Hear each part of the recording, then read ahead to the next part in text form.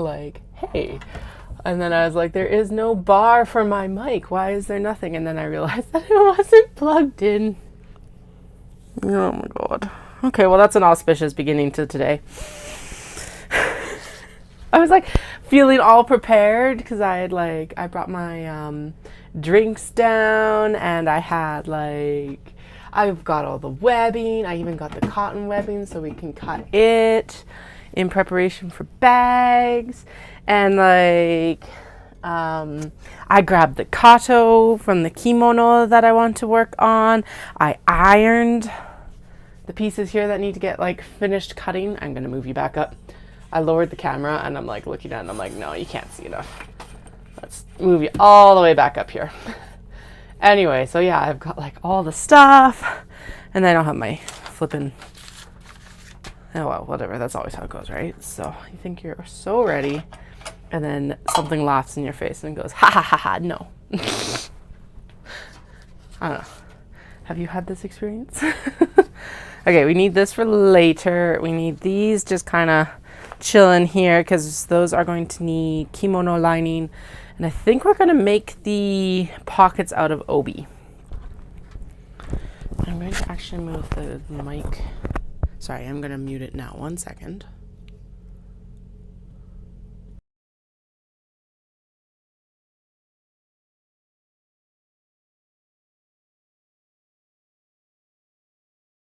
All right, there. Now it's on the other side so that the mic cable kind of stays on that side too. The only problem is like, oh, I see what I can do. 1 second.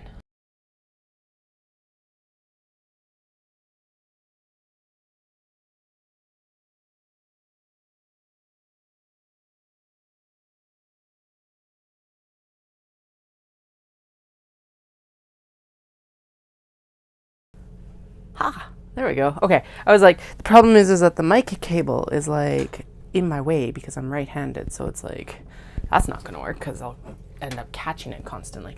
But if I tuck it up my shirt and then clip it, we're good. So that's where we're at now. All right. We are going to wrap up on the webbing cuts for the crossbody bag straps from the polypropylene. I've got the cotton webbing in here. We are not going to use it yet because what we're going to do is we're going to cut all of this up for the mini traveler slings. I can slow down. You don't need this information this fast. We'll cut the cotton webbing once I've got all of the traveler slings cut. I 100% already know I am going to need more webbing. That is, like, we discussed that last week. I'm also going to need more D-rings.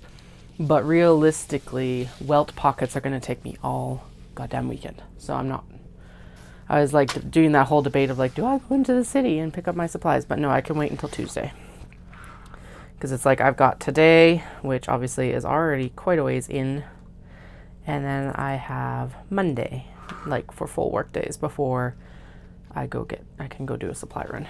Good morning, Wendy. How are you today? We have had a break in our heat wave, which is amazing. It was actually only like between 10 and 12 degrees when I dropped the kids off at school this morning, so it was chilly actually. Like, it's like a pleasant temperature if it's spring, but because we've been like plus 35 for the past few weeks, it's like, or a couple weeks, it's like, this is actually cold. Wildfire smoke has left the area. So I will be going for my run this afternoon instead of this morning. This morning I got the update done. So everyone who is watching YouTube right now, July 26th, 11 a.m. Mountain Daylight Time, the products are in the shop. The products are in the shop. Newsletter subscribers got it at like midnight last night. So that's why you want to subscribe to the newsletter if you're interested in anything. But all the products are in the shop. If anyone snuck off of Instagram and figured out that they're actually in the shop, good for them. It's like, the update is at noon, but it's always a little bit earlier because, well, most of the time it is because newsletter subscribers get it anyway. And then it's just like, I am just going to upload everything because for the stuff where it's getting just new variants, there's no way to really just publish it at a time. It's like they are in. It's not like I want to close down the orders for the stuff that's been there for however long previously. Anyway, so everything's up. I was up a little bit too late to finish up last night, but I was like, I was so close. I was like, I'm just going to finish and then we'll be so pleased. Took me all day yesterday, except for like a break for my run.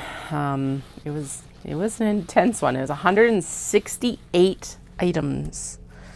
Just as a heads up, those were the numbers, the stats, the deets. Yes. So now a couple of things to run down, notes on the update. And if you go on the website right now and you have any questions, obviously throw them in the chat. I'm more than happy to talk about it.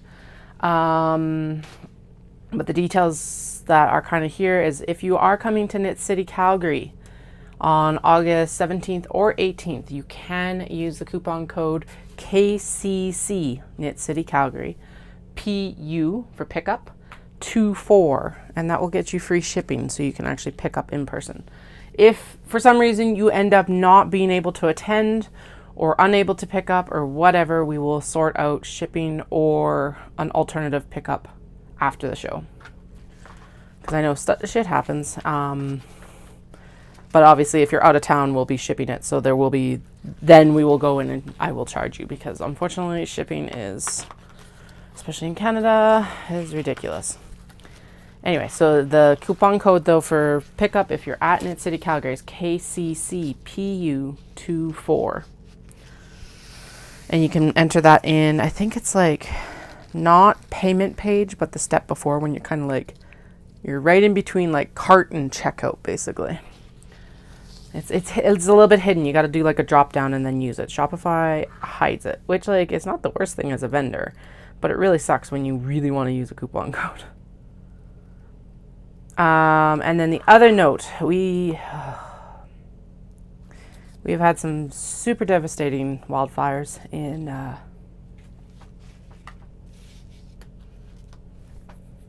sorry.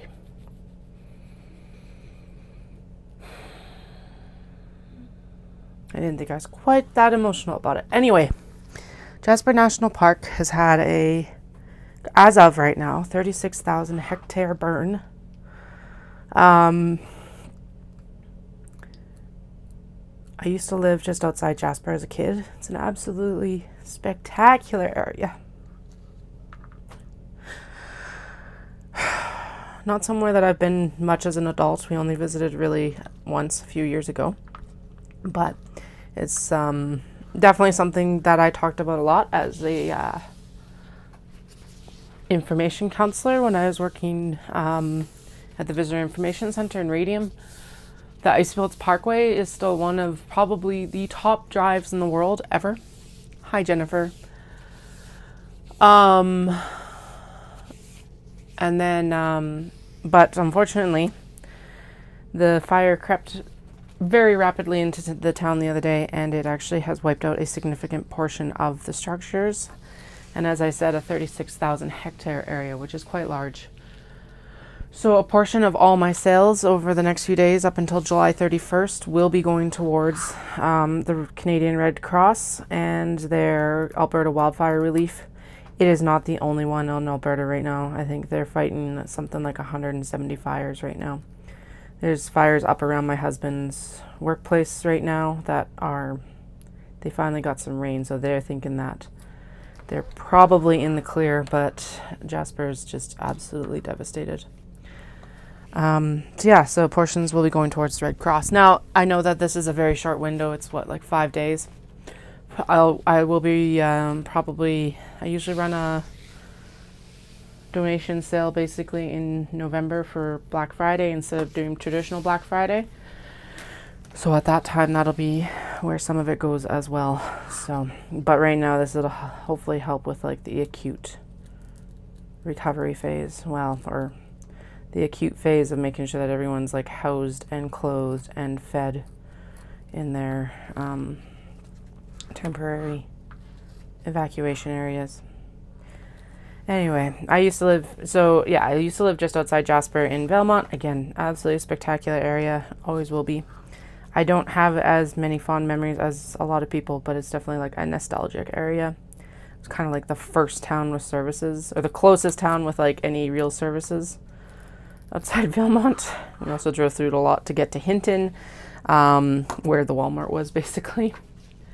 And then what really is on my mind is the fact that in 2003, I was living in the East Kootenay Valley, which is important because they also had a massive wildfire of 18, but it was only, I'm going to put that in massive quotation marks, 17,000 hectares. And so currently the Jasper fire is actually more than double the size of what burnt in 2003 in Kootenay. And so like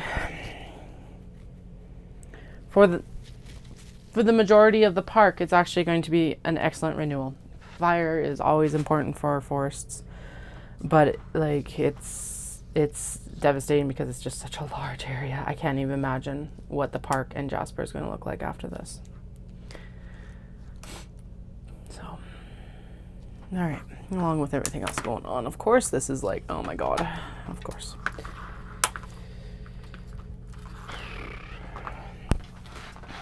And it's like yesterday, I didn't really respond to it because I'm like, I don't know what to do.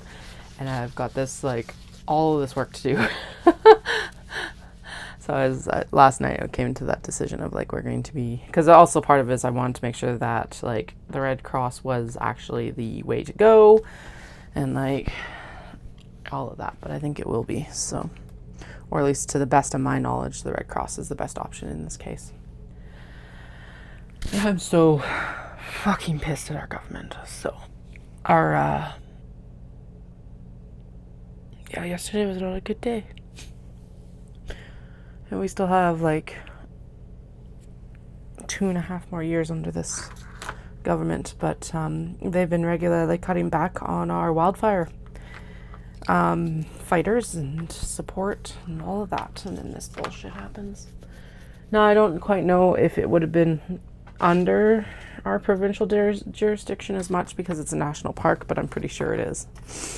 Or at least a good part of it is. And it's like, it's also, and all the wildfires, of course, in Alberta that are burning right now are pulling resources that could have been sent to help fight it faster. And just,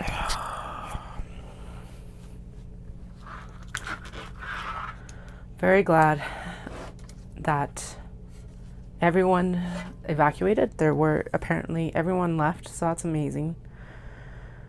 So I don't think there was any like injuries even or anything like that. I know that like given how fast it moved in, that was a Herculean task for sure. So, all right, let's get back into some happier stuff, which includes the pieces that I needed to actually iron. So I took these out and ironed this one and that little the other one this geometric shape as well, and we're going to make some like square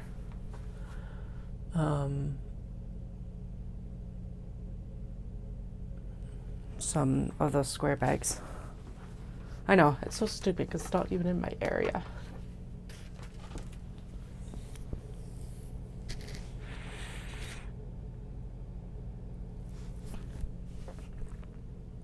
I know that a lot of your firefighters too, Wendy, actually did come over in like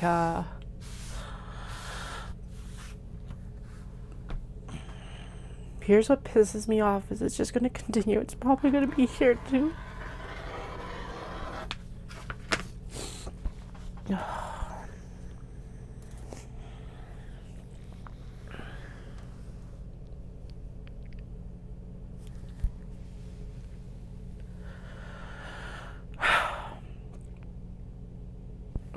Anyway, I know the Australians and we had South Africans and everyone over here last year as well, because in between, I think it was Drayton Valley, which is quite a ways north actually, burnt.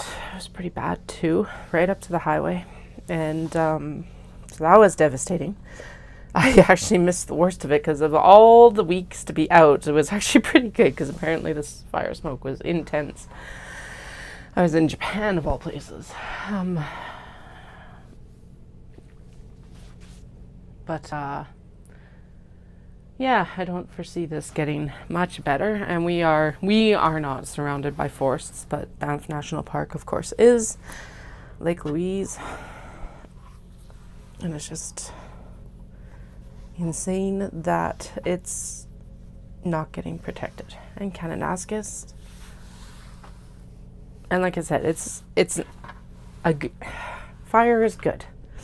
I don't disagree with this, but there needs to be more support so that it doesn't threaten so much land, because I can't even imagine what's happening with the animals and everything like that right now either. Okay. I think I'm ready to go back a little bit more to regular schedule programming. We got some super gorgeous fabrics to work with today. There we go. We were also under fucking tornado watch the other day. And I'm like, we live in the foothills. Why are we under a tornado watch? There shouldn't be enough land between us and the mountains to like gain that much momentum. So apparently it's just, what do they keep saying? Can we get some precedented times, please? Okay, we are actually doing pretty good. I got the squares bags done. I think the next thing we're going to do for them is we're going to cut the twill so that they're like ready to go for sewing.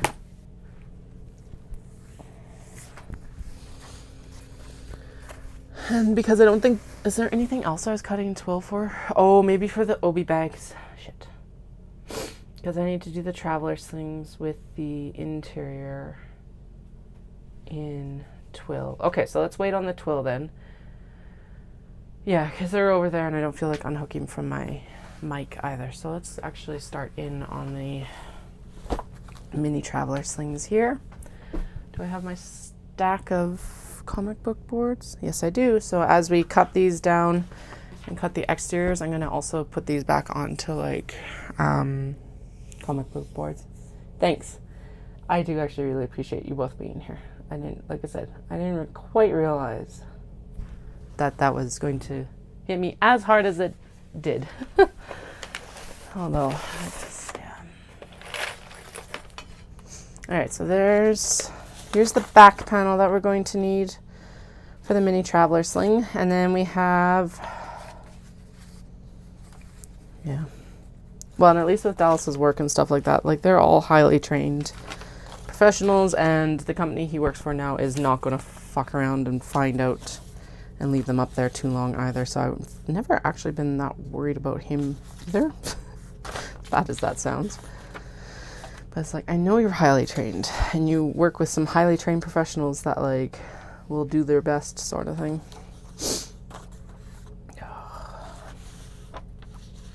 All right.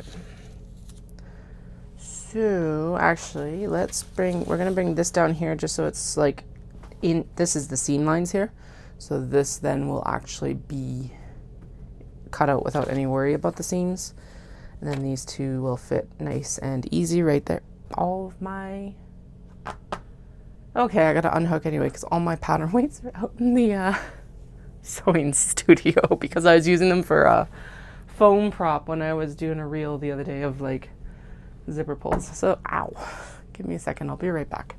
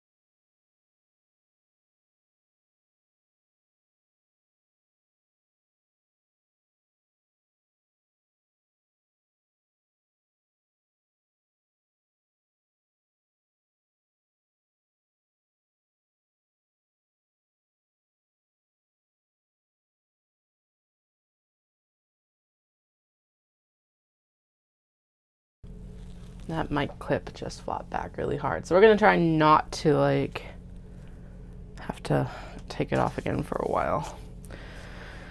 Okay, first things first, we're going to cut the hem off here because it gets in the way.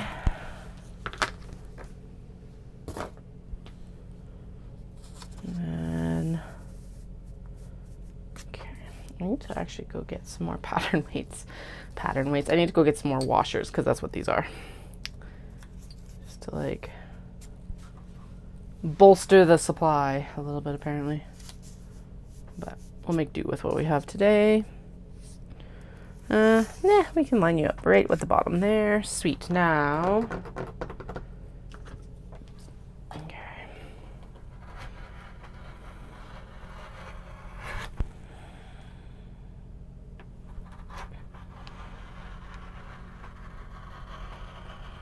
My kids are so over being at summer camp right now. So they're like, I'm glad I decided that we're just going to kind of chill out together. So tomorrow will be like park in the morning, and then they can have like a nice just like down day of TV and iPad games. And then on Sunday we're going to go to the zoo. So I will get quite a bit of work probably done off camera tomorrow because I'll be working while they do that. They got their little recliners down here, so they can chill in the. They basically have space in the sewing studio. And then, and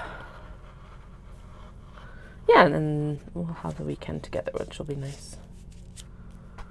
I'll be on tomorrow night. I know I keep saying that, but I will actually be on tomorrow night. The last couple nights, it's just that I said I would be on, but then I realized that if I did not buckle down and get the update done, it wasn't going to happen.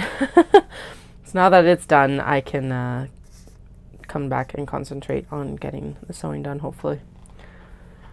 So we are, T-minus 2 weeks to Omatsuri and 3 weeks to Mid-City, Calgary, which is both exciting and terrifying.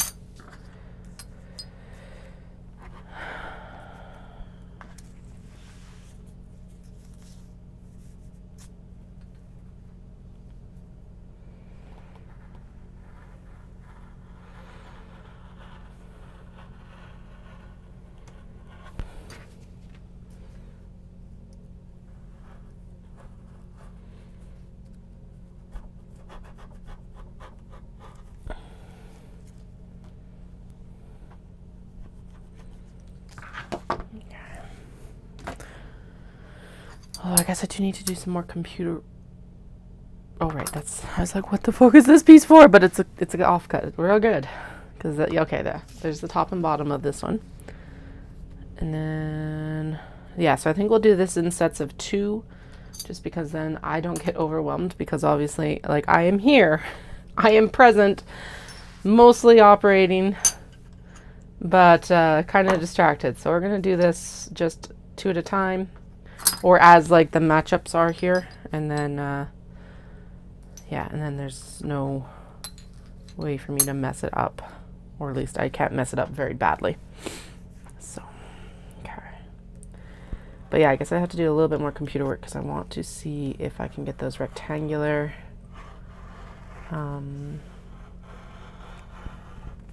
whatchamers done, leather things. And actually I should probably double check with my brother-in-law that he would even be able to do them in the next couple weeks, because really there's no point in me investing the time in it if he can't cut them on the laser cutter. I'll just stick with the circular ones.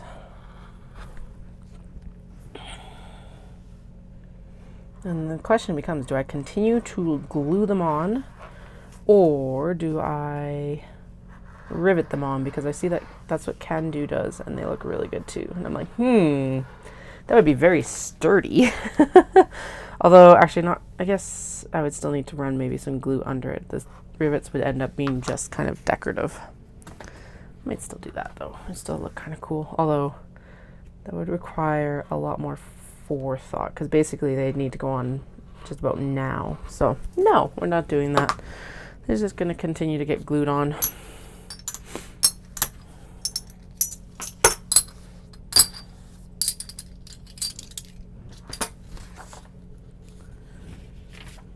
so those are the denim cuts done for those guys. And then what we're going to do here is I'm going to go in and just basically cut the, I don't know why I keep shuffling it back and forth. It's not like it changes much. I'm going to cut it like I'm cutting a small box bag, minus the handles, because the mini traveler cuts actually come out of the half of the small box bag cut. And then then I can do an eyeglass case, a small box bag, and a mini traveler, basically all from the same cut. That's essentially what's going to be happening here. I love these melt cats. I purposefully bought this for purses and bags and everything like that back in November of 2022, and now we're finally here getting to use it. You know how you sometimes procrastinate on a project because it's like the too perfect fabric, and so you never end up using it? Yeah, that's a little bit what this is. Also, I'm calling it melt because it looks like they're melting out of like cheese holes, although they're like getting poured out of coffee cups. So I don't know. It's very, very Dolly. Melting watches, surrealism. Okay. They're very cute. There's like a Flynn. There's a Remy. There is no Dahlia, which is very interesting. But so the little black and white cats, tuxedo cats, are actually called Hachirade in Japanese, which means bee cat, which I fucking adorable. Just gonna make sure that my assumption is correct that that will fit. Yeah, that actually fits and leaves some extra as well. Okay, sweet. Gives me a nice generous amount for like a strip scrap for sewing later. I know, right? They're so good. They pop so well against this fabric. I love it. Oh, Japan.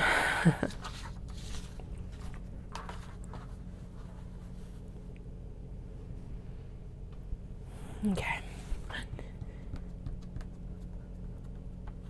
Why I don't just pull out the like small box bag template? Because I don't actually know where it is right now. I think it's over there somewhere. But again, I'm not unhooking this mic until I absolutely either have to go eat lunch or go to the washroom.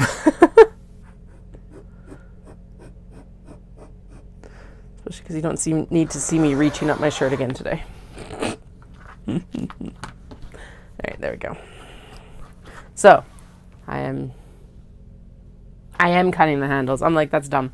Cut the handles because then they can just go in that box, and then I've got them ready to go for when I actually end up sewing these into small box bags and large box bags. But really, there's no point in like pausing that. Okay, there we go. And then do I have my shears here? Yes, I do. Okay. So this will get folded over.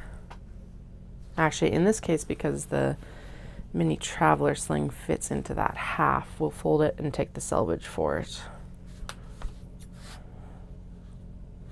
Do I need that much? Or is that actually too much? Okay, we're going to, there we go. So we'll trim it down to the more or less the width of the mini traveler pouch. And then, yeah, and then there's just a little bit extra for everything else that needs to be done. No big deal. Okay, that one. Yes, I just threw it underneath the table. Whatever. What of it? What of it? Okay.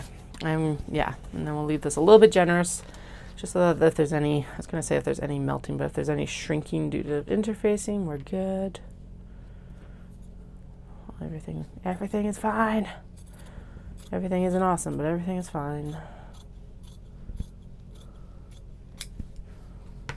And yeah, they're going to be a little bit different size every single time because that's just how it goes right now. Okay. Same on double twill, that's fine. So there is the Japanese fabrics now. Oh yeah, okay. And then what I can do is I can stack it on top of the denim. Okay.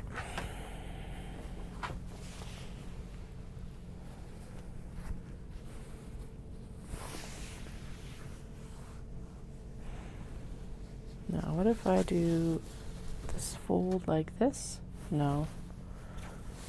It needs to be like almost partially folded in and then done. I don't know.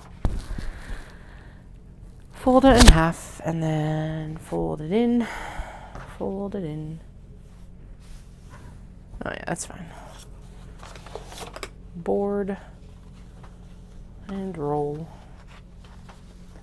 and roll. There. Nice. Easier way to store it. All right, and get the quilted cats here.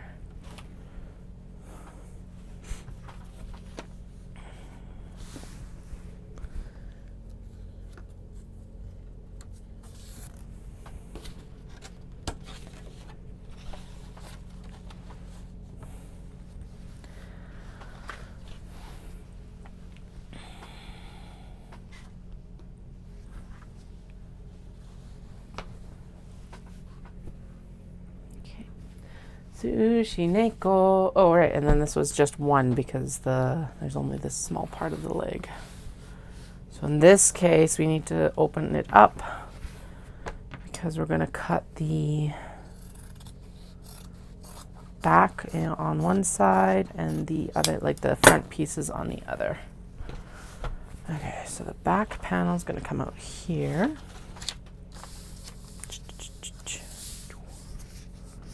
And then where did the weights go? Was I dumb? And oh no, they're like literally right there. This is what I mean. I'm here, but distracted. That's okay. We're here. That's the important part. I'm going to head out around 4 for my run though as well. Because the good news is at least with the wildfire smoke out of the area, I can run outside again. Could not do that yesterday because it was like, well, yesterday morning I was like, oh, I'm going to be able to run outside like when I drop the kids off. It's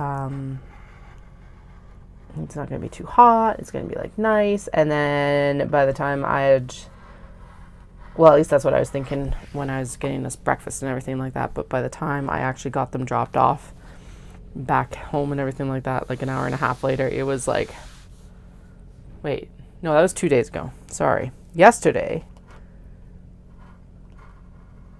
I spent all morning in the coffee shop. That's what I did yesterday. It's like 4 hours doing listings and everything.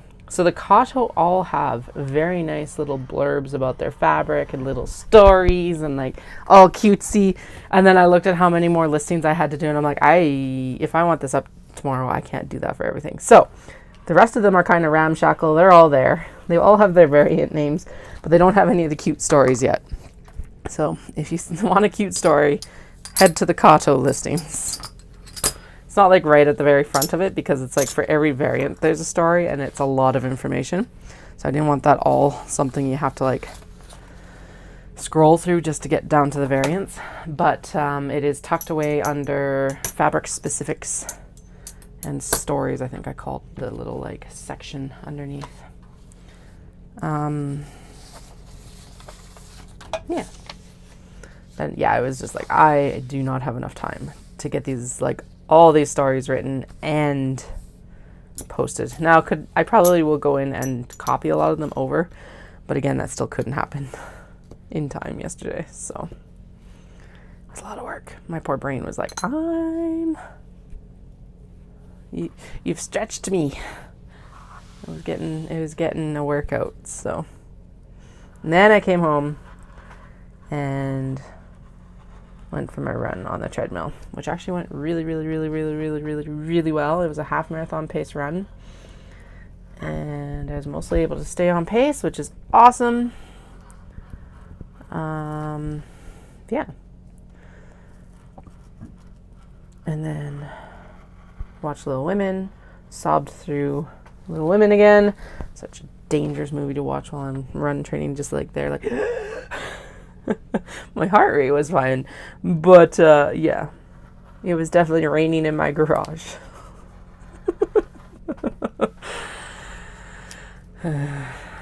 I knew that going in. It's not like I haven't watched Little Women before. I literally just watched the Winona Ryder version, 2 weeks ago? Also while training on the treadmill. So I'm like, I knew it was coming too. This was the new Little Women from, it must have come out in 2018, 2019?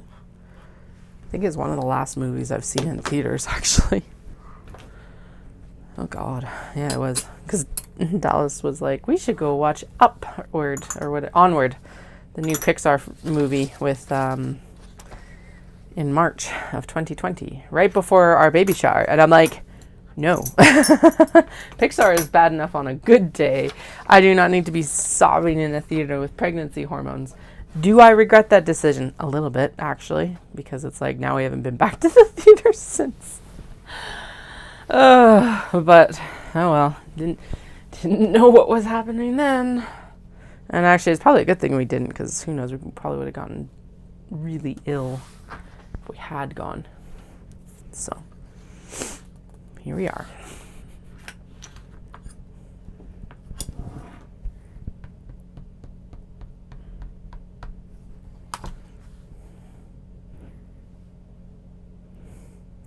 Obviously, we will totally need more sushi Neko bags, so I'm not too worried about this.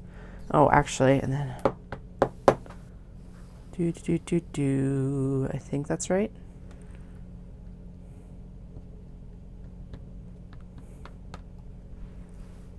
Ding.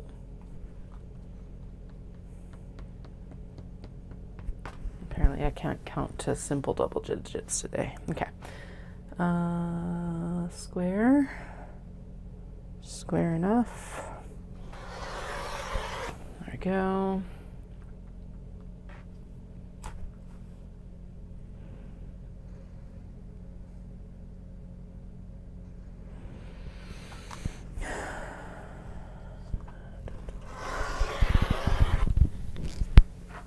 Alrighty. Sushi Neko, sushi Neko, sushi Neko. It's gonna be fun tackling these traveler slings because they're a new pattern today. So there'll be a lot of mumbling and grumbling and groaning about them today as well. Just as a heads up, if you're looking forward to some mumble grumbling entertainment,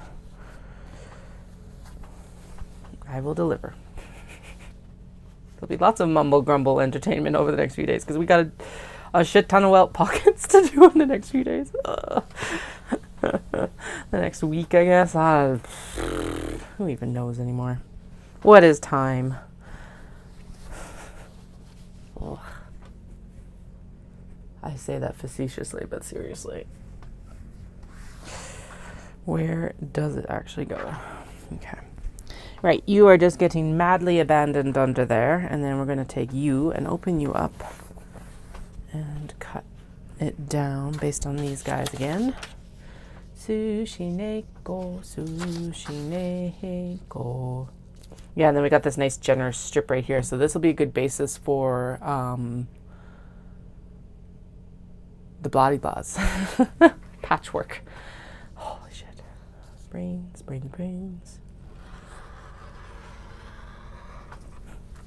I just realized that is totally a cat and like a mollusk, I think.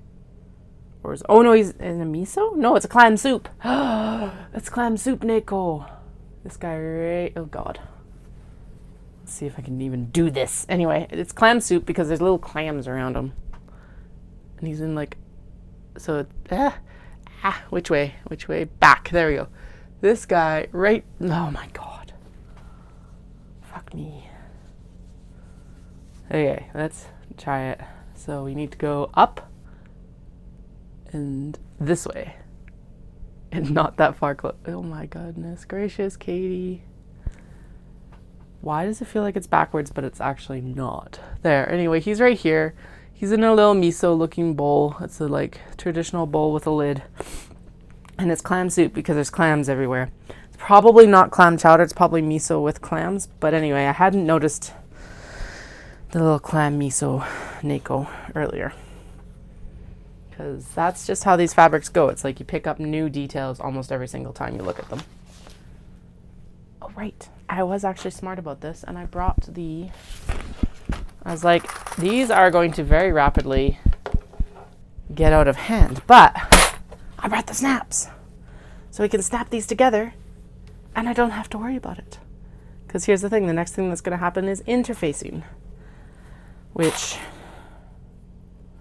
I guess actually we'll be interfacing these and pockets. Although if I use the twill, do I need to interface it? Yeah, I would add some stability to it. Still be soft. I guess the other question is if I'm even using the twill for pockets on these guys, or if it's like that's just going to be for the obi bags. This depends on how much other fabric I have for pockets right now. Okay, bows and the little Victorian Alice cats with tea. That's those pieces. Here's these pieces. I'm going to put the butt end against the thigh here.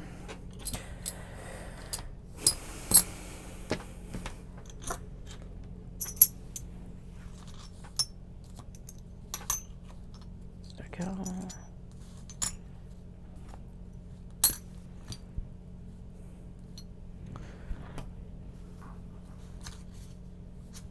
Ugh. There.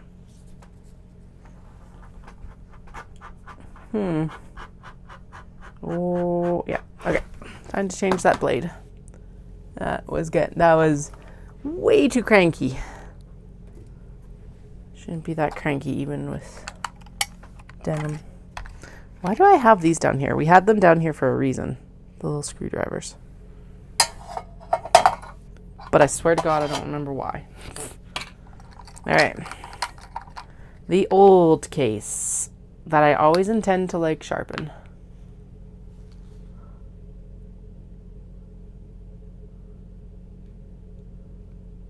Yes, I 100% will do a custom order.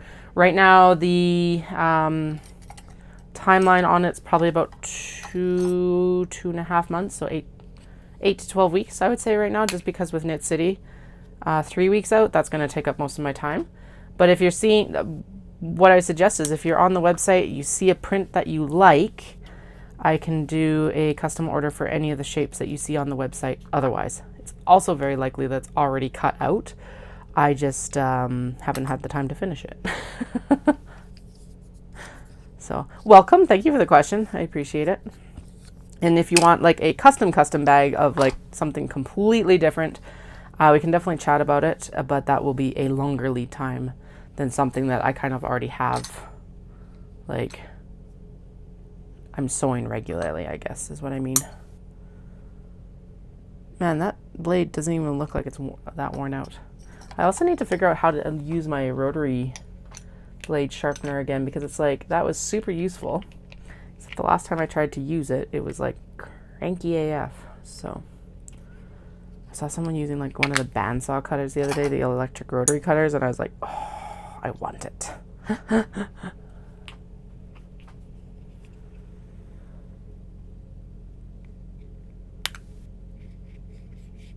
Well, send me a message on Instagram and I can take a look. If part of the problem we're also running into right now is I'm out of a lot of lining fabric. But if it's like one of the large box bag prints for the Kato and we don't see the Kato, I can definitely take a look at getting it done.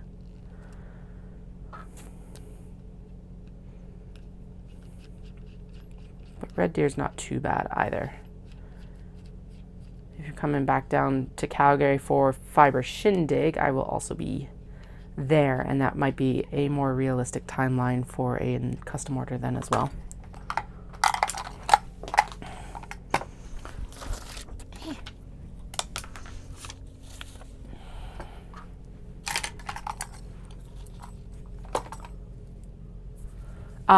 Yeah, Instagram DMs is probably the best way to get a hold of me. I'm on there consistently, so it's just it also doesn't get misdirected as often necessarily as my email, and my email is just complicated. Well, it's not too bad, but it's just like, it's long.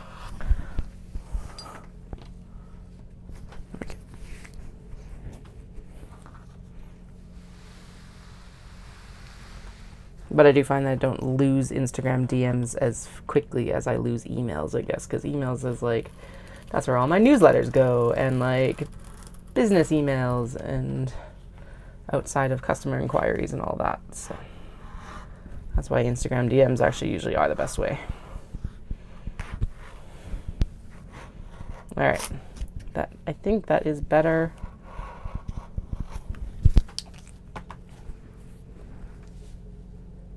Thanks so much, my dear. Thanks for the question, and have an awesome day.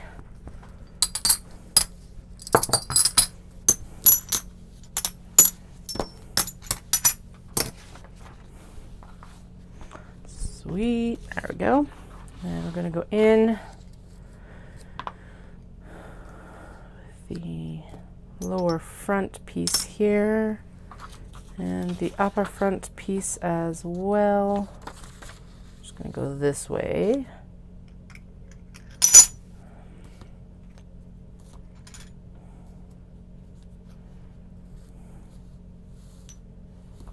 There we go.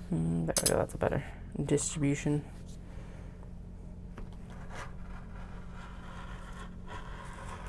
Anyway, I saw a guy with one of the bandsaw electric rotary cutters the other day, and he's just like zooming through all these different layers with curves and everything, and I'm like, oh. But a fabric bandsaw is very pricey, and at the same time, it's like, with the amounts, well, I guess with the amounts of fabrics that I was cutting earlier this year, like, it would be very good in very certain circumstances, and then just like not useful at all for a bunch of other stuff. So it's like, damn it, way too many like specific almost like special interest tools. Although I guess every industry really has that, so.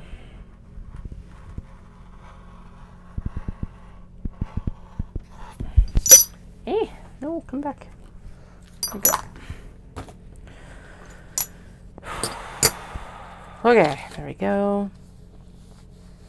That denim feels really good. It feels like actual, not like our denim currently isn't real denim, but this feels like it's vintage denim, I guess. That's the description, and that's the word I'm looking for. I don't need to make up anything else fancy. It's vintage denim. All right. Little Victorian cats along with the bows with blue and white stripes. So I'm calling these little Victorian cats because honestly they look like they're dressed for Alice in Wonderland. Pinks and blues on a really cool background. This is one of those ones I kind of looked at when I got home and I'm like, Katie, what were you thinking? And now it's like, but this one's actually growing on me. There's still a few I brought back last year. I'm like, Katie, what were you thinking? I'm sure they will appeal to someone. That's actually what it is. And it's like, I can't buy completely just to my tastes. Although I really wish I could just be selfish and only buy for me. But this stash, it would be way too much for just me. 1, 2, 3.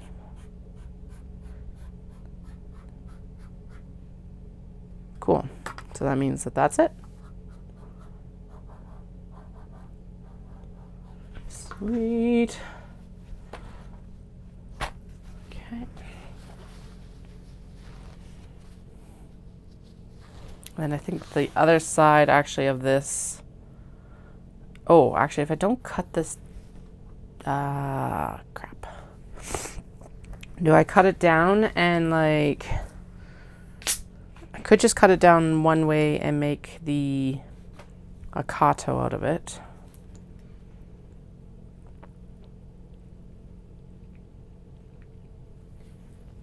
Yeah, we'll cut this in half. Because this is basically, it's a, whatever you call it. It's not a half yard, or I guess it is actually, because yeah, it's a half yard. So I can make a kato out of the back. And then we'll trim down the front for the mini traveler and all the other sundries. There we go. Do I need more kato? No. Do I want more kato? 100%. Oh, and now course I'm getting hungry. I even had a snack before I came down because I was like, I am late coming down, so I need to like leave myself more time. But apparently it might just be, I'll finish up these cuts and then I'll go grab lunch. They'll be fast because I've got leftovers from dinner last night, which is awesome.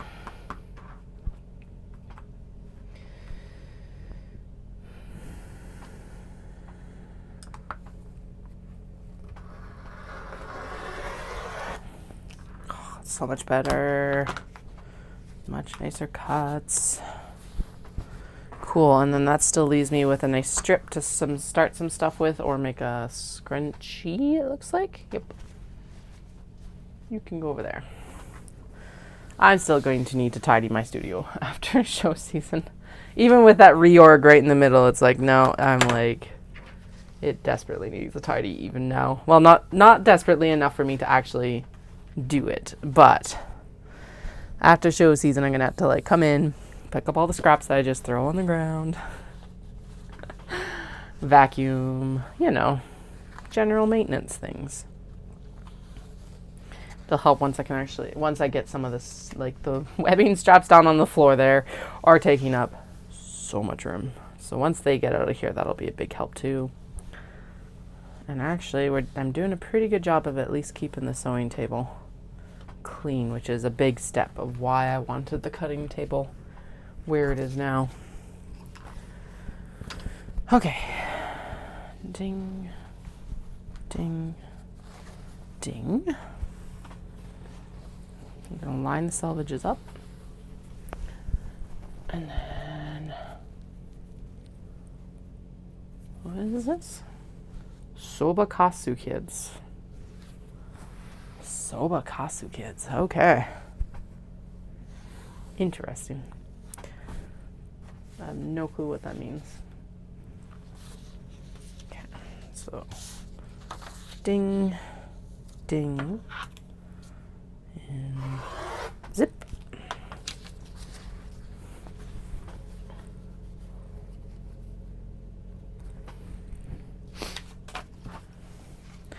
Then that's going to be small box bag and an eyeglass pouch, but that'll be later.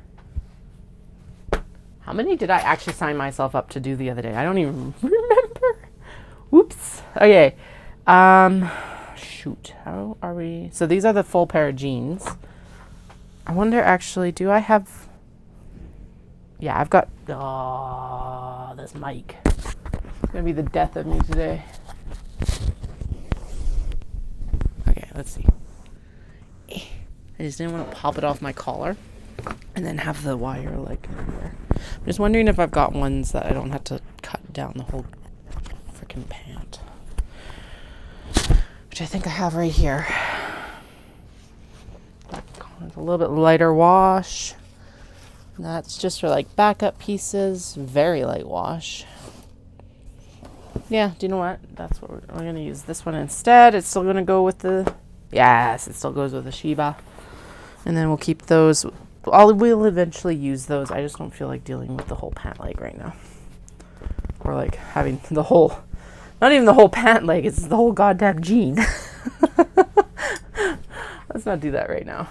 Like I said, physically here. Maybe 75% mentally here. Maybe, if I'm lucky right now.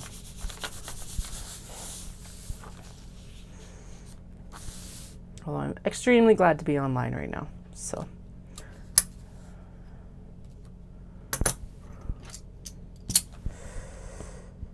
Ba, ba, ba.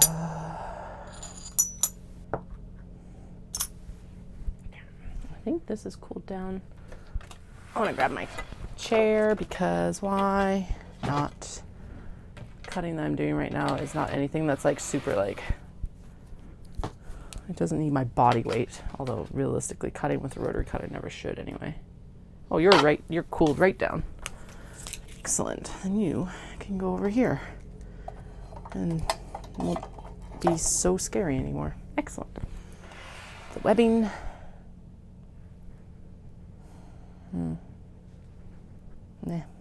Nah. Go right here. Right, because we don't have to cut down any webbing until we do the cotton webbing for these bags. There we go. That is more comfortable. Okay, so upper front, lower front. Oh, goodness. Okay, so actually we'll scoot this down then, because that's still good. And then we can scoot it back up so it's really good. Realistically, that's a straight line cut, so that's all we have to do. And then we'll, oh shit. Okay, first. Oh, you can barely see me behind that pole. I'm just gonna hide behind here. It's like the kid hiding behind the pole for, yeah, the prank. Okay, so that's okay, so I think what's gonna happen then is we're gonna do it this way. Yes, there we go. Okay. I know that means that the grain lines are different. It's fine. We did this last time. It was perfectly fine. Did it fight me a bit more? Probably, but I didn't notice because it's freaking denim anyway, so I don't know how I was supposed to actually notice the difference.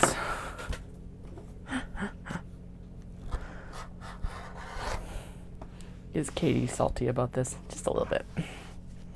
That's okay. I do really appreciate how these bags came out with the denim, so. Yay. All right, shimmy that up. Don't cut towards yourself at home, folks.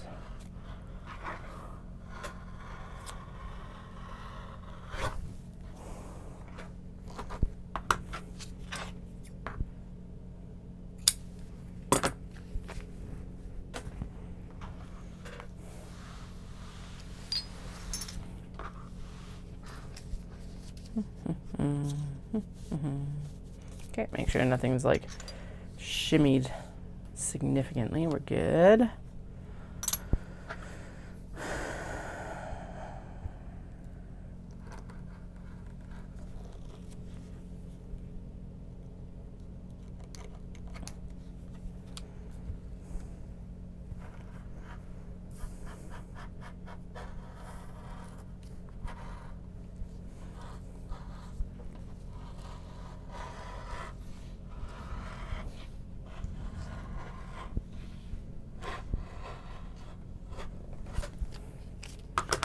Yay.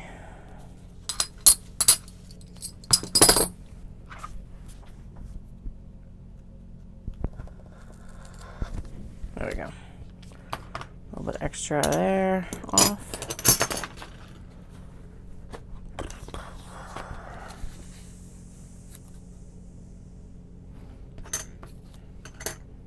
Does anyone know how the Olympics are actually going? I didn't think that they started till today, like Paris time. So yes, today, because they're what, 8 hours ahead of us? Like they should be starting right now, right? I thought. But it's like, then I've been seeing that there's already been matches going on, and I'm like, what? I do not understand. Because I want to watch them with the kids, and like, in kind of a thing of like, look at what our human bodies can do, because realistically it's pretty amazing. And it's not like,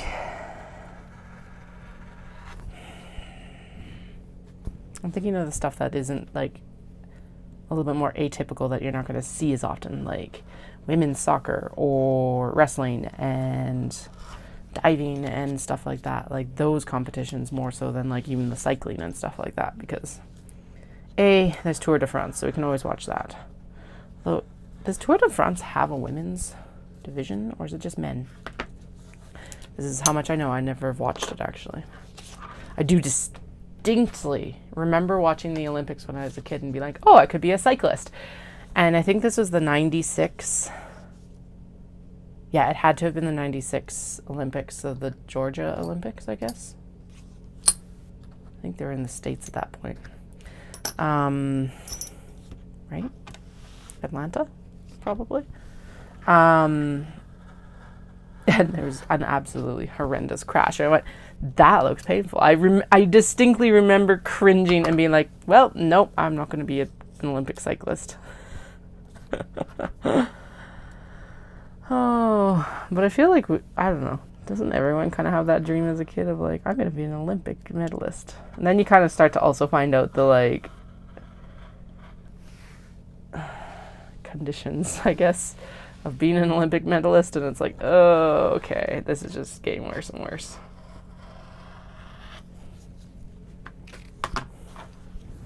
But yeah, that was the death of the Olympic cyclist dream, is watching these guys just like completely bite it on this asphalt road. Still to this day. Because yeah, if that was 96, then I was like 7.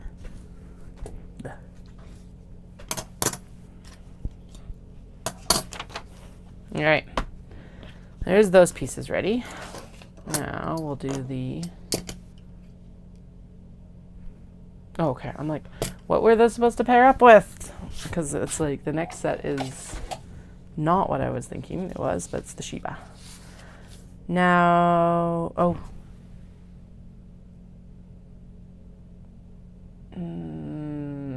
I think I've got small box bag cuts already done. 1 second, let me go check. And take this mic off again.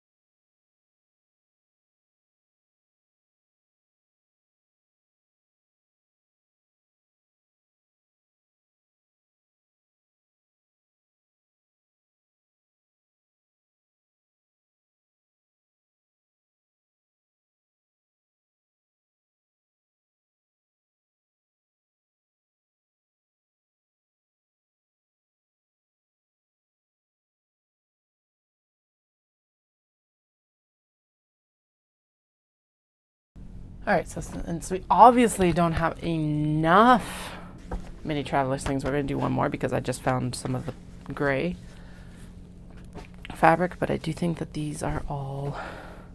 Actually, I think these are too small. Yeah, so they could become tote bags. I think they should become mini traveler slings. So that's what they're going to do instead. And we're going to, because then the back cuts will be... They can't be small box bags, but they can be a bunch of other products like canvas, not the canvas, but the planner pencil pouches and blah, blah, blah, blah, blah. A lot of other things. So let's cut the mini traveler from this, and then we can also make like eyeglass cases and stuff from it. Blah, blah, blah. All the things. Nani, nani, nani. Okay, 1 and 2 and 3. That's such a crooked cut. Oh well. Okay. And then we're going to clip all 3 together while I'm just already got this out. I'm going to chuck these underneath here. Trying not to have analysis paralysis about fabrics, because it's like fabrics are going to come and go. I just got to start using stuff up.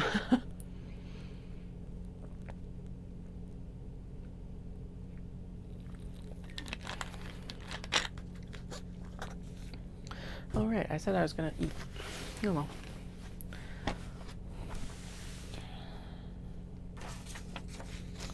I am ready for a nap. That is the one issue, as I've been really good about my sleep schedule this week, so I haven't been overly tired.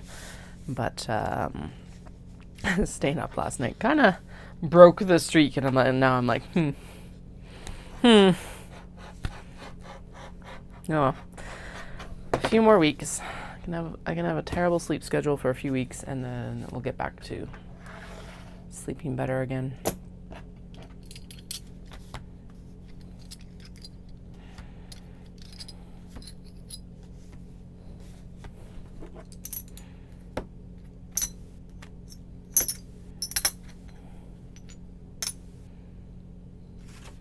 Good, good. Excellent.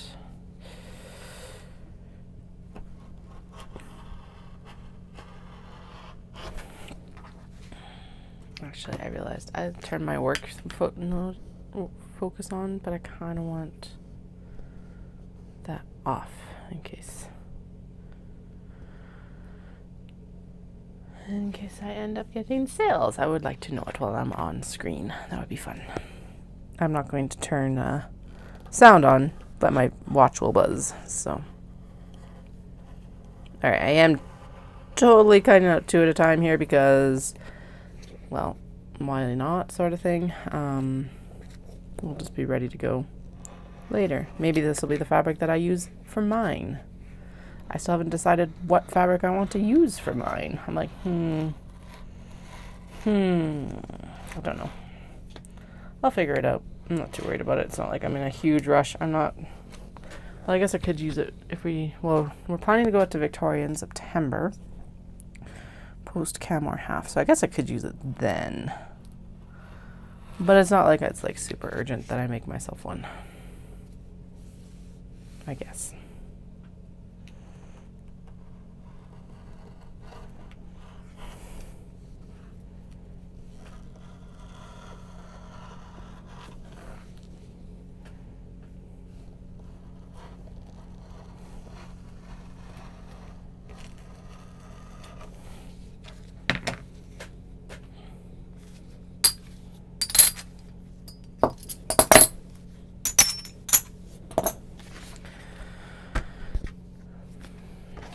Okay, I'm going to just pop that back in the bin because I don't need it right now. Doom, doom, doom. Doom, doom. Actually, I just remember, I'm pretty sure I saw a video, wasn't it? I think the New Zealand... Sorry, I was just thinking back about the international help that we got last year in Alberta for the fires. I'm pretty sure New Zealand came in and did like a haka, maybe when they were leaving New Zealand or something like that. I can't remember if it was like when they arrived or like as they were leaving, but I do remember something of that nature happening. It was pretty awesome. It's haka, right? I think. Probably. I might be mispronouncing that, unfortunately. Hope not.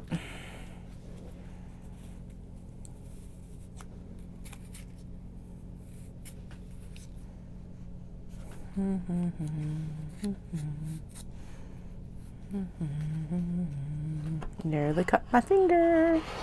Eek.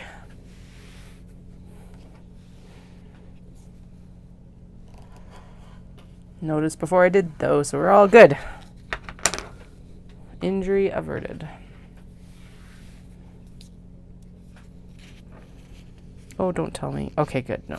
I'm like, I moved them around because they were on the seam in one place. So I was like, please don't tell me that I'm still on the seam after I've like specifically cut it to not be on the seam. We're good. But there was a momentary panic pause.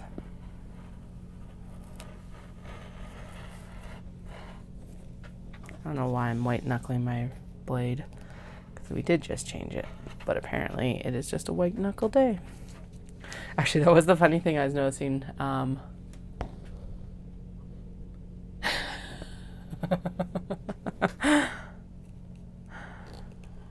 Yeah, this one was fun because it was definitely in relation to like them coming over here sort of thing in some fashion. Yeah.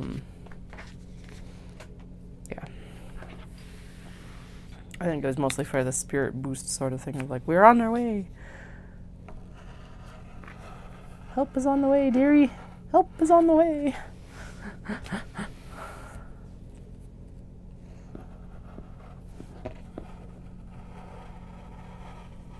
We're gonna have to look it up because yeah, I thought there was something a little bit more special about that, but now I can't remember what it was. Doesn't really matter right now.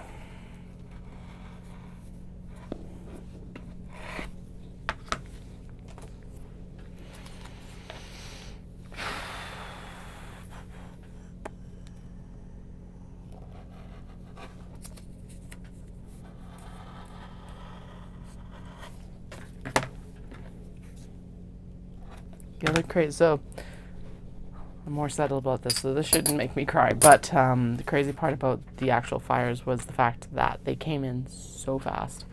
So the winds for Jasper, like there had been fire, undeniably, but the winds brought it in like in like 2 hours, I think, or something insane. Like 100 km/h winds and all of that. It's just like there was no way. Like they mobilized staff and everything like that to actually get the firefighting underway, and there just was no way for them even to be like basically at the location before it hit the town. And the other issue being that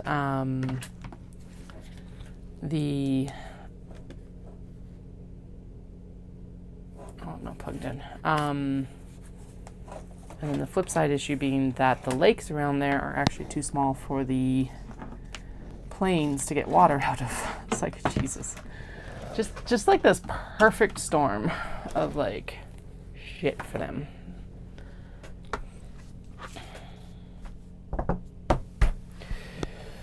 Okay, so the OB is getting dealt with. It's getting waxed canvas, that's right, on the back, and it just needs to get out of the way. I'm gonna throw it on top of the denim bin. There we go.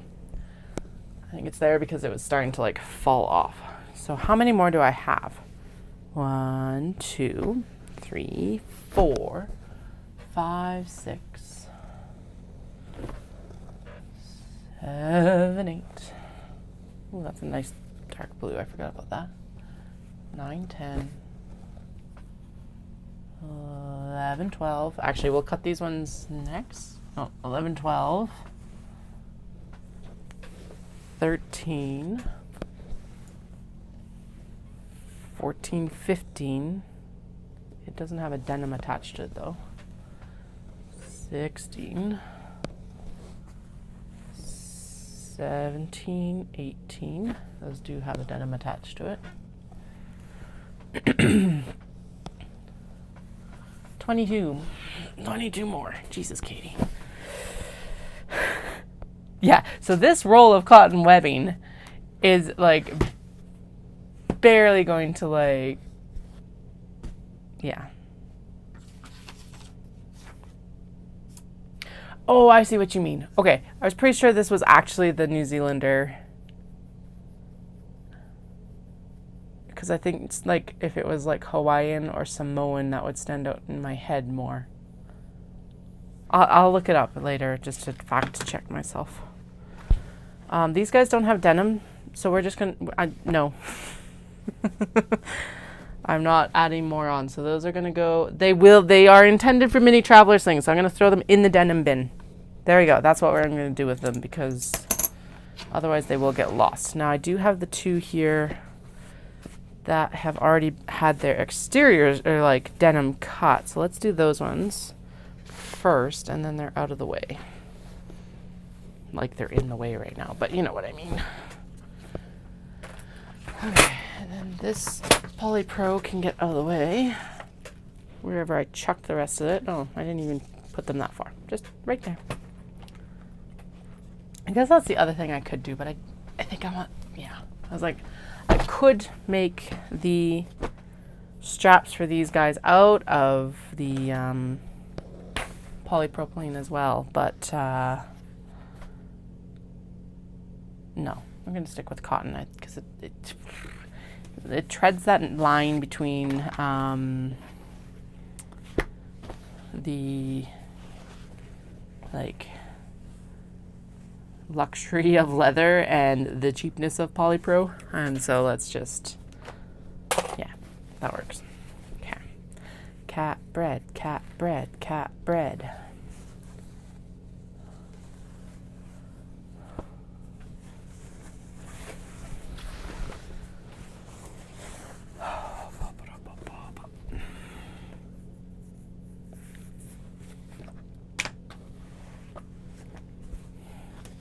And then we're definitely making the capybara an onsen, which has obviously just been folded up because it's like on a board, or at least it was last time we round up. So we'll cut more small box bag of this because it has been perennially popular right now. I think, aren't we working on like a small box bag of it right now?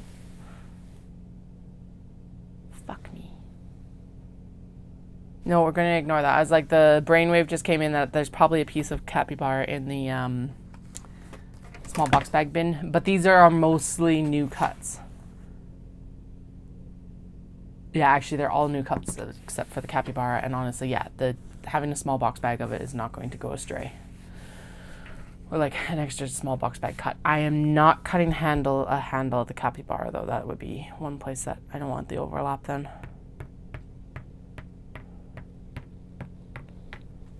There, we'll go right here.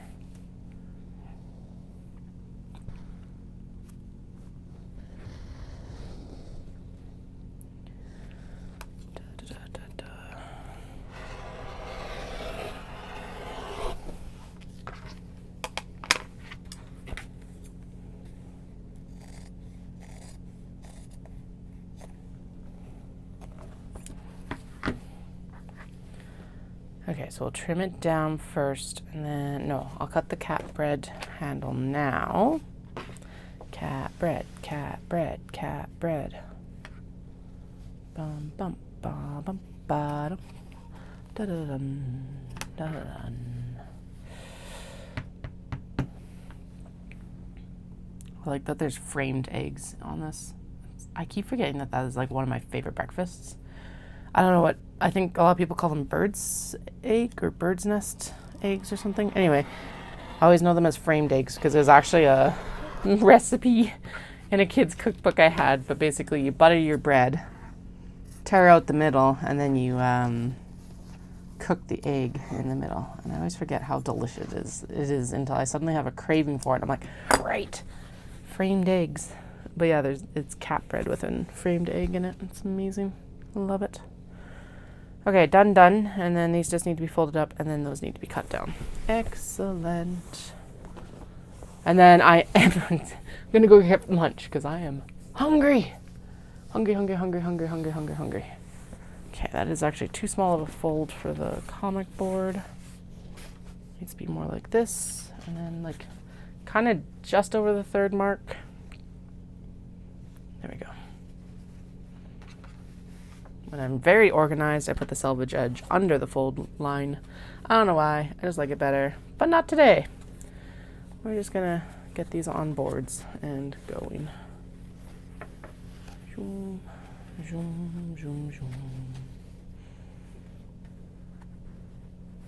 That is, yeah, whatever, I'm like, that is not good on the top, but whatever, we'll just store it with the cardboard to the bottom so that it doesn't wrinkle the fabric, although it's not that bad.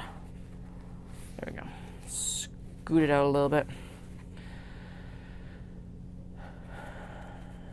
So is that down to like 20 now? So we got what, 11 done in a week? Okay, we'll see what we can get done. It's all good. This is such a small amount that I'm not putting it on a cardboard. Just gonna fold it this way and then fold it up like that so that we got a nice butt on the fabric shelf so I know what fabric it is. That's the main issue with that. It's just knowing what's there. That is what I like about doing it on the comic book board versus like folding it and stacking it, is that I'm finding that it is easier to take like a look at the fabric at a glance than before, basically.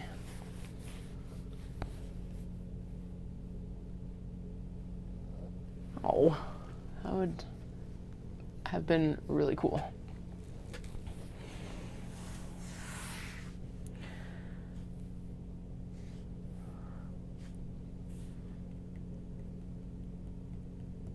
I totally cut that too small. Really? Is it like...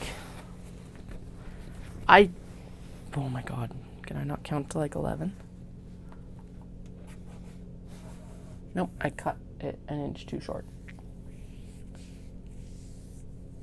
Well, I guess we got a... Oh well. Don't get distracted. Just keep going. Keep going forward. I'm like, maybe I shouldn't actually be like doing cuts today, but I don't know what else I would be doing that I'd be less distracted.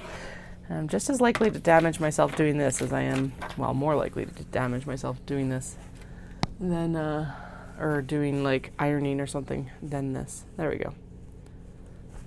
Here I can screw up cuts. There I can actually like burn myself. So we're gonna stick with this. I don't know what to do with these, but I'll figure it out. Maybe grime guards would actually be a good option from this size of cut.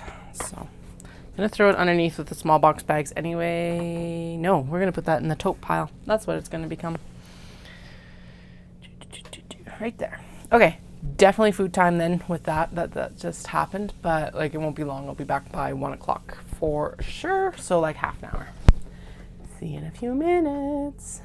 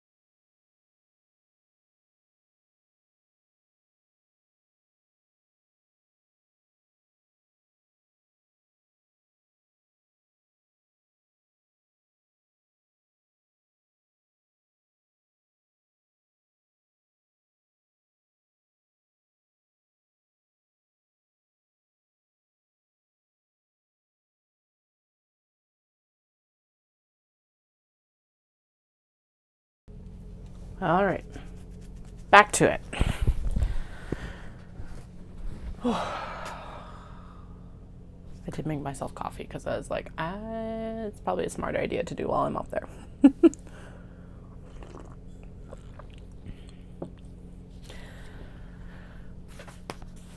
Let's do all of these at once because they'll all stack up well. Wonder if I can do 4 layers of denim. Now I don't trust myself to not have it like shift a shit ton. Okay, so we got 4, 6, 8, 10, 12, 14, 16, 18. That's not bad. Actually, I wonder. That's what I can do. I can cut all of, or at least like half of these layers while at once. So 3, 4, 5, 6, 7, 8. So let's do 8 at a time.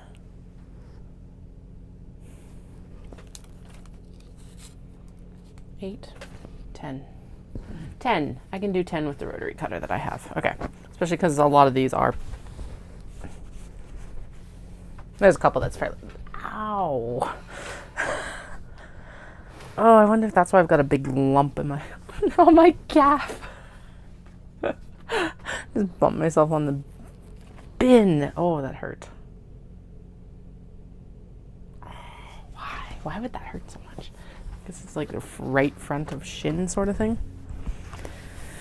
Okay. Anyway. Hi. Welcome back to Chaos. Because when is it not? These are some of the fabrics that I actually got when I was there in November of 2022. So they're even older. If that can be counted as old. Yeah. That was my first solo trip back to Japan since my exchange, and it had been actually like really good to go back. That's why I'm like trying to figure out a way to go back for another solo trip by myself, because it's like it was such. I love traveling with Dallas. I love traveling with friends. I love traveling with my kids. Like, I don't actually have a problem with it because there are definitely benefits to traveling with people. But it was like so amazing to be able to like immerse myself into Japan more than if I was like speaking to someone in Japanese and all of those factors. And then like on top of that, also just being able to be on my own schedule. I was only there for 4.5 days. So I had like, it was a breakneck schedule, but like I didn't have to stop for snacks or diaper changes or washroom breaks that weren't mine, or I was able to select the restaurants I wanted to eat at, or if I just wanted to grab something from the konbini. Yeah, that's why I'm like, how can I get back by myself before we do our family trip next? I don't think it's gonna happen. It just logistically, it's not gonna happen. But in my heart of hearts, it's like, can I make it work? Oh dear. Maybe I could actually swing it. But like by swinging it, I would have to go in like July next year, and it's like, oh. Am I desperate enough to go to Japan in the height of summer? And I don't think I'm quite there. Because like the other nights, like, I know going to Japan is a tax write-off. I know. But like, it's like, so if I don't go this November, which it doesn't make, we're not saying that like the businesses did really good at the beginning of the year, but it's kind of petered out recently, which is fine. But it's like, so it's not on a trajectory to make as much as last year, I don't think, which, whatever, different years. How am I running a small business in this economy anyway, sort of questions. But November this year would still be the best time to go. But like, I don't know. Maybe I just need to watch for like a super seat sale or something like that. Because then I could get video. The cat problems of Katie today. Seriously, after like everything else that like is going on right now, These are infinitesimal.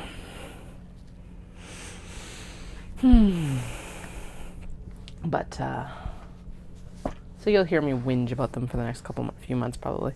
Because, yeah, it's like, okay, so now we've got different plans for next June. So that doesn't work. Because that was the next one that lined up with Toji that didn't conflict with anything else. And then, like shows, races, blah, blah, blah, blah, blah. All that news. I just realized, am I going? Yeah, so I'm cutting small box bag cuts and handles from all of these. But then it's like, okay, so I go in October next year, and that's like 4 months away from our big family trip. So there's 0 point in doing it then. So I guess, but the hilarious part of this is that I'll be going for the family trip, and then I will solo trip that again that year. And it's like, okay, at least it's like 8 months later. Because I will go in October that time, because Kyoto is so much cheaper in October. Like a third of the price. This might be too many layers. We'll find out in a minute here.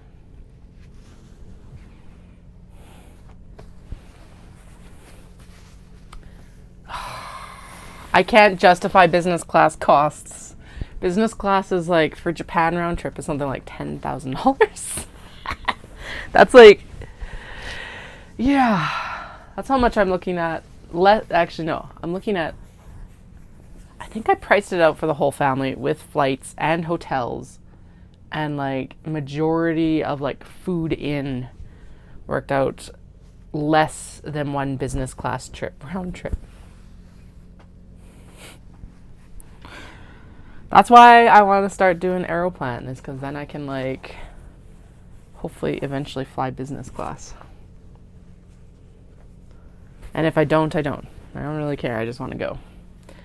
But it would be amazing. We upgraded to premium economy once, and it was like, for the cost difference that we had at the airport, it wasn't worth it.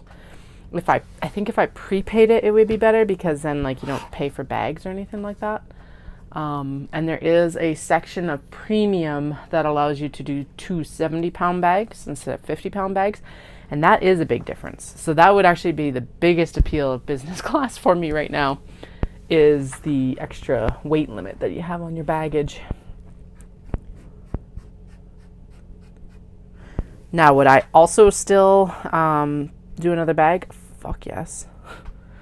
That's like, the cost of it balances out so well versus like what you would pay to ship it back, that you may as well just pay the extra for the bag.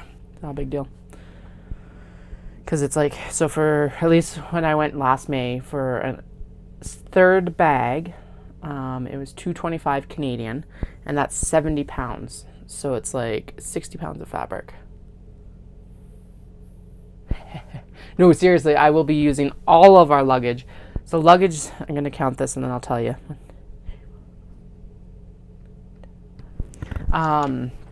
Luggage used to be $50 to check, and now it's $100 to check, which is another kick in the balls kind of thing. I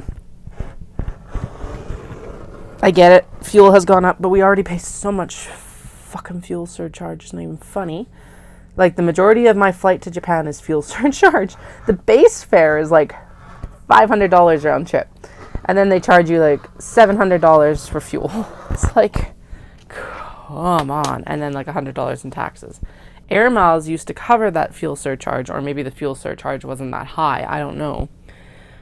So I used to pay like $100 for my like points tickets, and it was amazing. Which is another argument for Aeroplan, is that you can actually pay for your taxes or surcharges with the points. So that's the main reason to switch from them to Air Miles, because I've had Air Miles for damn near 20 years. Actually, I probably have had an Air Miles card for 20 years, actually, because you could get them. Oh no, I was using Mom and Dad's to begin with. So mine's like 17 years, whatever. But if they brought that perk back, I would stick with Air Miles in a heartbeat, because they do cover more flights, because they are like all of the airlines, whereas Aeroplan's just, these are the airlines we're partnered with. Still will cover us for everywhere we want to travel. But seriously. Oh God. Okay. It did not like this many layers. It's like super cranky. It's going to be a terrible cut, but whatever. We can even up the handles when we sew them, right? Yeah. So how many layers did I do? This needed a 60mm rotary cutter probably, or my electric.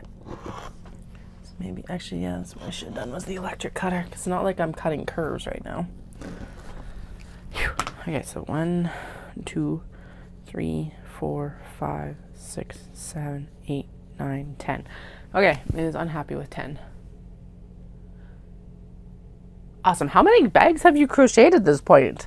I think every time we've chatted, you're crocheting bags, and nothing against that. I'm just curious.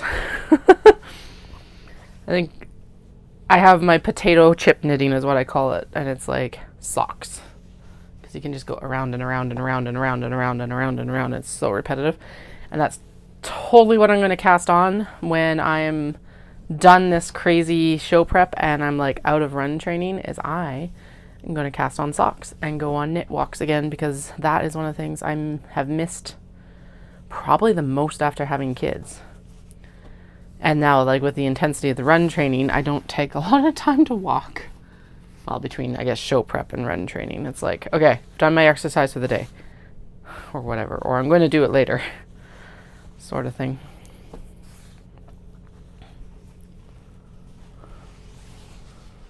So I've got a really, actually I should snag it, but I've got a really gorgeous green yarn with a multicolor rainbow tweed in it that I got from Takako in Osaka last May, I think.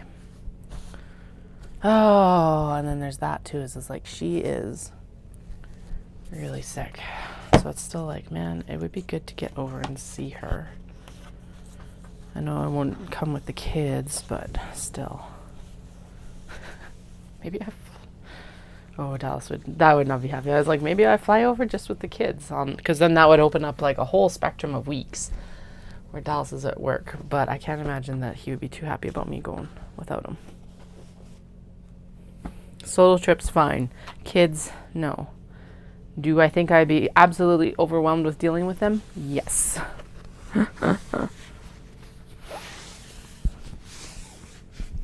Fun though.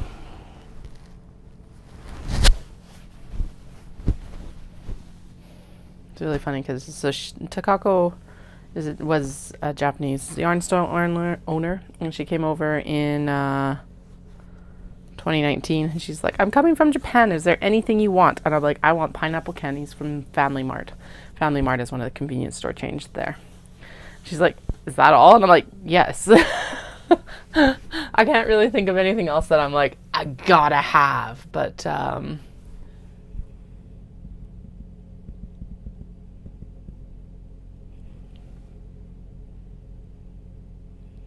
Wendy.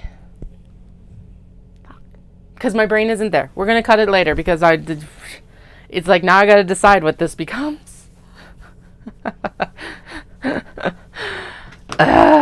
Anyway, but yeah, she was shocked that what I wanted was pineapple candies. But basically, if you've ever had pineapple lifesavers, it's a package full of pineapple lifesavers. And we really enjoy pineapple. And now the kids really enjoy pineapple, and I literally have video of them jumping up and down for these pineapple candies. So gotta remember to email that to her here soon. Yes, I totally could be cutting those out, but right now my mental space is not.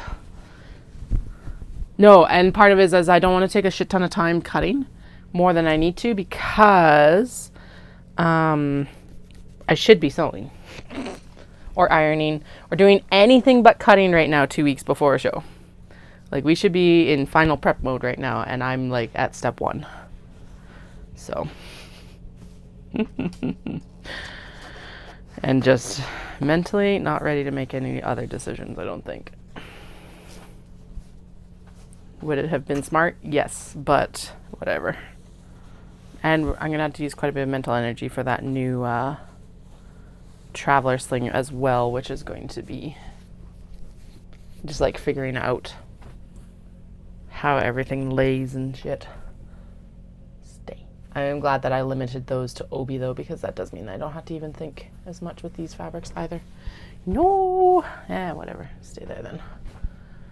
Remind me that I gotta cut zippers before I leave the cutting studio, because then I don't have to deal with them at the table. And I even have a lighter here, so we're good. There's probably a little bit too little to go on this, but we'll do it anyway.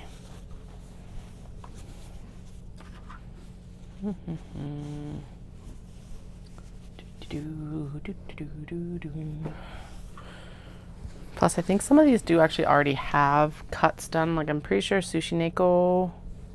No, Sushi Neko does not have an actual...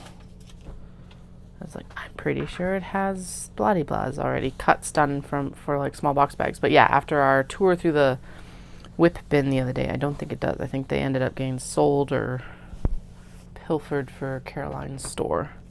I know she ordered some for the store at least. So there is not a lot of the blue and pink left, but I do have a significant amount of the blue. That's all I can think of. And one of the best things about this one is there's actually like a drunk cat here. So this guy is sitting on his seat all tipsy, the blush lines. And then there's like passed out cats. I'm going to assume that's just passed out in ecstasy from how good the sushi was.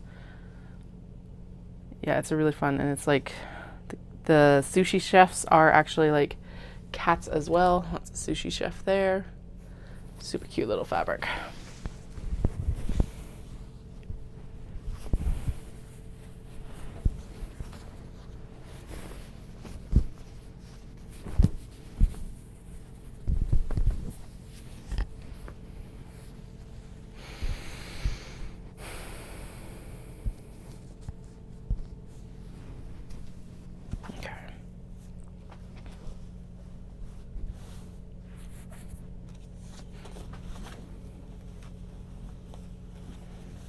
Ding, ding. I cut handles, right? Fuck. Yeah, I did 2 cuts. Oh yeah, there they are. Okay, I'm like, where did they go? They're under there. It's all good. Ugh. That's why we're only doing the cuts that I'm like very specifically zoned in on. All right.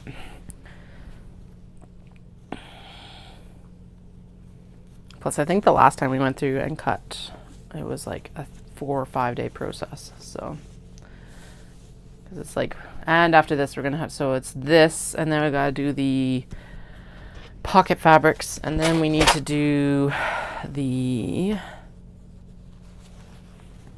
yeah, there's too much. Anyway, I know I don't have to justify it, but it's just like, I'm thinking, now I'm like, oh, maybe I should have been, but no, it doesn't make sense.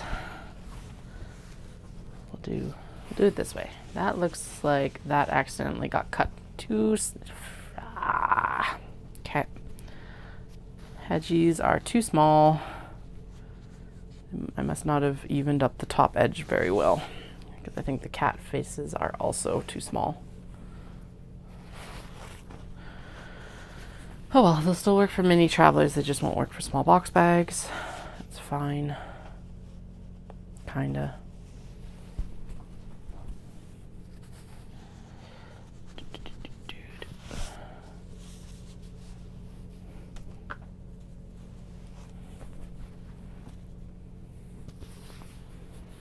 I'm really excited about these squirrels. Yeah, we might end up with a batch of like seconds. 2 small bags.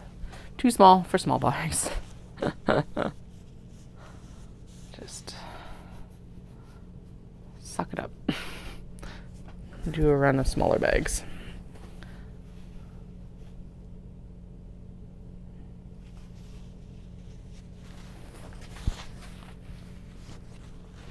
Doom doom doom doom. Doom doom doom doom. Doom doom doom doom. Doom doom doom.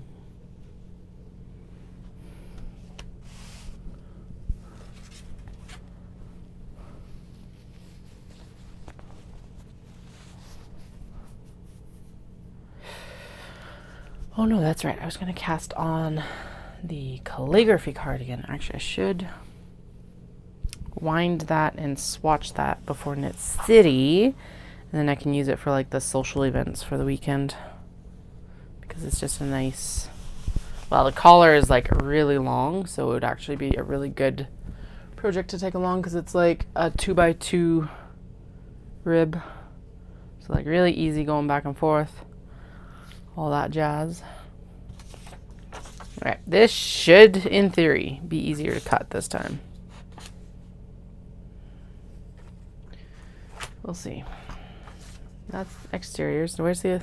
Oh, there it is. It's like sitting right there. Good God. Okay, I'm going to leave myself a lot of room for various salvage widths, and realistically, that's good.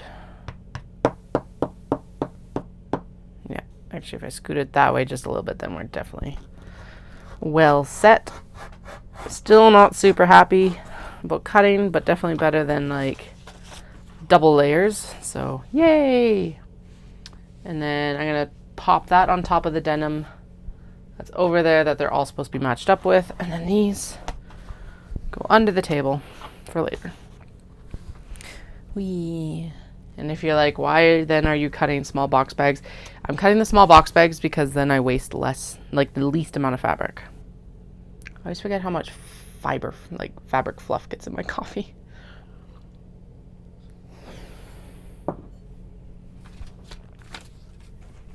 Anyway, what I mean about the least amount of waste is because these mini traveler slings match up the best with the height of the small box bags.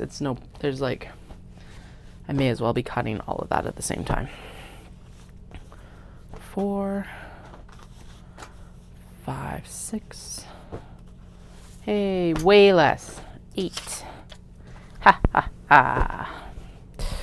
Okay, this one is the one exception actually, so that'll be a pile of 7.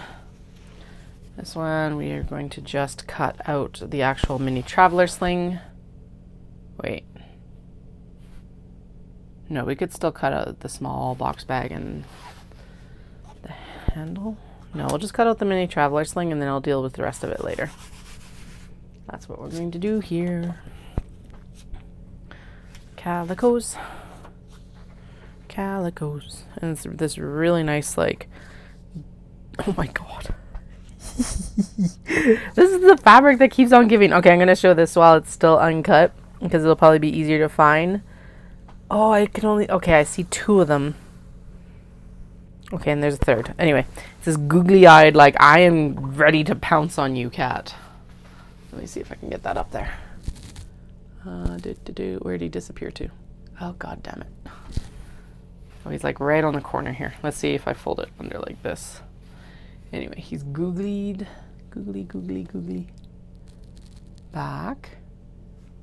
Flatter. He's like laying down looking like, oh my God, Katie. I can do it upside down. There we go. There he is. He's all like flat on the ground and the eyeballs are like massive. And he's like, I am ready to kill you. Same as this guy. Googly-eyed as well. Anyway.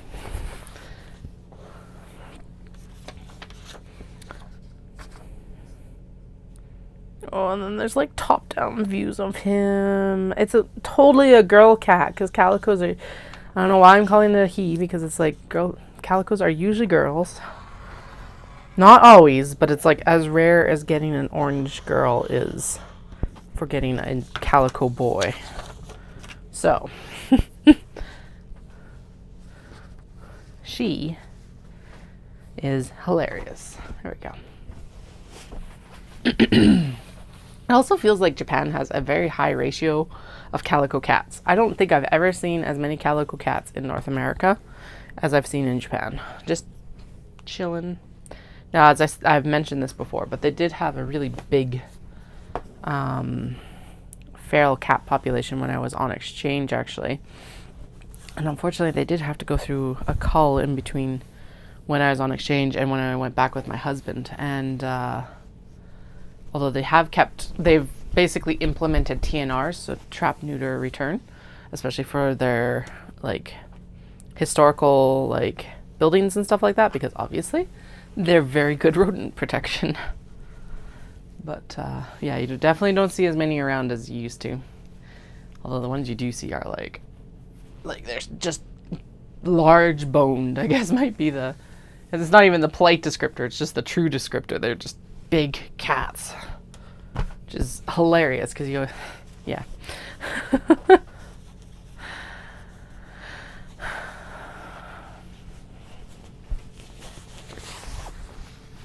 All right. So these are cats behaving like people. This is going to be a coffee shop cat or coffee shop pattern. This one is small, so we'll add it later. It's not like a yardage. Same as the gray, because we've already cut quite a bit of the gray off. I do know that. Because that was one that Caroline got a hold of and wanted all of the things. Okay, this is black cat on navy with strawberries. I have done something from them. I can't remember. I think it was Grime Guards last year or something. Anyway, nice dark print. The cats are very subtle because obviously it is a dark print with dark cats. I got the coffee shop signs in like a different colorway here.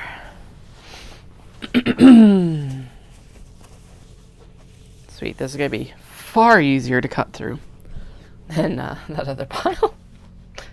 6 less layers. Who would have thunk that 6 less layers would be far easier to cut through? And saying 6 less layers makes it sound like, you know how you can sometimes either like say or read a word so much and then it starts looking wrong or sounding wrong? That's what 6 less layers is doing right now, but I did it right from the beginning, which is trippy.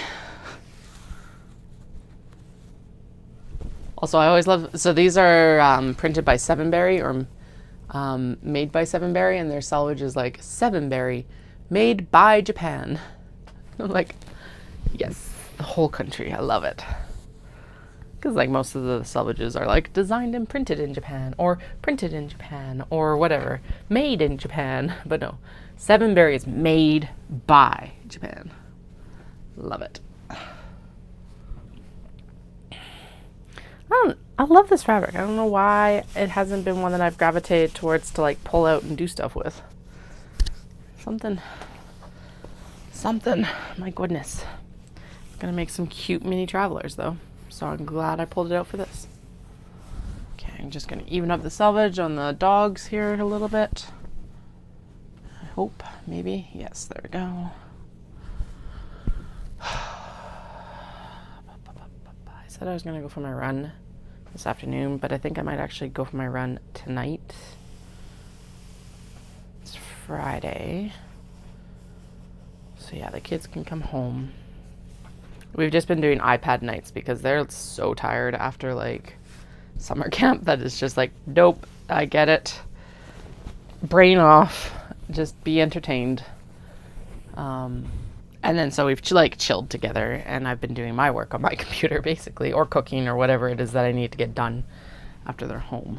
So I'm wondering if maybe we should do chill iPad time and I go for my run once they get home. Something. I will either do it then or I'll do it after they go to bed.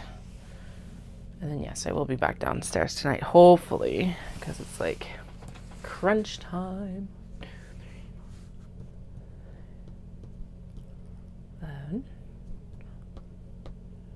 Okay, bottom of my finger, not the top of my finger. I think that's what I've been messing up, as I've been like counting, but it's like the bottom line, not the top line. Not like I don't know this.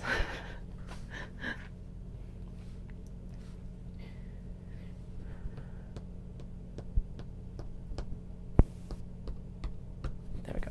Yep, that's right. Ding, ding. Trim.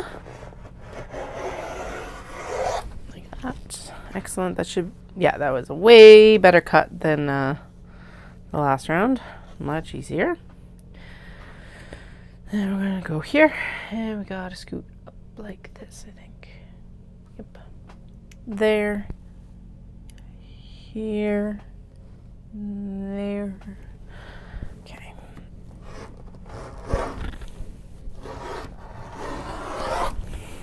Okay, if that's not cut all the way through, we're going to take the shears in because I'm not going to mess with the rotary cutter anymore for now. At least not until we do the next sling cut here.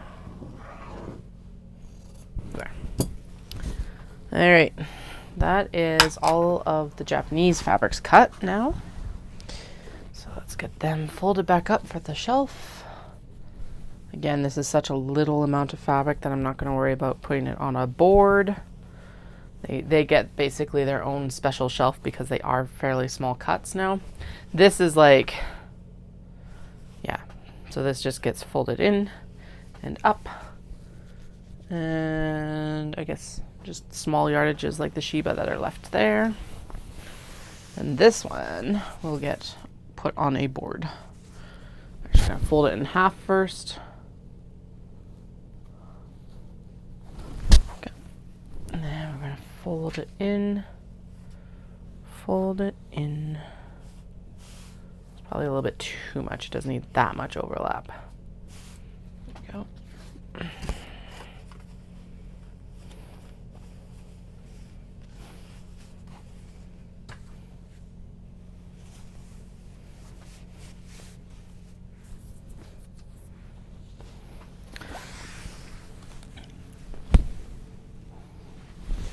I guess this isn't just like coffee signs. This is also just like a bunch of like, what is this? Naporitan.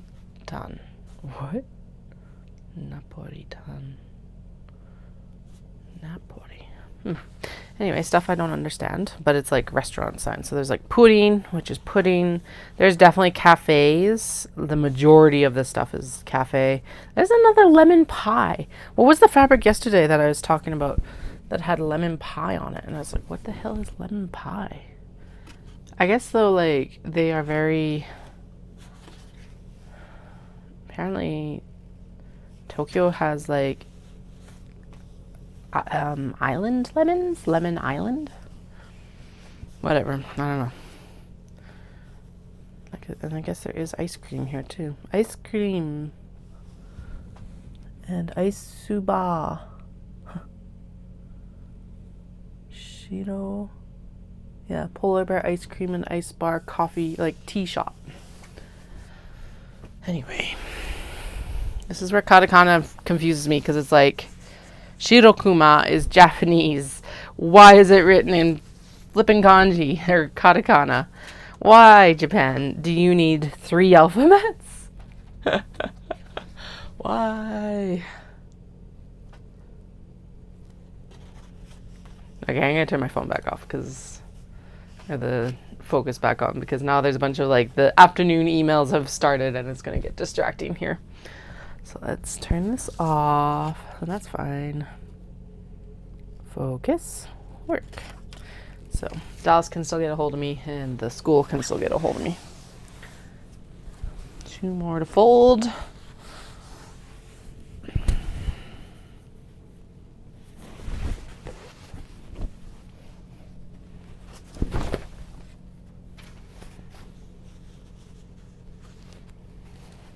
Yeah, I really should go to Japan this fall because, so the next argument that just came into my mind about going to Japan this fall is the fact that I don't need to be, like, we're not spending the money to go to Vancouver this year, whereas we'll be spending it next year. And it's like,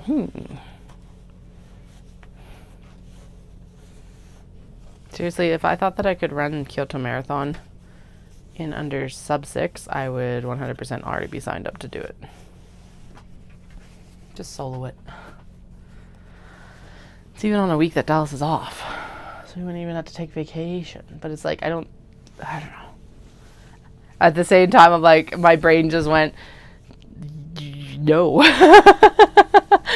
I don't think, at this point, it's not that I couldn't do it physically. It's that my brain is like, I need the break from the training so that you can go back to it refreshed. And I'm like, yeah.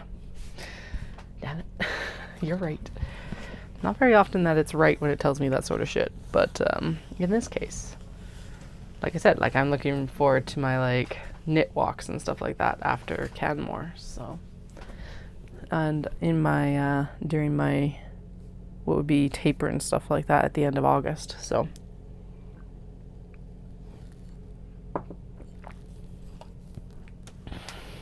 yeah, like I said, whinging, cat probleming, definitely cat problems.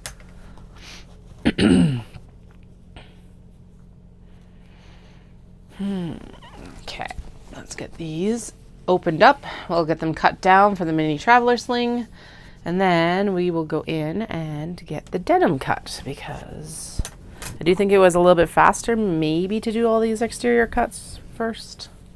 I don't know. We'll never know. But probably. Actually, definitely, because I would have been doing them at 2 at a time, basically. And this is definitely faster, yes. And then I guess we'll have to go in and... No, we're... Focus. Focus, Katie. This is what you're doing right now. And then you're going to do the denim. And then we're going to go in and we're going to do the Obi Travelers. No, I haven't cut the pocket fabric, but I just realized... No, we'll do the pocket fabric next. Yes. And then we'll do the Obi Traveler before we do the interfacing. And then once we're done the Obi Traveler, we will do the twill cuts for the square bags and the Obi bags. There we go. Right, that's what's happening. There was some method to this madness.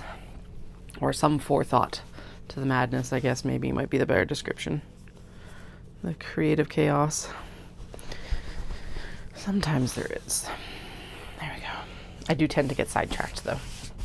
I have it all written down. I've even got that little one, the little like day sheet more than the overarching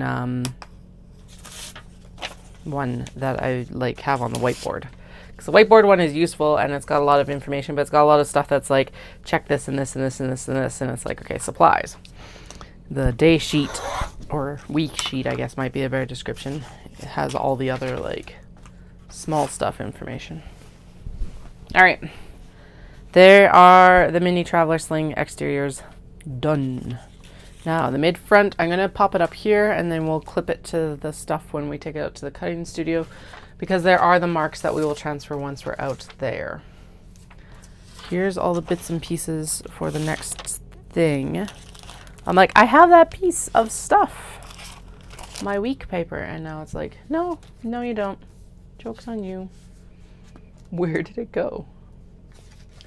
Excellent. Oh, I poofed it off when I was doing something earlier. Okay. Ugh. But why I wanted it is because I can check off. So cut mini traveler slings. Mini traveler slings. Japanese fabric is done. The denim is also almost done. So we'll do that next. For them. Doom, doom. Okay, denim, denim, denim. Denim, denim, denim. That doesn't look like as much, but it totally is just as much. Although I guess at the same time, we're going to be able to cut it 2 at a time as well. Of course, all the other fabrics are like, we're going to fall down. That's a good indication. I probably should put them on the shelf. We'll do it in a few minutes. Now, these were all paired up, so I don't need to worry. Well, even if I cut singletons, it's fine because they can just go in the bin for later. Because it's not like I'm going to do anything else with these now that this was the path that they've been settled on. Okay, so that needs to go up here because that is where it is within the seam. The seams. There's the top within the seams and the bottom.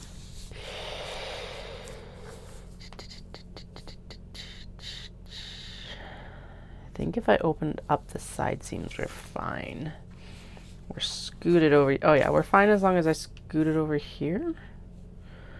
Why isn't this working this time? It worked perfectly fine for the other ones. Does it need to be like this? Yes. Okay. Okay. Okay, there we go. I'm like, we've already cut, what, 2 others out of the other leg, so it should be fine. Just like I have a mind of my own. Thank you very much. All right.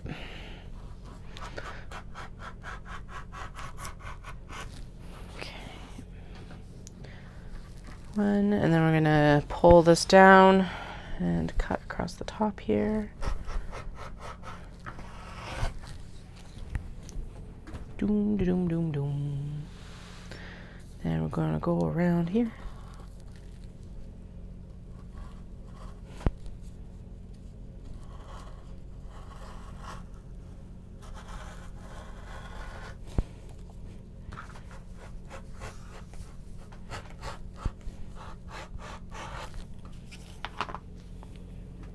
That was not a good cut. And there is totally seam in there. Okay, good. It's not like, it's just seam allowance that got cut through. That's why that was so curly on the other one though. It's because it was like probably right on the seam. Okay, turn the corner there. Curves, curves, curves.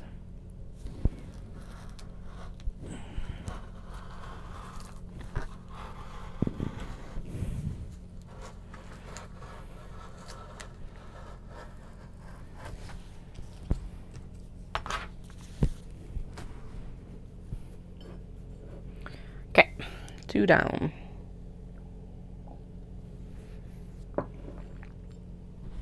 Now I've totally flipped and flopped this pile. So outside of the green, I don't remember what anything matches with. But I guess we'll figure that out soon. We'll have to figure it out soon. It's like I was so careful about placing them together with things that they complemented, and now I'm like, what do you mean you're supposed to go together?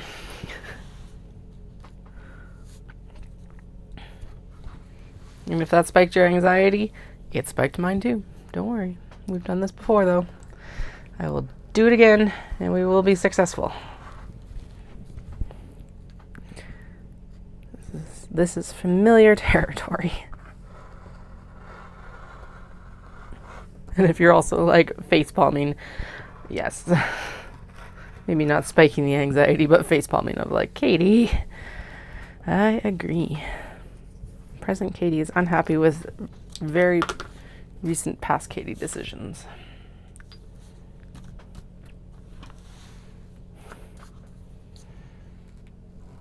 Well, I think this was, oh right, this was the one that it was just a singleton. And I was going to pair it up with the gray, or it was paired up with the gray dogs for sure. I don't remember anything beyond that. But let's go into that pile and match it up so we can clip it together for later. But if it was the gray dog, then it's going to be something probably right around where it was placed. Was it the cats? Looks like it. So the gray dog and the blue cats acting like humans.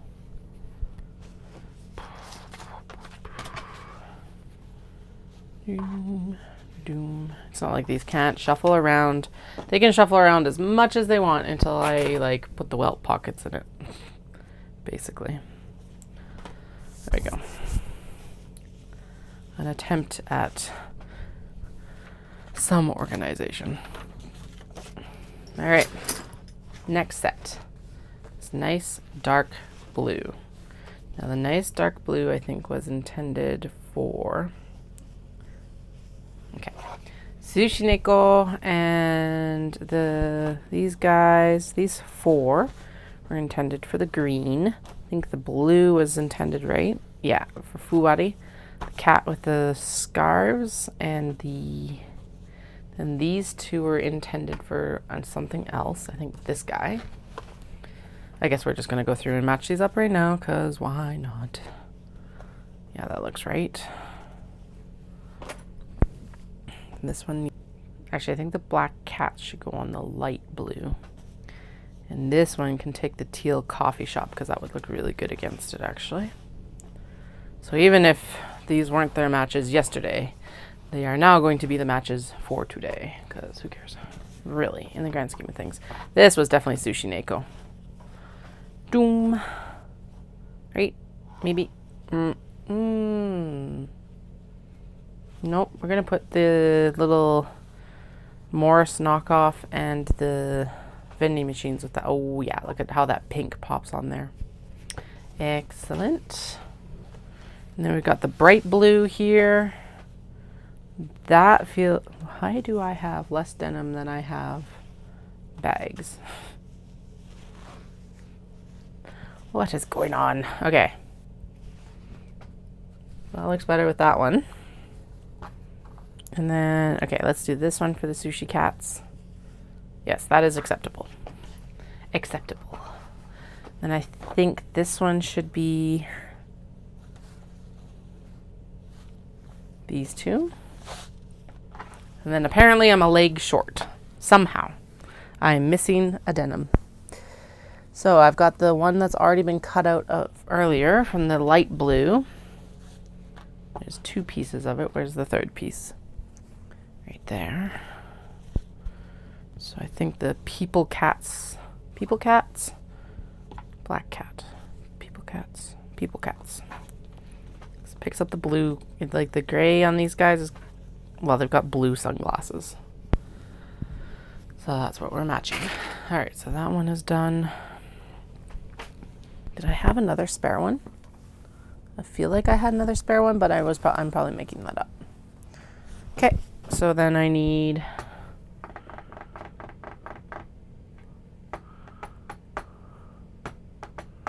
this one, I think. This one? This one. Yeah, okay. Now, if this can cut two, then I will add one more. Because obviously if I'm cutting, I may as well. Not like I don't have to do all the other work for it too. Sarcasm. Okay, that needs to turn. Nope. It looks like I can only get one out of it. Nope. One. All right, sweet. That makes it a little bit easier. So we'll do that one right now since it's sitting here. We'll have another spare back at least. Nope, I don't, because I gotta cut all of the other stuff out of the back side of this. All right, so this one we're gonna trim the leg.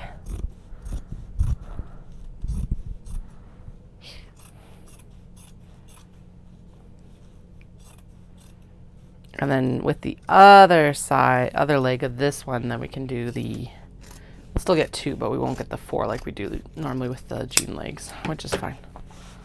There we go. Alrighty, so the back has to go here like this. Yeah, because there's the seam. Okay.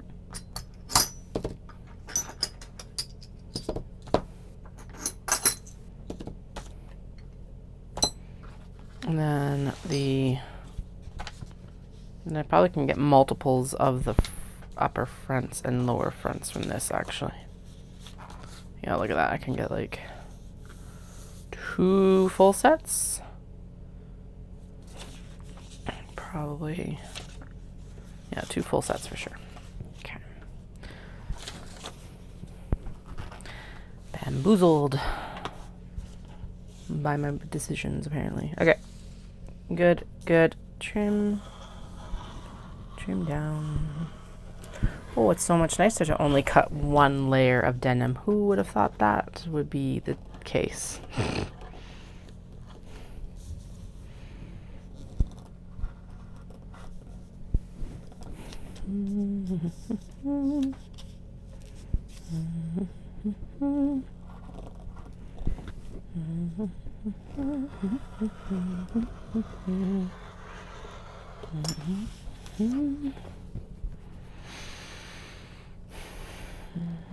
Oh, I was gonna bring, right. It's like, it's Friday, I'm gonna bring myself a beer down, and then I totally forgot to bring myself a beer down. Damn it. That's annoying. Probably don't need it right now while I'm cutting, but you know, it's nice to have it just to sip on. Great, these are going together. Would it improve my mental acuity? No. In fact, would my mental acuity suffer significantly? Probably. But it would be enjoyable. Not the mental acuity suffering, but the drinking of the beer would be enjoyable.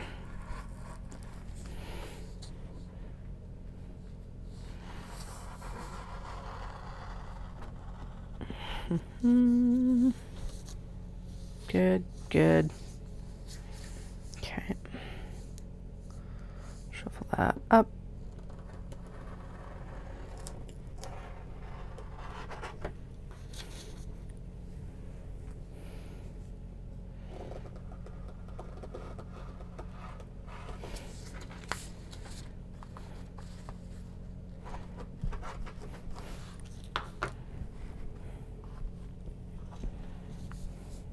Good. A little bit wide. No, not wide. We're good. Excellent. Excellent.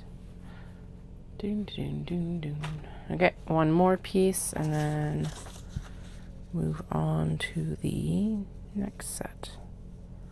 Okay, that just needs to be trimmed up across the bottom.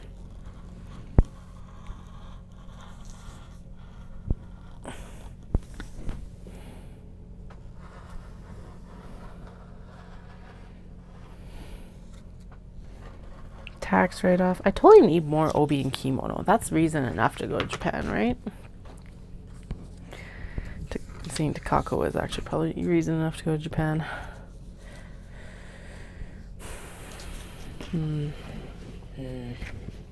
See how Knit City goes. There, that's what I'll say. See how Knit City goes. I can't decide if that's like, if there's grounds or denim or like little bugs in my coffee. Oh well.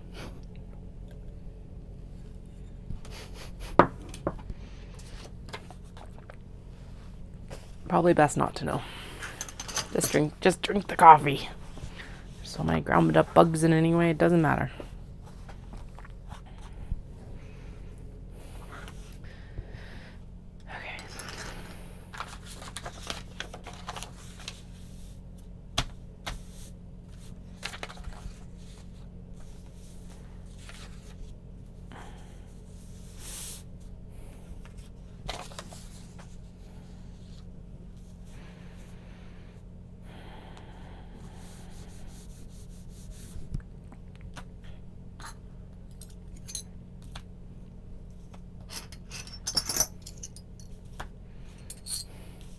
So as much as I don't condone it and I don't like it, I definitely see why a lot of bigger businesses do not do stuff from their smaller cuts.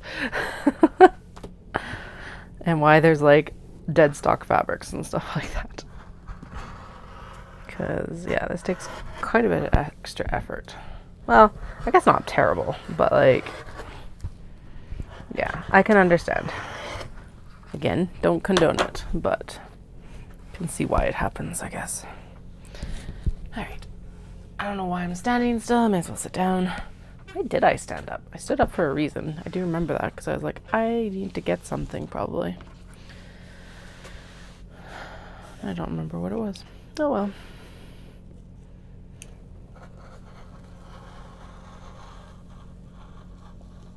Actually, I'm down to one more rotary blade, so I guess I need to order or purchase some more of those here soon.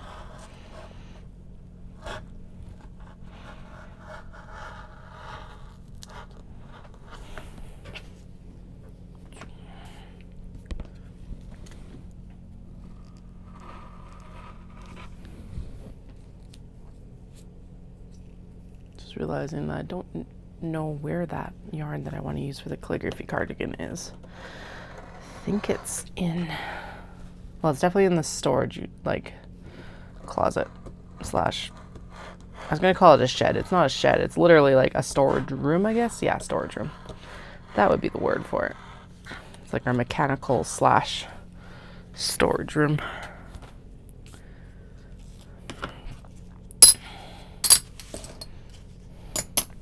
Because besides losing my actual, like, losing quite a bit of studio space, I also lost the storage room for my, like, or storage space for my yarn. Basically, I had converted the, our old house is a really nice floor plan. We purchased it specifically because it had, like, a front office. And I was like, that is the perfect studio. And it was for, like, at least a good half of the time that we were there. And then I started having to work with these rolls of fabric, and it's like, well, I don't have enough room to, like, cut these in that current studio, because the cutting table would have been like, is this now to accommodate the rolls. And it was like, there wasn't enough room for it. So that's when we developed the basement.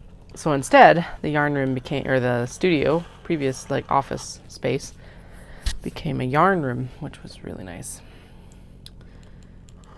Because like, there's something to be said to having the actual workspace for the business, and then there's something to be said for having the space for like the hobby. And yeah, I lost the space for the hobby, and I'm like, oh. So it's all packed away in bins right now. Still works. I'm still very lucky that I have space to store it in, so I'm like, okay. Man, it's wild to think of though, because like the photo that I took and had for the like banner photo for the channel for the longest time was just after we moved into that space. I was not fully into the Japanese fabrics yet because we hadn't made our trip to Japan, because that photo was like taken in 2015. And I was still splitting my one Calyx 5x5. Well, it was an Expedit at that time. It wasn't even Calyx yet. It was an Expedit. Basically the former, like the one before IKEA slimmed down the exterior of the exterior panels. This shelf actually right here, it still exists. And it's probably the sturdiest out of all of them. But I was still splitting it with like my fabric and my yarn, and like, it's just insane to see. Like, sometimes it's hard to see the progress in your business because you're like in it, right? Same as anything. It's like, it's hard to see progress when you're in it. And yeah, that like it actually has been progressing, I guess would be the cooler part of that. Because sometimes it just feels like you're kind of like stuck, but it's like, no, you're still moving forward. Or at least you're not like regressing, which is in sometimes more important.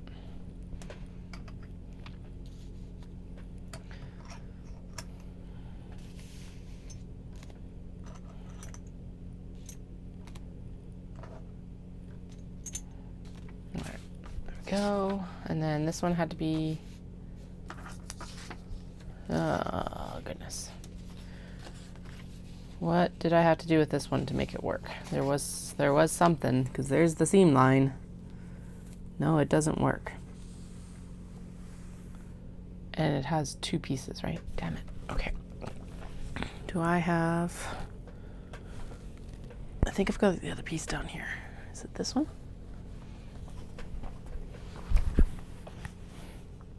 Is this a larger version of it that we can use instead? Because realistically, it's nearly the same color. That's what it looks like to me.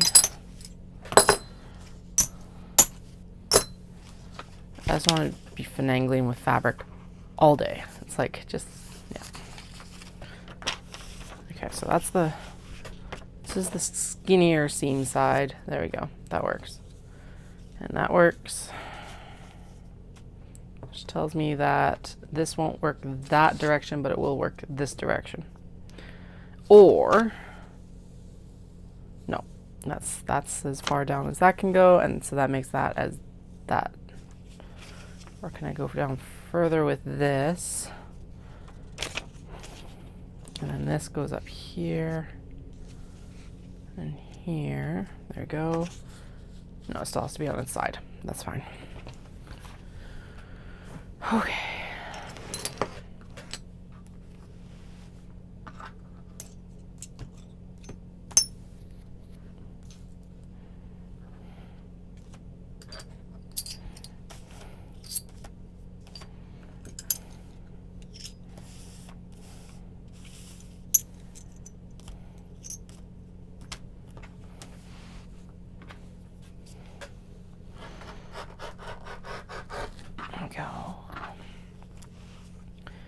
Here and there.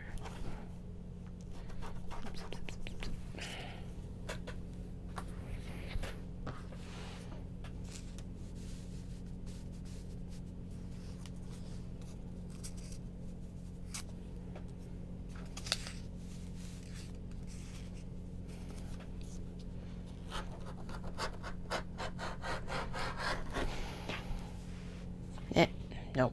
Come here.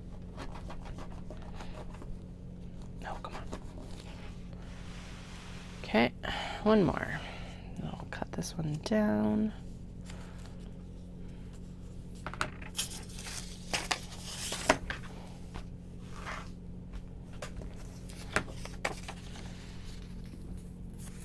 Doom, doom, ding, ding. Ba ba da ba ba.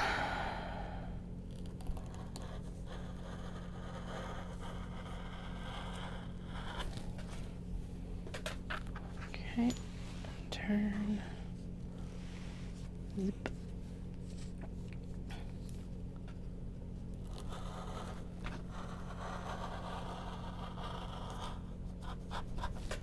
Yeah, so we'll decide. I'm going to have to take a look at the pockets again, I guess. See if I have enough to do the pockets for... There's definitely some paw fabric left, so I think we might have enough for pockets for the paws. And then I'll see what else I have, if we can piece it together from what I have. I've got like the batik and some of that marble left. And I've got like a different confetti print actually that might work as well. So, because the other option for these is to go the same way as the Obi ones, which will be twill pockets. But yeah, I guess we'll judge that here in a few minutes. Because that is the next step, is pockets, before we get into the Obi Traveler slings and all the other shenaniganing.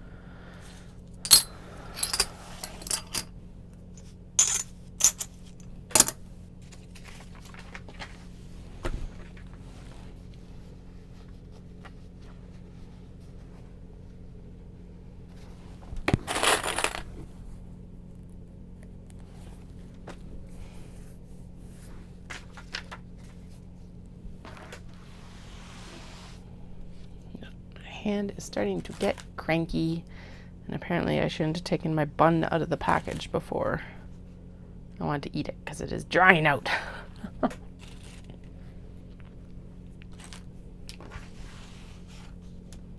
Could I be eating peas instead? Yes, but where's the fun in that? That'll be dinner.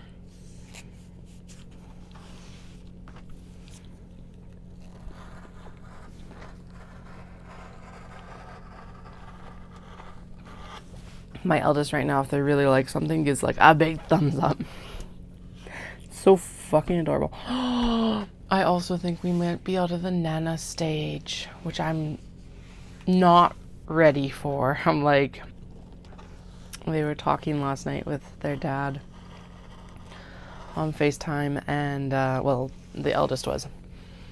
And they very clearly said banana, and I'm like, are we done with Nana? Because it's been Nana for like 2 years. Now, part of me is like, yay, our speech therapy is working well, and they're saying the full word. It's a 3-syllable word. And then, but my mama heart is like, oh, that snuck up on me. And I knew it was going to happen that way, because how else is it going to happen? But it's like, I'm not ready to lose Nanas, I don't think. Now, my youngest still might say it, but like, ugh. It was a little bit like, no. Although at the same time, the youngest is starting to say the eldest's full name. They've referred to them as a like nickname for probably about a year now. And it makes sense for how we pronounce the eldest's name and everything like that. It's just a shortening of it. And then, but I've been hearing them call them, the youngest calling the eldest by their full name. And I'm like, no, I'm not ready for that either. I was really hoping the nickname would stick around longer. Or like, you know, longer as in forever sort of thing. But, oh well. I think that's probably the worst part of kids is they grow up. The bittersweetness, right? I think that's what everyone's always trying to warn you about. Is like, you're going to be like, yes, do the progress. And then also still be like, oh, bittersweet.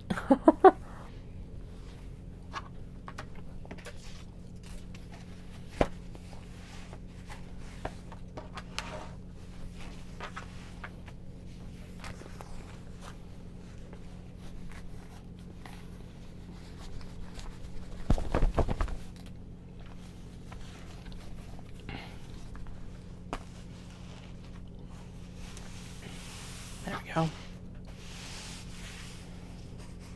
Okay, that just makes the like seam lines more apparent.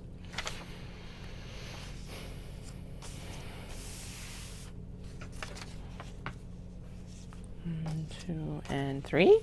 Yes. Okay, they all fit within seam allowance, which is awesome. Perfect.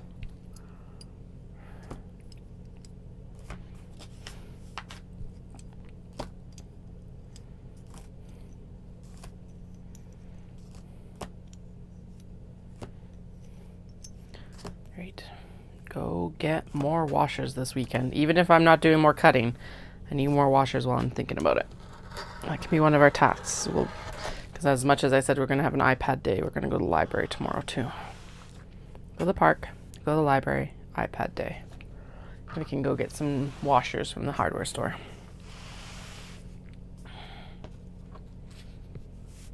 And yes, this would be, actually maybe we won't go to the hardware store, maybe we'll go to Canadian Tire, because I'm like, I was thinking about going to Home Hardware, and I'm like, no, don't support them if I don't have to. Because, yeah. If you're new here, I don't tell this story very often, but when I was going in to like set up my old studio, I was looking for pegboard.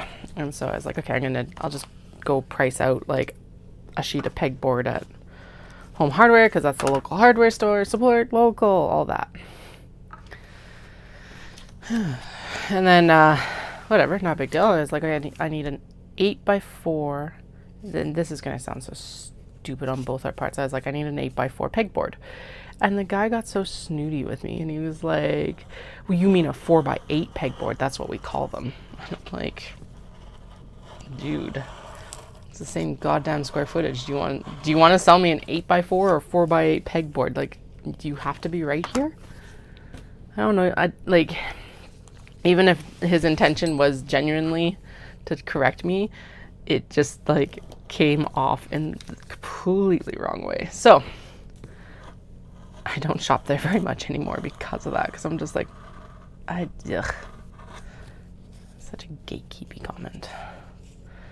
So I was like, I didn't buy it there, and I was like, fine, I'll go buy the IKEA pegboard, because they're not going to judge me for however I call it. So dumb. So now I have IKEA pegboard. Now I do think that the actual pegboard would be a little bit more useful, because it's just got the round hooks, so it's got a lot more like accessory options, but I don't have to deal with Home Hardware, so that's why I had a backtrack moment, and I was like, do you know what, we're gonna go to Canadian Tire instead of Home Hardware, because Canadian Tire doesn't give a fuck how I call pegboard, and they'll have washers.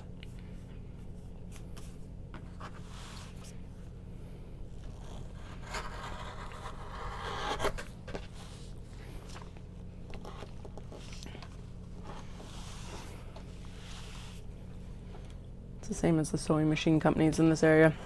One didn't respond at all to the emails, even though they had the email clearly posted, and was actually the recommended one by the college.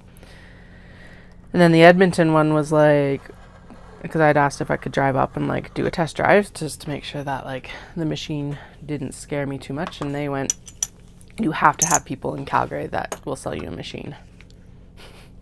And that was it. So I ended up going with the Vancouver supplier, because I emailed them and I was like, I'm going to be out in Vancouver for Knit City. Can I come like test drive a machine while I'm out there? And they're like, of course.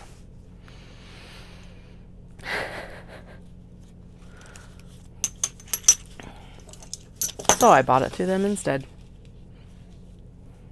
Because why would I support someone who's like so...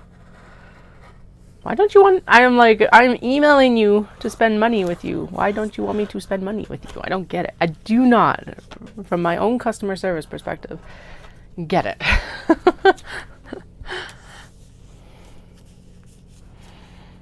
Anyway, that is an old rant. And again, another one of those cat well, that's... Honestly, that is a little bit more indicative of other, I think, issues in some ways. Maybe not quite a cat problem. Cat problem for me. But, like, I don't understand the gatekeeping of that stuff. Or, yeah.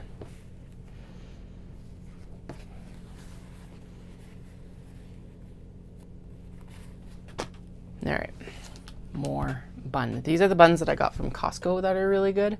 They're like Japanese style buns. This one's got chocolate in it and they are delicious. And very like, they very much taste like something that I get from a convenience store in Japan. So like, not the highest end item, but they're so good.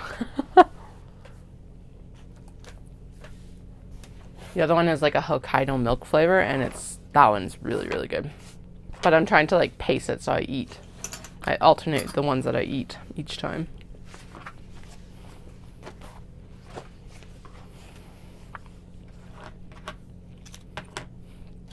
Which means there might have been a significant number of Japanese buns consumed over the last few days. And I'm not mad about it.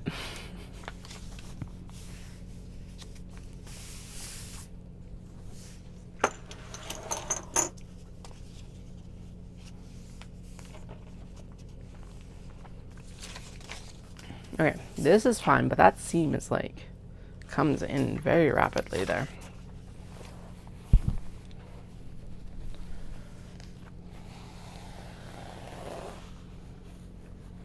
Okay, let's see.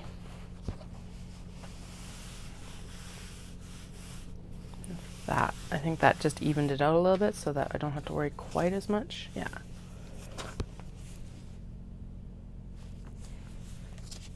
If I shimmy this way, we're well within the seam allowance there. There we go. Okay. And then it widens out here, right? Yep. Good there. And then we got that big old piece up here. Excellent. Okay, so the hem needs to be trimmed off there just so it doesn't mess with the actual cut. I am going to need to either invest in the acrylic templates for this sooner rather than later, or cut another paper pattern out, and I really don't feel like cutting the paper out again. But it's starting to it's already starting to show its wear.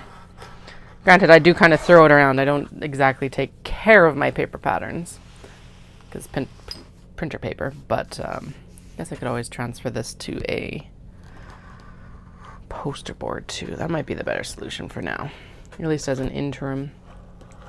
Because I don't even know if there's an acrylic template available for this yet or not, or if there ever will be, because it's a new pattern this summer.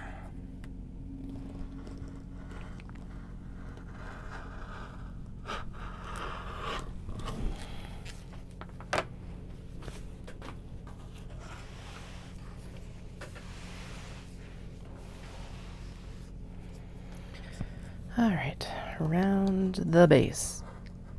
By the way, if you're coming from Instagram, sorry, not sorry about all the reels this morning. Someone mentioned that they got super motion sick with, I posted the short that I posted to Instagram yesterday, but it was like a roulette thing of like tap it to see what you should buy in the update today. And someone was like, way too fast. It made me motion sick. I'm like, okay, I'll post these individually. Like basically by section. So there's like a large box bag, a Kato, blah, blah, blah. All the different kind of areas of the update. But there was like 3 or 4 this morning, which I don't normally like post like that, but I was like, screw it. I don't feel like posting these like individually over the next few days. There's no point because of the update today anyway, so.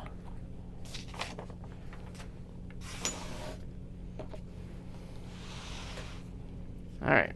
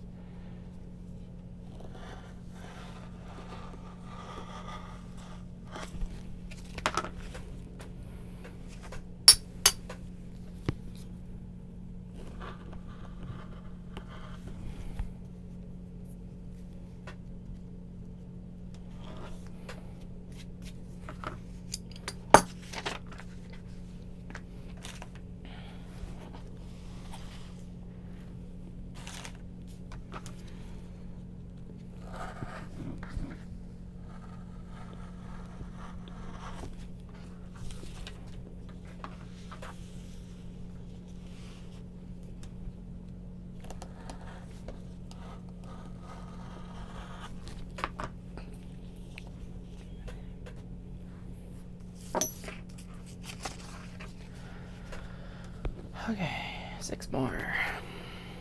So 3 more pals to cut, basically. This reminds me of green that the Parks Canada employees used to wear. It isn't. They weren't issued jeans, but they had like, oh no, never mind. It was more like closer actually to the green behind the sushi neko, I guess, but more forest green, which is hilarious when you think about it because it's Parks Canada, but it is what it is. And it was actually a fairly good color for most, like it was fairly flattering for a lot of different skin tones and stuff like that from what I remember, so that was good too. Okay, jeans. 3 more sets of cuts, which is good because my wrist is getting sore. And I think what we'll do for I'm gonna do these ones and then we'll go in and do the obi, like I've mentioned multiple times, and zippers. And then pockets for everything. Yeah.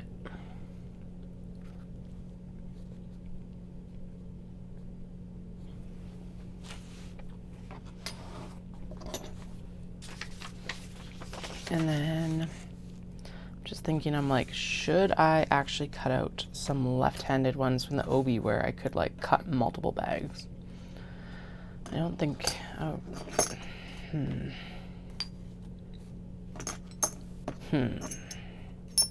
know what to do. I'll think on that for a little bit because I don't want to add more cuts right now. But it is also really unfair to like leave out a whole section of like people just because of their left-handedness. And yes, you can use the right-handed bag, but it's a pain in the butt, I would think. So, but that would mean that I also have to cut out another paper pattern right now, and I'm like, maybe I won't this round, but next round what I'll do is I'll go in and we'll cut some of the ones that like I can do multiples out of. And I'll do left-handed bags next round of traveler slings. Yes, I think that's probably the more sane decision, so I don't actually go nuts on this prep season. Like I'm not already going nuts on it.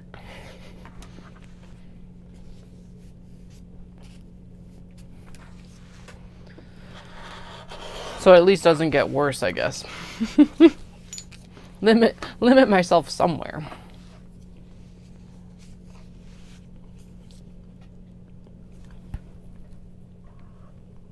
Hi, Flynn.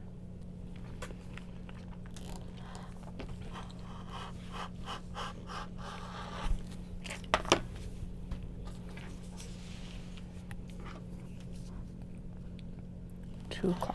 Okay, so I've got about 3 more hours. I will do my run after I pick up kiddos.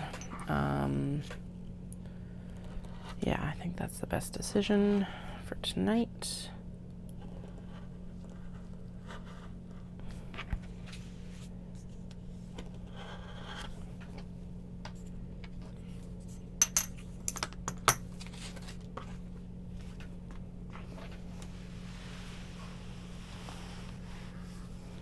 And I just got to decide what exactly we're having for dinner, because that also is a factor in me being able to get out and run. Because if I have dinner ready for them when I pick them up, they can just stay in the Jeep. Ooh, that would be a good one to do. So maybe I'll leave just before 5. And we will have the delicious and very nutritious pizza pops for dinner. I've done pretty good. They've only had pizza pops once this week so far. Sometimes it's far more, but they hardly ate them. So they were actually their lunch yesterday. Day before.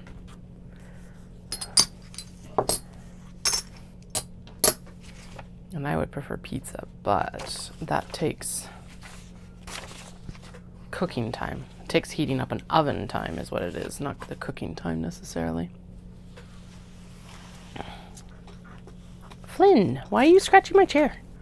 Don't be a dork. He's like, I'm not. Come on. I've got the hoodie up here for you.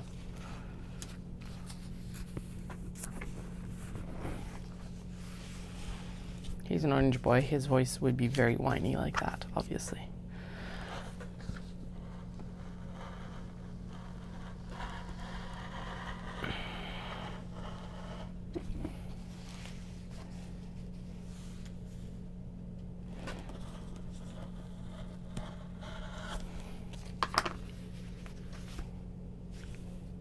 Like, do I need that cuff? No, I do not. Just get it out of here. Be gone, so I don't second guess myself. All right, 2 more sets of exterior denim for the sling. And then we can move on to the OB. And the OB we're gonna do very similar to the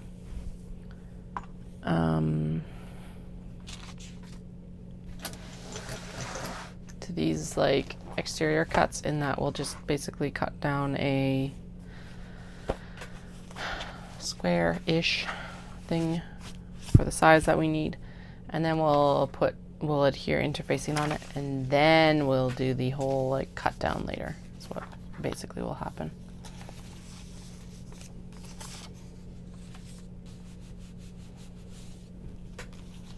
Because that was such a succinct description of what we're doing. My brains, they aren't braining right now, that's for sure. All right, that is in between the seams. Is that in between the seams? That's in between the seams. There we go, that guarantees it's between the seams. Then this will have to go this way. Okay. Pattern weights.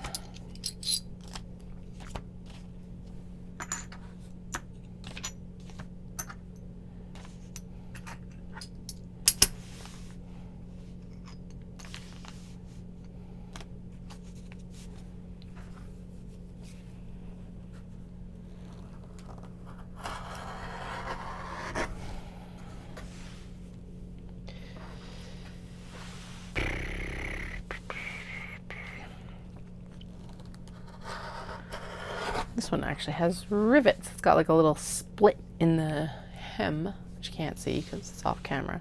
It's got a split and there's like little rivets holding the hem together at the edge there. Cool. Little details. There we go.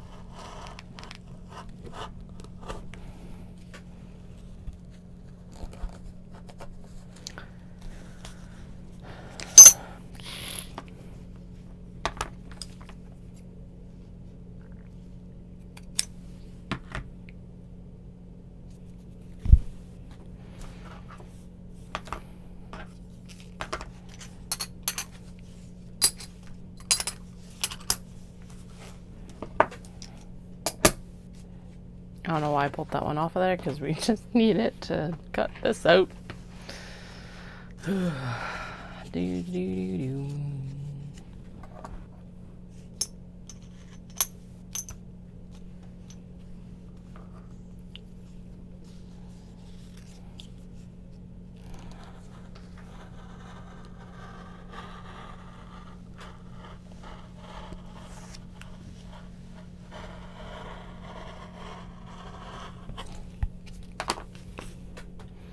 There we go.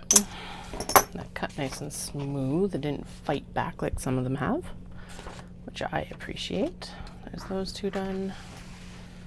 And let's just see if this actually does go in between the seams or if it doesn't go in between the seams. I think it actually does. Yeah. Okay, so what I'm going to do is I'm going to open this up along here. There we go. Oh, 100% does. Okay, so we will.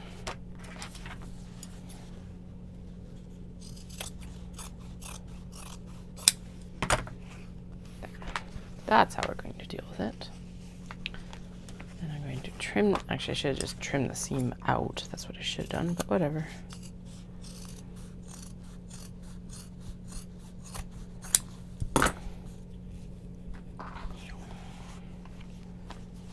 And this one's obvious where the seam is, so we're just going to flip it, stack it,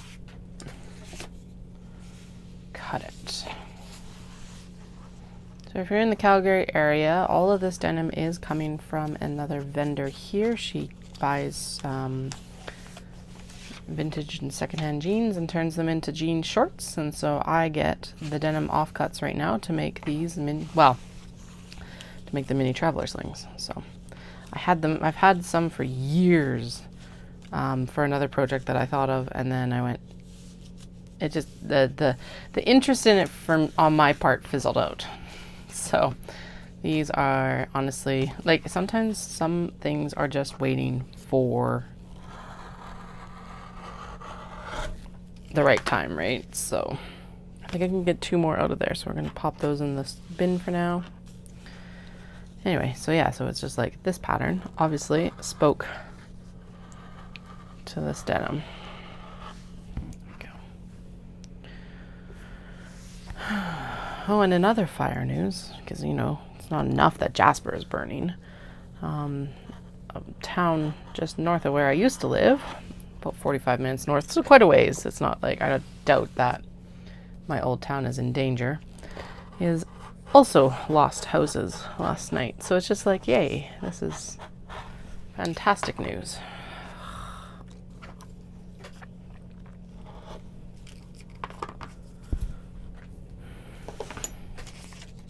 There we go. 2 more. Anyway, but yeah, it's just, was it the end of July? So we got another probably month of potential fire season. Hopefully just a month of potential fire season. Hopefully we start getting like cooler weather and rain in September instead of like in October, because that'll help significantly province-wide. We did have an extremely dry winter for us, and then we rained for all of May basically, but that doesn't do much when you haven't had a lot of your like winter precipitation. We didn't end up with as much snow or cool actually as we normally would in until about January.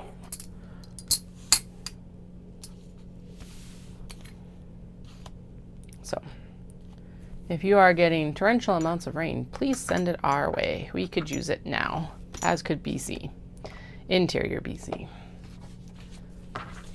Oh, wait, did this? Okay, so that's the hem. It's good along the hem. There's enough space between the seam allowances. Okay, yeah, we're good. There's just enough for these cuts.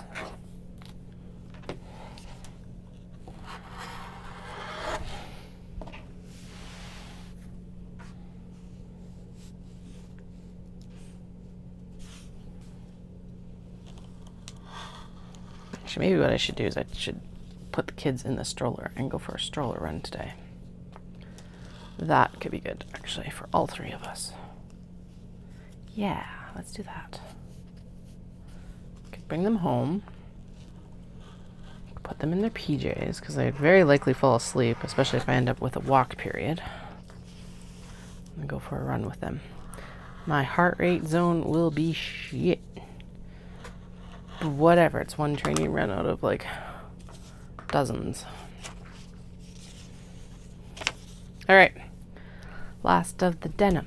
Last of the denim. Hands are getting cranky. Cranky hands. Cranky hands. Cranky, cranky, cranky, cranky, cranky hands. Okay. And we still got more to go. Yes, I know it's probably how I'm actually holding the rotary cutter, but yeah, this thing is not exactly the most ergonomic. I've seen one that's like more of a palm one, and I wonder how that would work, as long as I wasn't like trying to put my thumb along the blade, I think would be the worst part of it.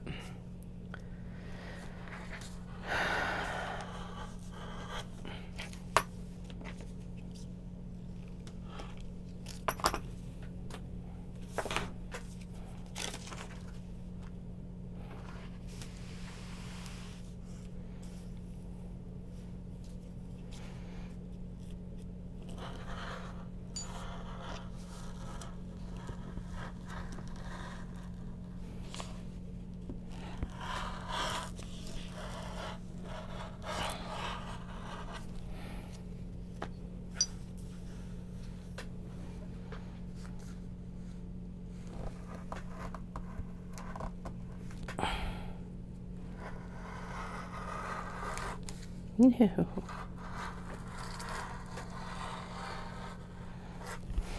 All right. There we go. Success once again.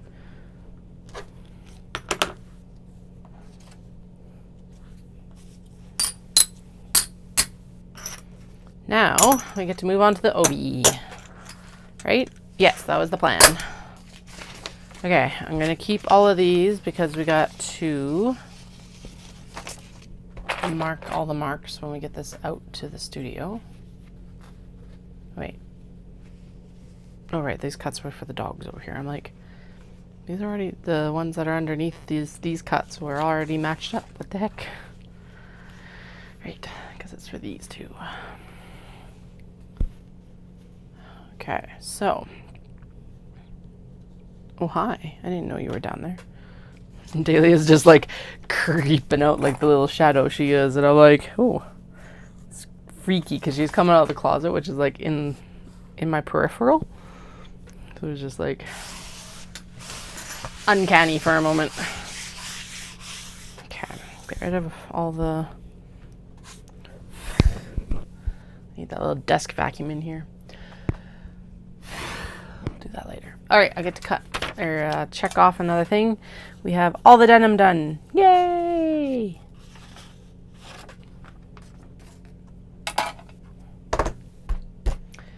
Okay, OB. And then I need the other traveler pouch pattern. Because I'm pretty sure what we're going to do for the majority of these is that, well, not the majority, but whichever ones we can, we will do the whole blah the cuts. We'll do all the cuts from the OB itself. Okay, you didn't get a board, so you're gonna go just on the fold shelf. You're all very short, so you're gonna do the same. And you guys are gonna stack up and behave yourselves. Right? Right. Just because I told you so. Okay. Let's get these off the table. Am I just throwing them on the floor? 100%. Mostly because I don't want it to keep. There. Okay, they actually stayed together pretty well. Same here. Except for that pink one, that pink cat fabric. It's like, I, excuse me, will defy you at every step. Okay. Wahaha. OB time. All right. Let's do the ones where I don't have to think much right now. Wait, or should I do the thinky ones first? Thinky ones first? Not thinky ones. It doesn't really matter. They all are going to require some thinking. All right, right. I decided on this one because the pattern here in the middle. So this will still become some other sort of purse situation or tote or something, because it's a very large print. It's about 15 inches high. So I'm probably going to do a luxe tote from it, which is where the exterior is obi and then the interior is canvas, actually, because then it's like a nice sturdy interior. However, this pattern I think is really good for it because we can get the majority of a floral there and the majority of a floral here kind of as a mirror, because then this is going to be tilted. I guess I could tilt it. So should we do like, okay, should the florals tilt? Yeah, I think the florals should twilt. There, and then I can line it up like that. And then this one can line up like this. And then that is the majority of both of those florals and a good chunk of the other one too. Okay. And then, yeah, so what we're doing right now is I'm just going to cut down, excuse me, the rough part like that. And then we'll go in and we'll interface it. And then we'll cut down the remainder of it. Okay, so that's one of the fronts. Yep. Front cuts. And then we're going to go in and we're going to cut. Man, this feels like it might, I don't think it's silk. I think it feels like a polyester or something. Let me grab my burn bowl. Could have totally brought the fabrics over now. What? Where's the fun in that? Okay, but it does not feel like it's silk. It feels like it's probably polyester, which, so here's the thing, they're all secondhand, so I have no clue, to be honest, what most of the materials are unless I do a burn test like this. So I guess we'll find out. But this does feel like polyester. It smells like mothballs, like all OB-do.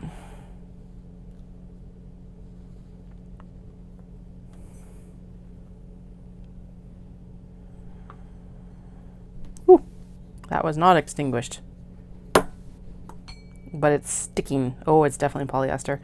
Or maybe a polyester silk blend. That was weird that it was still ignited. Oh yeah, no, it's plastic. It's got some plastic content in it at least. Okay, so that's good to know because it's like that just affects what we can basically iron it at. I'm like, I lost a pin. I felt it on my foot. Okay. It doesn't smell like polyester, but it's definitely got the crunch of like plastic. So melted plastic. Okay. Anyway, moving on. Instead of just hyper fixating on that apparently.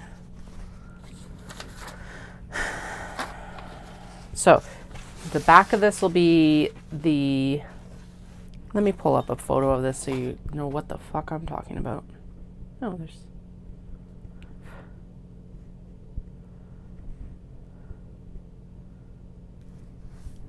I got messages. Sorry, I will just check. Ooh, yes, you can have that. Okay, sweet. I think I've got more of that fabric somewhere. I'll have to double check. I'll double check.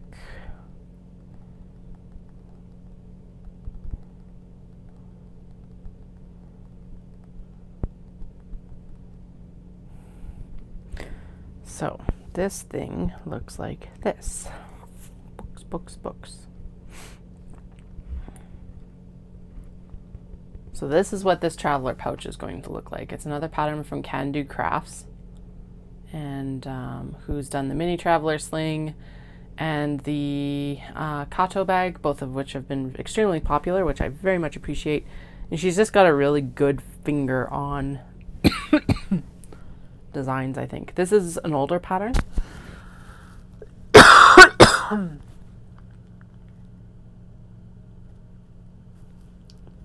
I think we're good now.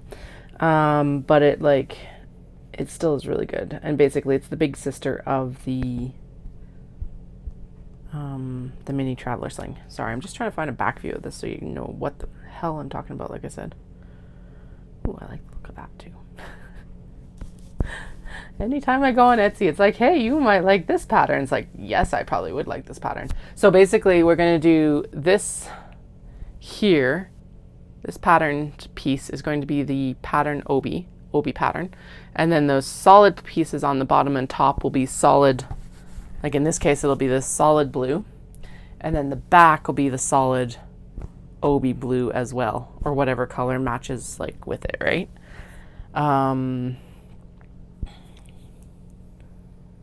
Yeah, I think that's going to work the best. I could do it with like waxed canvas or something like that, but I think honestly, once the obi is interfaced, it's actually a really nice material to work with once it's interfaced. So we're just going to go with that.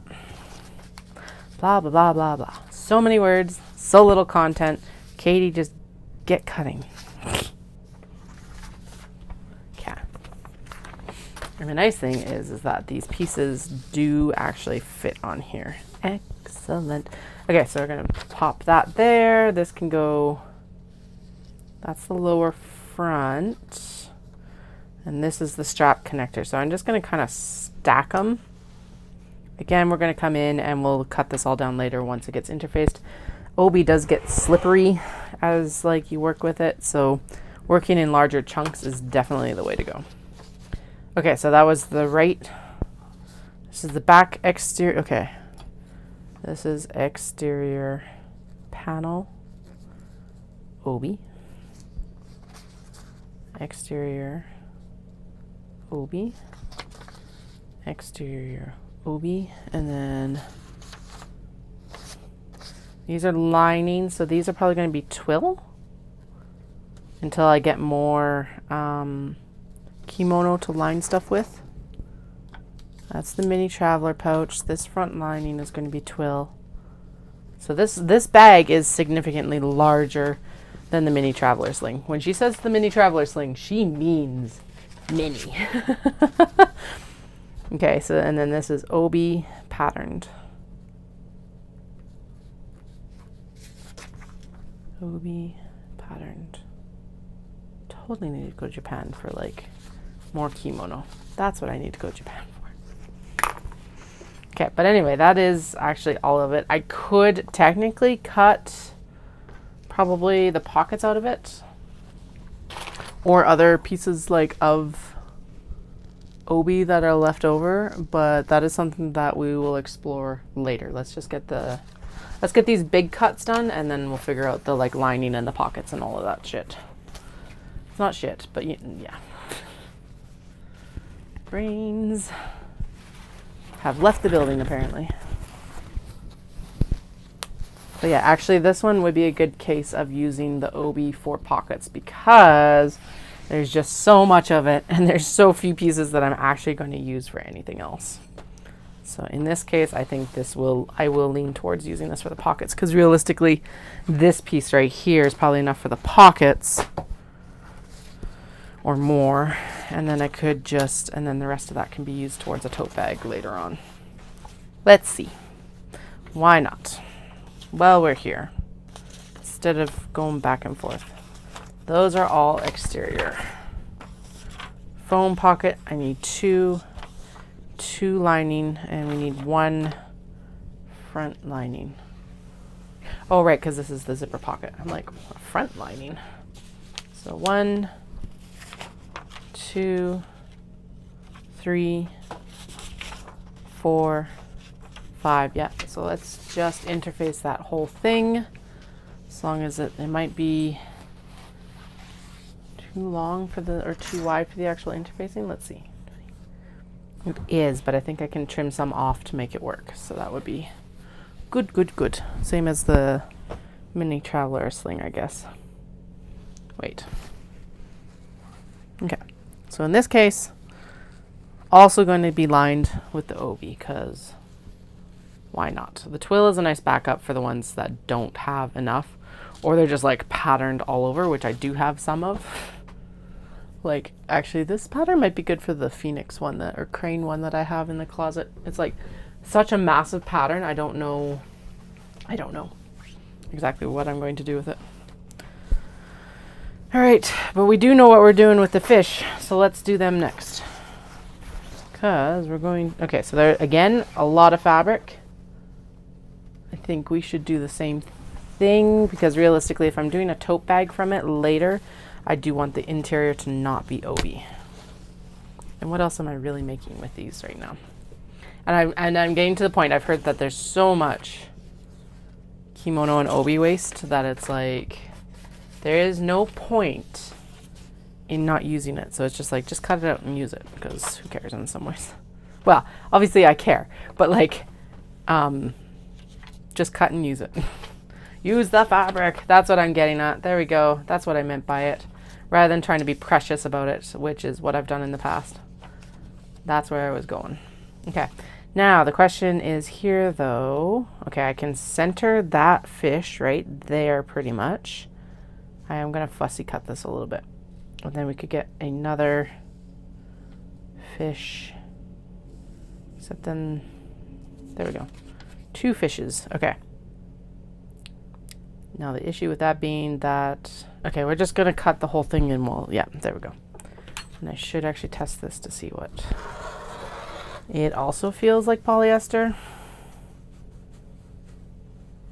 Feels like polyester with some sort of silk content, maybe.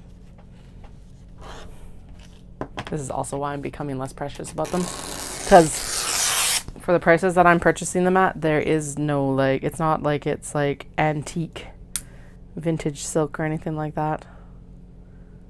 And even, oh yeah, that's like self-extinguished. Ugh. Oh yeah, that's definitely polyester. Alrighty.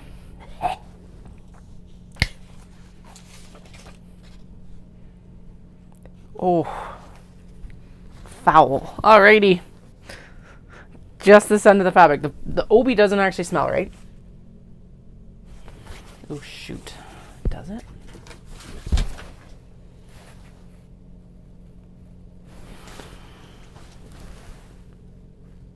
It does a bit, but not any worse than anything else I've used. Ooh. I think.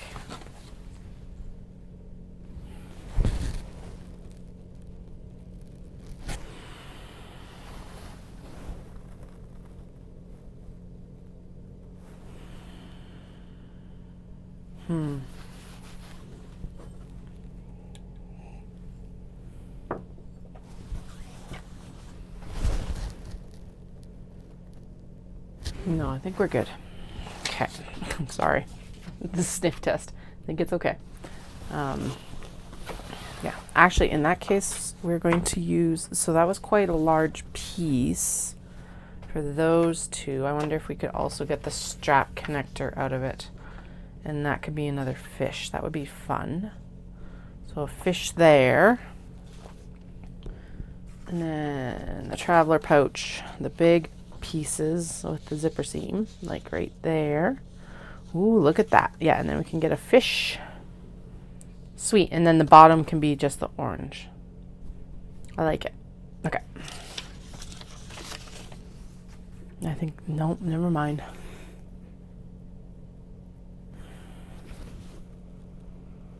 No, it just smells stored, I think.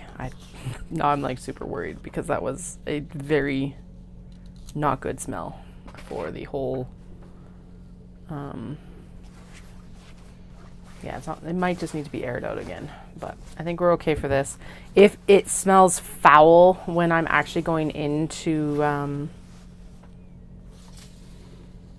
like interfacing it and it's gross then I will go air it out before I sew it, but I think we're okay. There's a really big stain here, so I am going to cut that out. Otherwise, it's looking like it's in really good shape. So I don't know what's up. Okay. It's definitely been worn. That's all. But yeah, there's like a discoloring. Well, you can't see it really on camera, but whatever. Get out of here. Okay, so I've got all the exterior cuts, and then what do I have left for plain obi? Yeah, probably enough. Or at least a good chunk.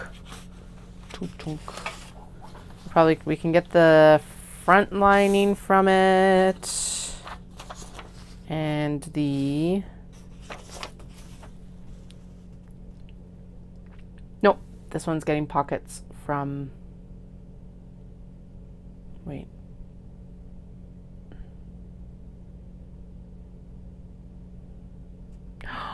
Oh, sneaky. Okay. Yeah, so this is definitely twill then. Because this also has to have... Yeah. Oh, that's really sneaky.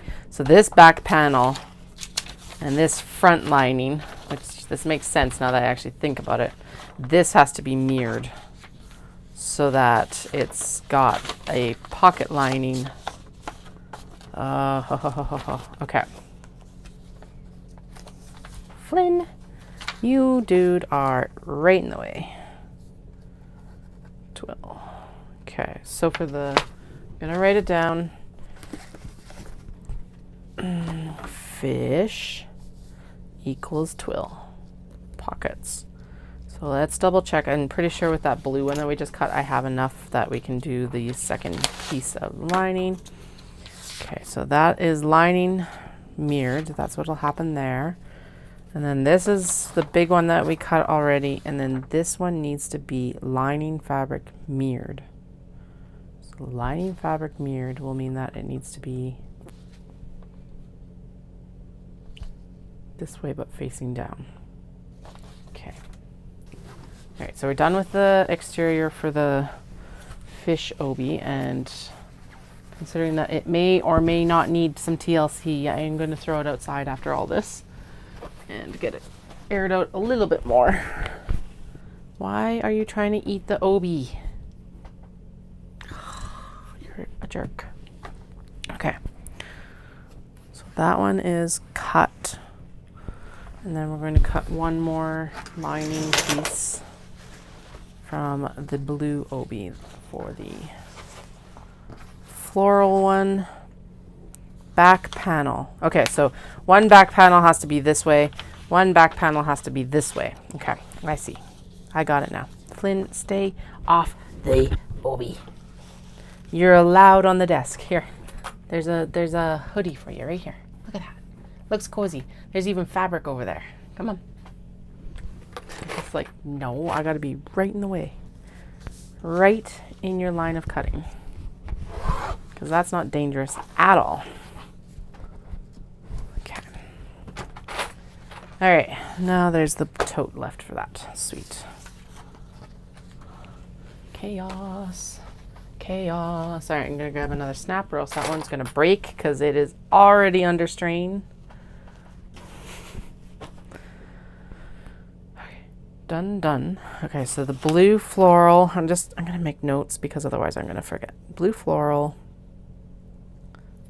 all obi. Okay, exterior obi, front lining twill, foam pocket, front pocket lining. I know. And I only need one of these connectors, right? Yes, okay, good. I only need one exterior connector. Dude, bro, go chill on the hoodie or the fabric. Oh, you want up there? I don't have it open. Okay, 1 second. I'm gonna open the window for him because he wants to sit up in the window that's above my head here. That's why he's all like, wow, wow, wow. Chat. Where am I gonna clip you? Nowhere. On the desk with ye. Yeah, bud, I'm coming. Let me see if I can even get around there right now. Kind of. Okay. Yes. Hi. It's cool. cool enough out. We can actually open this window, but there you go. Fresh air.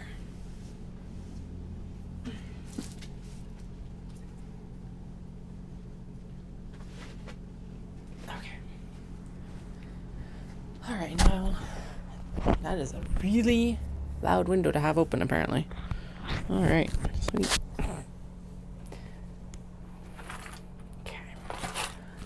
I am also going to need more comic book boards, so those are something we can go get tomorrow.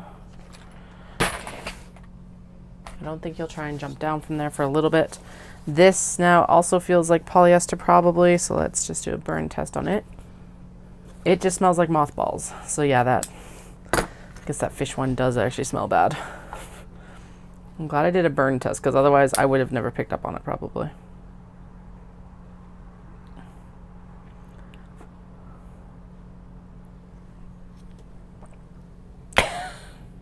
Didn't need to have it that much in my face.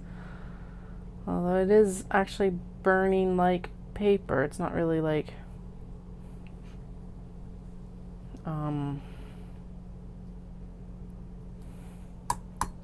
Yeah, it's not sticking to anything. Okay, so it's probably silk then.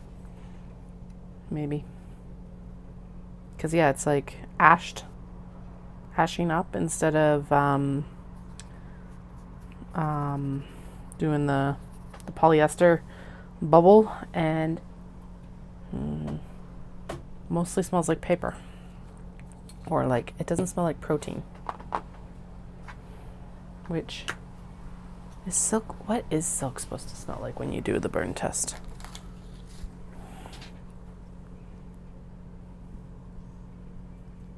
What should silk smell like during burn test? This list refuses to stay anywhere. Back in your spot. Silk smells like burnt hair.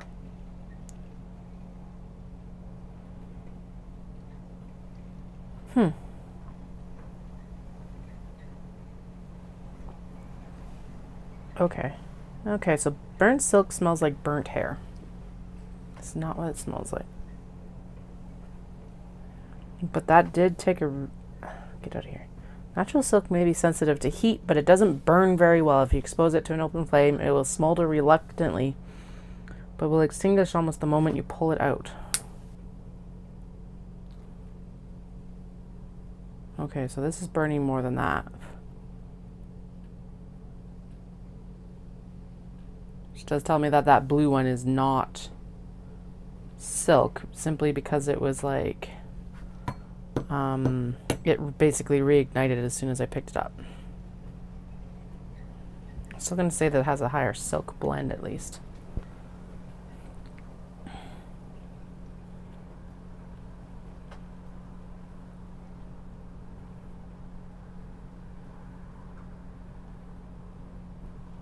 Oh, okay, cool. It's probably rayon or something like that, because those are the ones that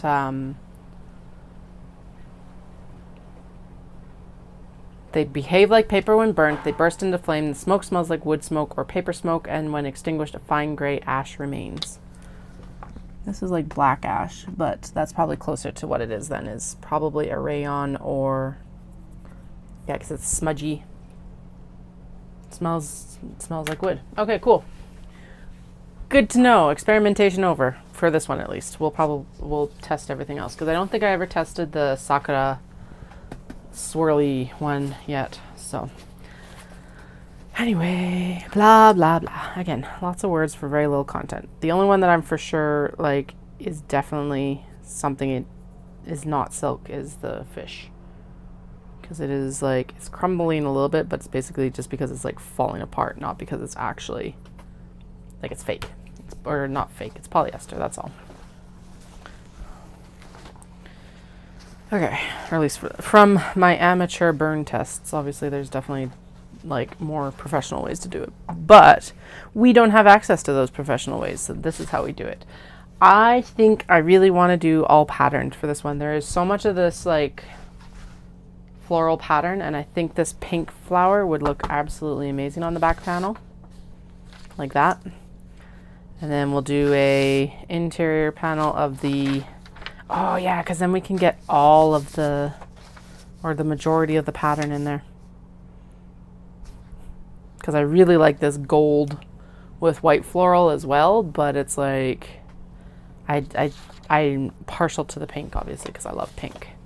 So I think the better one to cut it from is probably up here, because then we don't disrupt this as much. So this would be here, right?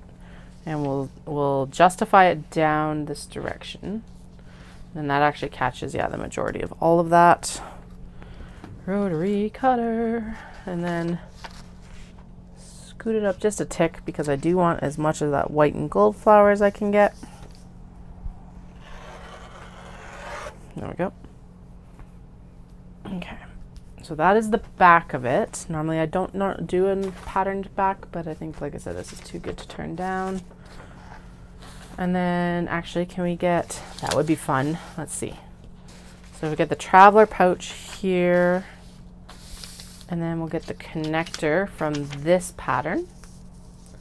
Yeah. There we go, the strap connector. Okay, I need my notepad so that I can write this down as we do it. So, warm, brown, floral, back, and strap connector from same piece.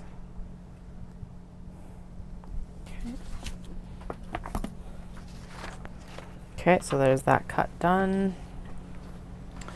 And then we need to do, so then actually we'll focus in on this white and gold floral with the orange for the front pocket.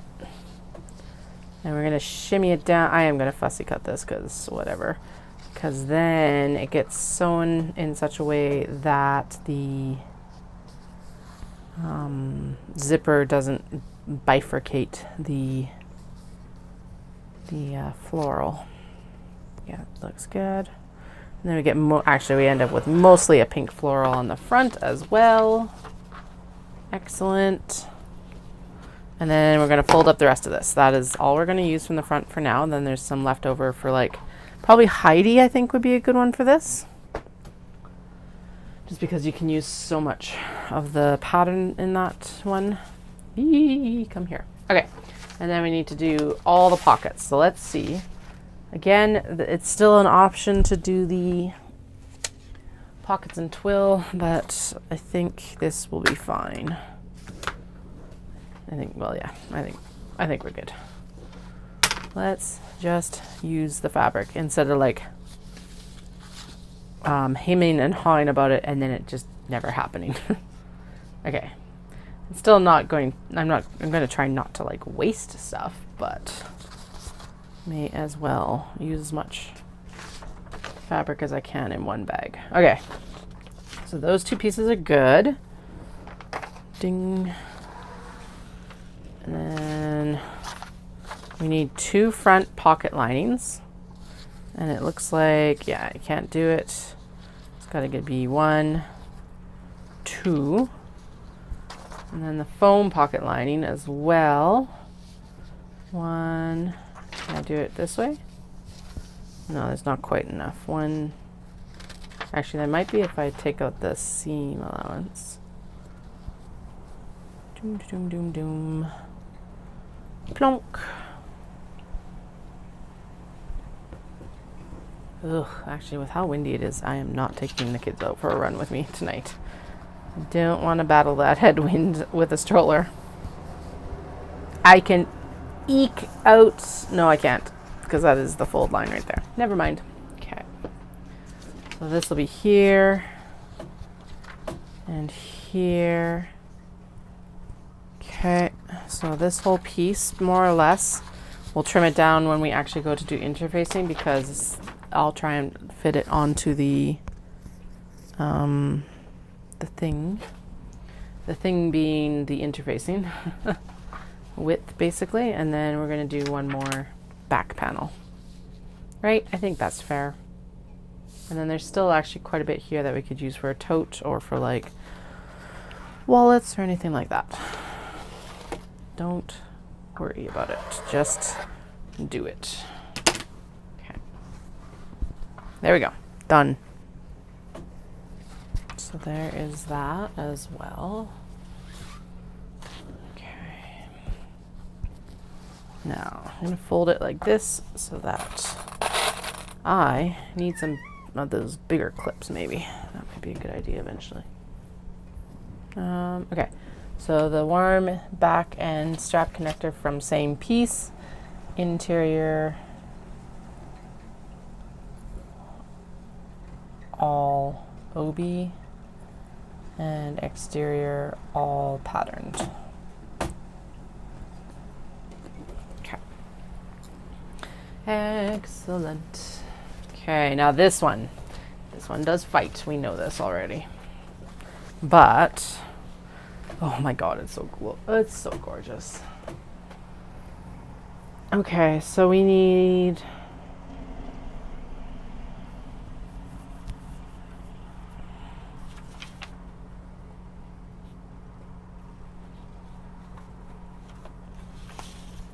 these pieces here. And then this one will get lined and twill because there is not a lot of, wait. No, yes, maybe. Okay, 1 second. Okay, so we need these pieces because this is the front. Okay, so the zipper portion will 100% take up the majority of the swirl pattern here. We can kind of, I think we follow that kind of.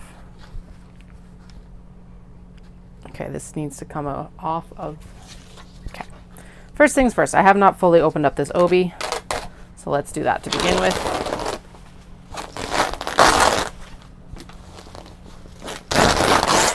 There we go. Because that actually determines, that's actually quite a bit more like exterior back fabric, plain fabric, than I was thinking it was. So that's the benefit there. Alrighty. So, first things first. We have the mid front and the upper front, and then that'll be the pocket edge. And if we turned it, this would be really clever, if I'm going to be clever about it. And we turn it a little bit, and the angle of it would follow the sakura swirl. Okay, and then the front, if I can make it work. Okay, those are all pockets, and that is back panel. Where did the strap connector go? There's the strap connector. And then the strap connector could go like right here. Yes, that's a really weird angle, but again, we're not going to quibble over this too much. Otherwise, I could actually do it this direction, and it would probably follow it a little bit better. And then the strap connector could actually go in this corner here, which it actually, I scoot it there, less wasted fabric. Okay, cool. So there is exterior front. I swear this obi has been the one that's been in my stash the least amount of time, pretty much. Which is hilarious. Because I bought that last May and it's already almost all gone. So, whoops. That's okay. It's good. Like I said, after learning what I've learned about how many like obi and kimono and everything go to waste, it's like, no, just use it, right? So, all right. So the iridescent floral swirl. Sakura swirl, because it is just sakura. Front and strap connector, same piece. I like how the cat was like, I need to be at the window, and now he's gone. It's like, I'm out of here. Okay. Exterior front, so this would pair with the bottom of the bag. So the strap connector at the top would be the shiny stuff. The bottom of the bag would be this, and that would be very jarring. So let's do that from the iridescent fabric as well, right here.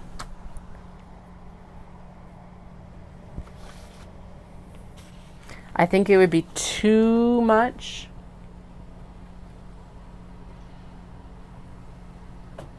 Yeah, we're gonna tone it down on the back by using obi fabric for the back.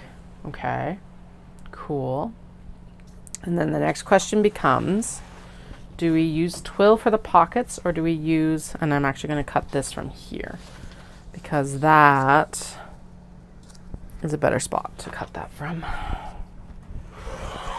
There we go. Okay, done and done. And yeah, do we end up cutting pockets from the blue, or do we end up, might actually use this interfacing for something else later.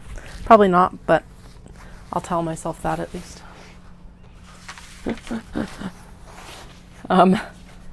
Okay, so if I fold this down, oh, come on, behave yourself. Ding, ding, ding. Okay. The back. And then there's a mirrored back because we've got a back piece there. Front lining pocket. Front pocket lining. Actually lines up extremely well there. Foam pocket lining, mirrored as well. Perfect. Oh goodness, it looks like that's just what's going to happen, is we'll just do all of this from the obi as well. Okay, and then I'm going to trim it right there because that will leave more on here, and I'm happier with that.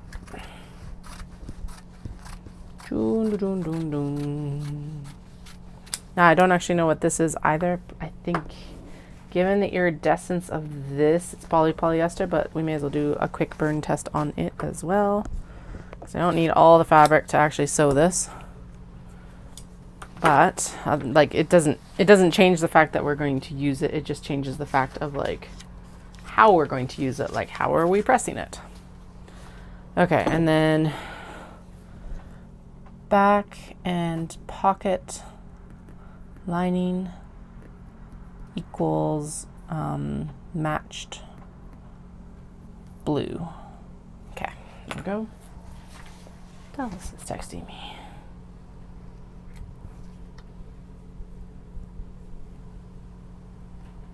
Oh, okay.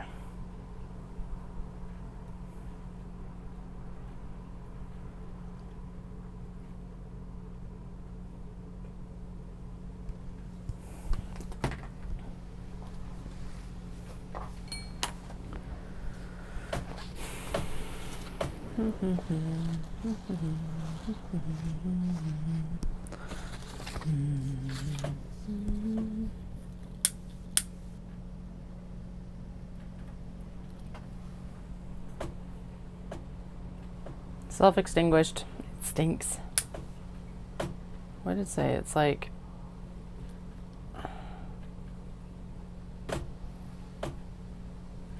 yeah, and it's getting like bubbly corners, so I think that's probably polyester, and it is lighting on fire a lot easier than that last one, although it is self-extinguishing, which is very interesting.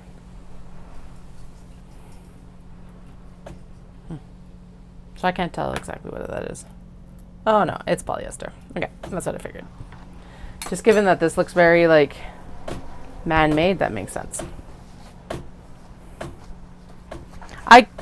Who knows, I could be completely wrong as well.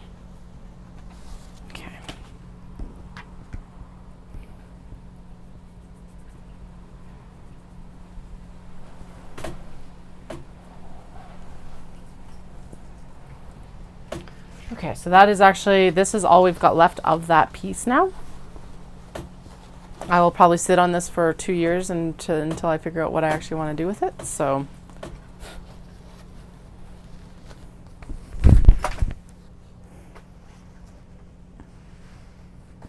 all right, 3 more. This one I think is actually silk. We'll test it before I cut it.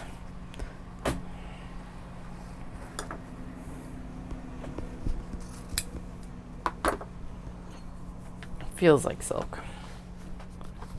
It's like softer and yeah, and just even the way it's acting. Oh yeah, and it like self-extinguishes like basically instantly. Doesn't want to light, it's just smoking. It does smell. It smells like burning hair. There we go. That's what that scent is. But yeah, interesting. Okay. So this one I'm going to fussy cut as well because hi, gorgeous. Gorgeous.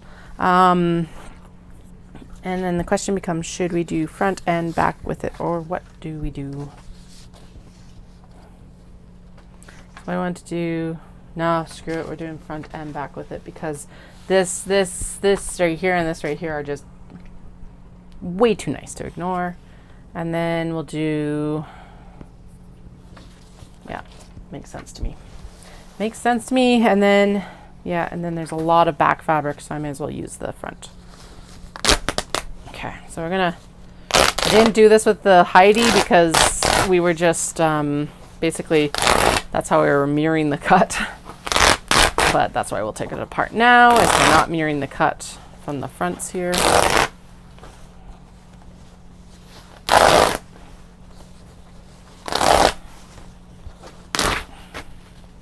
Ooh, there's the maker's mark. Hello. I cannot read it, but it is the maker's mark, which is super cool. It's basically the selvage for the loom. And that's it right there. So I think in this case, it's either the studio or it's probably the studio name. Seeing that.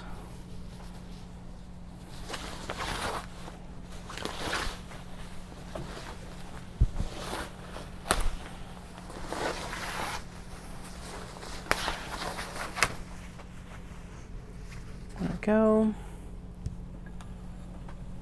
Move my coffee cup out of the way because it keeps getting just about hit every single time I'm pulling fabric over top of that.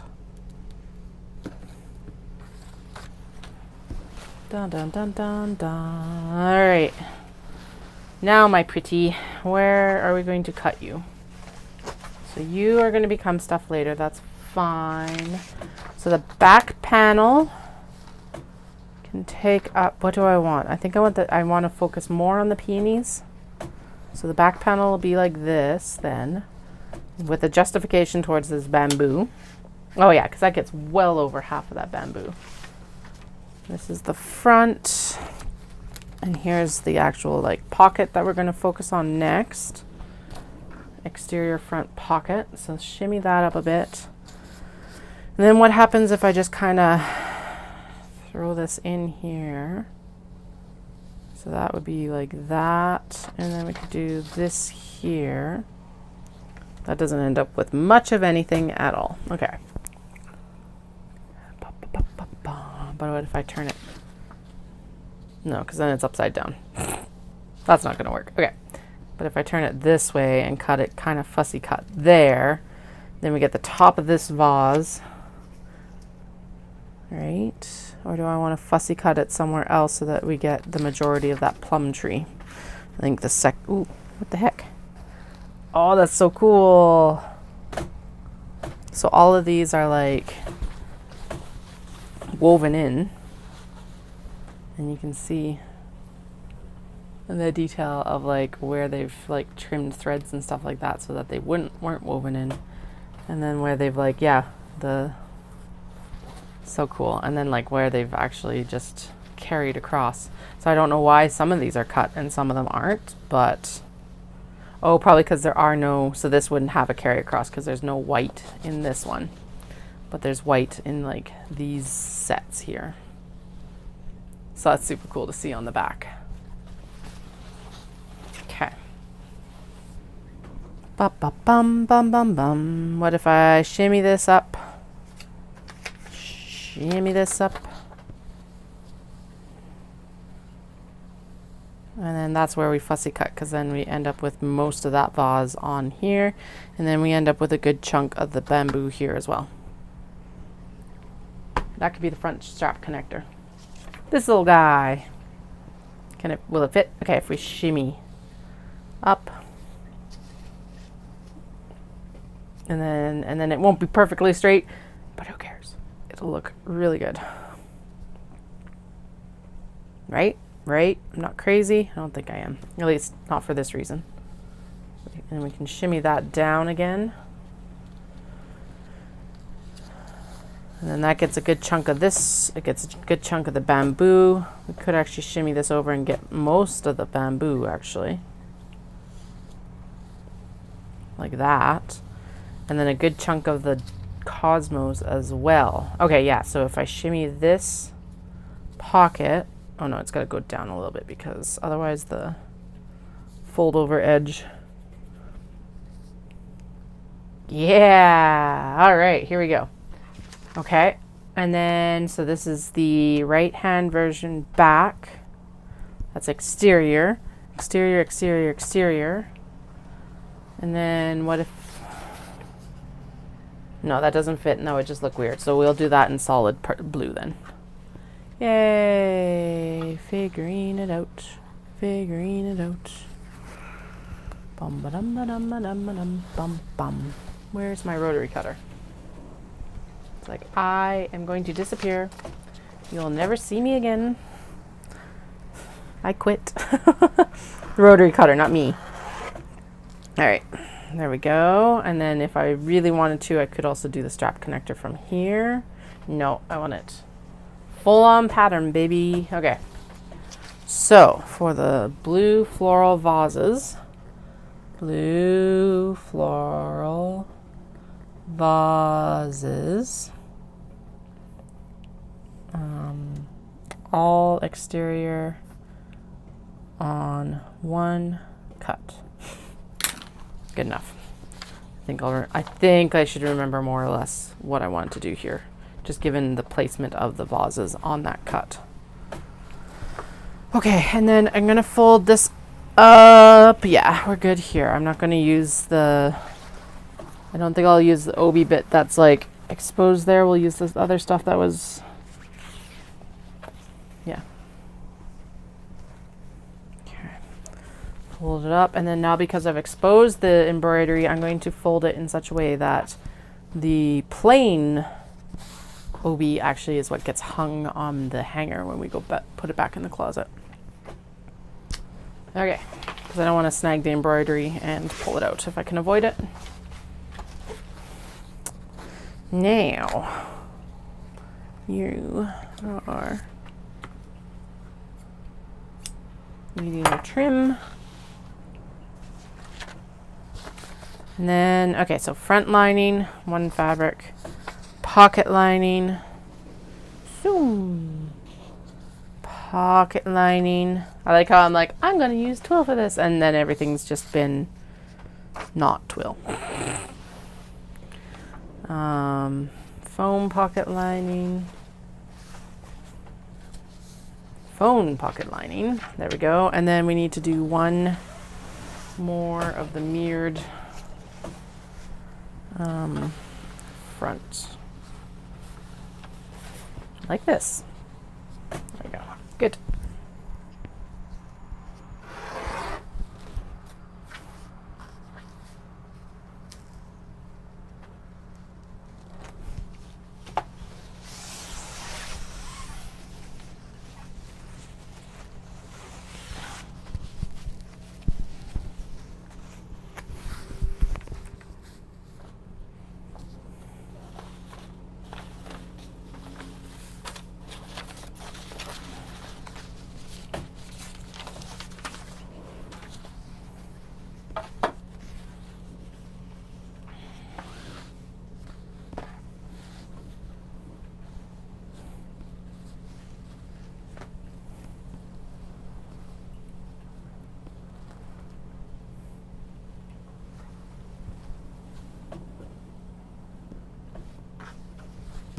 There. Okay, two more. Okay, so the nice thing is that it's like been very easy to put all of these together as little packages, at least. I actually was thinking that it was going to be a little bit more work than I anticipated. But so far, it's proving me wrong. Hi. Why are you screaming at us?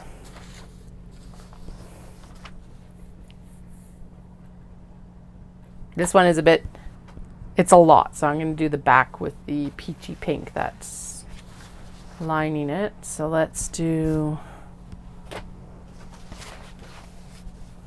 Oh yeah. And then there's like, this is fully backed with the pink, so I'm not worried about there not being enough for pockets.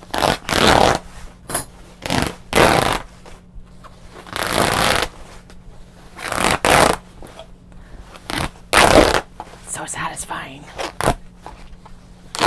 All right.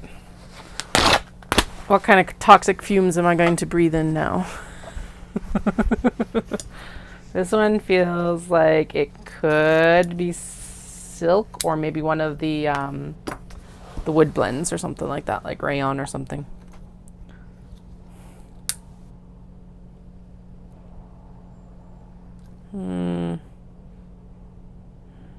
Silk. Smells like burning hair. Smells absolutely disgusting. Also still like, as much as it stinks, it's still like a natural scent instead of like plasticky. Okay. Or I guess, yeah, no, it smelled like hair. Never mind. I was like, or does it smell like wood? No, it smells like hair. I'm not making that up. I'm like, my brains. This one's really cool because, yeah, even in the pink in some of these sections are like, they're kind of iridescent, like that right there. This swoop line on the inside of the feather there.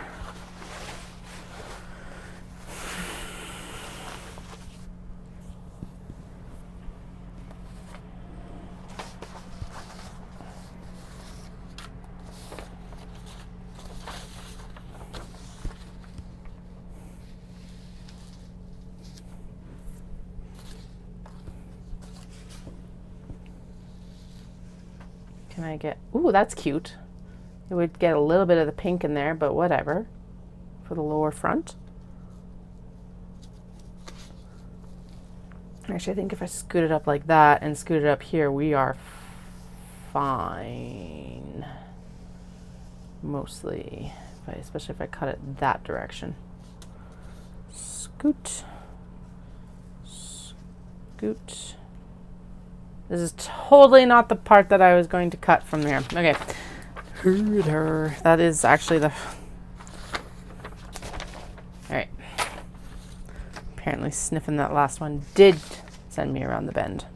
Okay, so this is the part that I actually wanted to cut from it. This is going to be the front edge here, like that. Now I think what I want to do... Okay, no, we're good.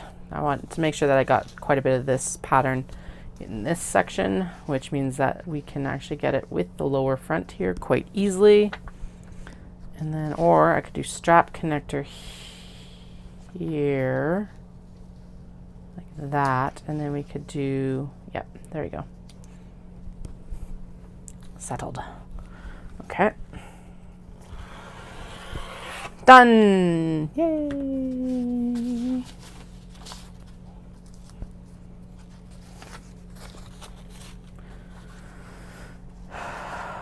And then we're not going to cut it off of here. We'll just keep that for later. And then we'll do pockets and back from the solid pink. That matches.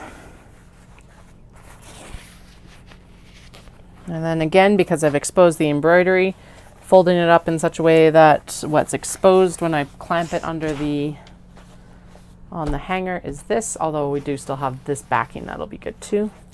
Oh, that's very interesting. The silk that is actually on the front of this is quite a bit stiffer than the silk that is the backing fabric. This is quite a bit like lighter in some ways and more oh my god, not fragile, more flexible, but that's not the right word. That's the idea, but that's not the right word.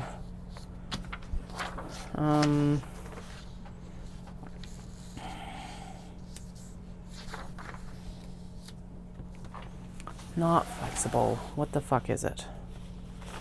It's more... Oh, whatever. It doesn't matter. Anyway, it's just more. Okay, so I've got front lining, one phone pocket lining,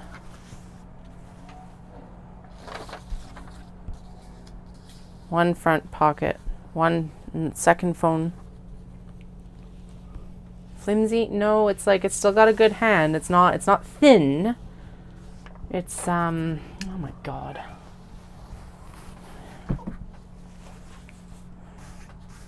It's softer and more like it's yeah, it's not as thick. Anyway, where was I? Front lining, foam pocket, front pocket, second foam pocket, second front pocket. There we go. The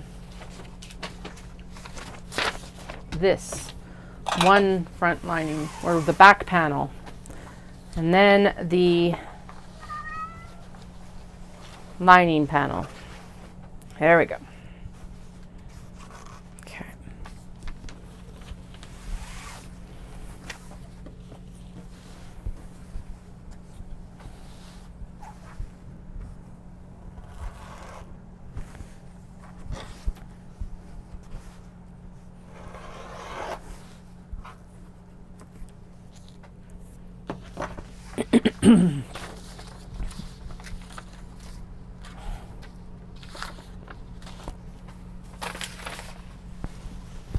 And then we'll trim that down again when we go to do interfacing, because it's definitely too wide for the interfacing width, but that's okay.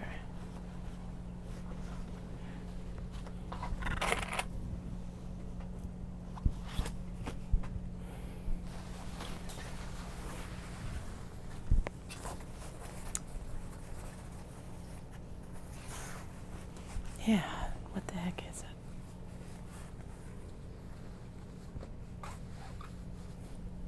it? One more.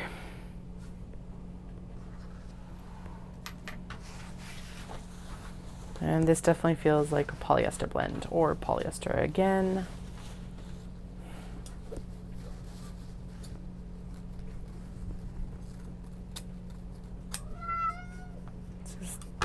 It's rough.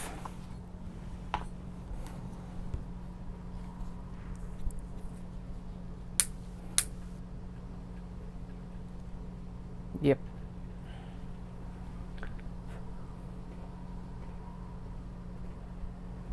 Nope, it's the rayon blend, or rayon itself. Because it's not going, so it didn't get all bubbly and stuff like that, and smell like wood smoke. So there we go, all of them tested. So most of them are, I don't even remember which ones are poly. It was just the first one, wasn't it, actually? Oh, the fish. The fish. Oh, and the blue one. The fish and the blue. With the blue with the, that floral embroidery were both poly. But that's okay. That's not bad.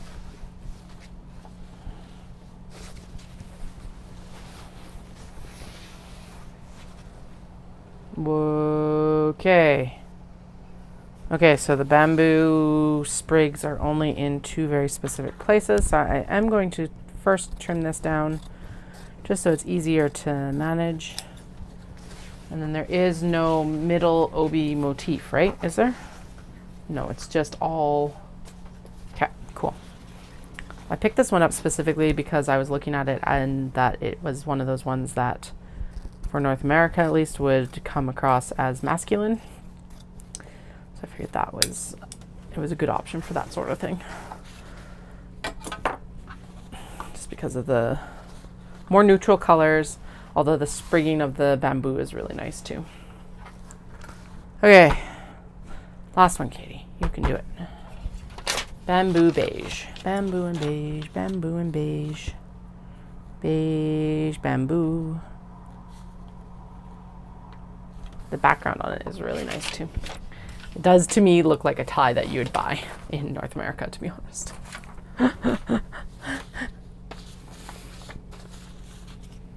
Okay, we're going to start from this direction. So if this is, that is the pocket edge line there, and there. And then I think with this one, we'll do the rest of the stuff in the, actually no, let's get the strap connector out of this as well. because that just feels like a waste of fabric otherwise. Although realistically, there's no real place to put it. Right there, I guess, would work. That's supposed to be grain line there, but no, we're just going to do the front. Okay. Okay, and then the rest of it will be the beige. Dun, dun, dun, dun, dun.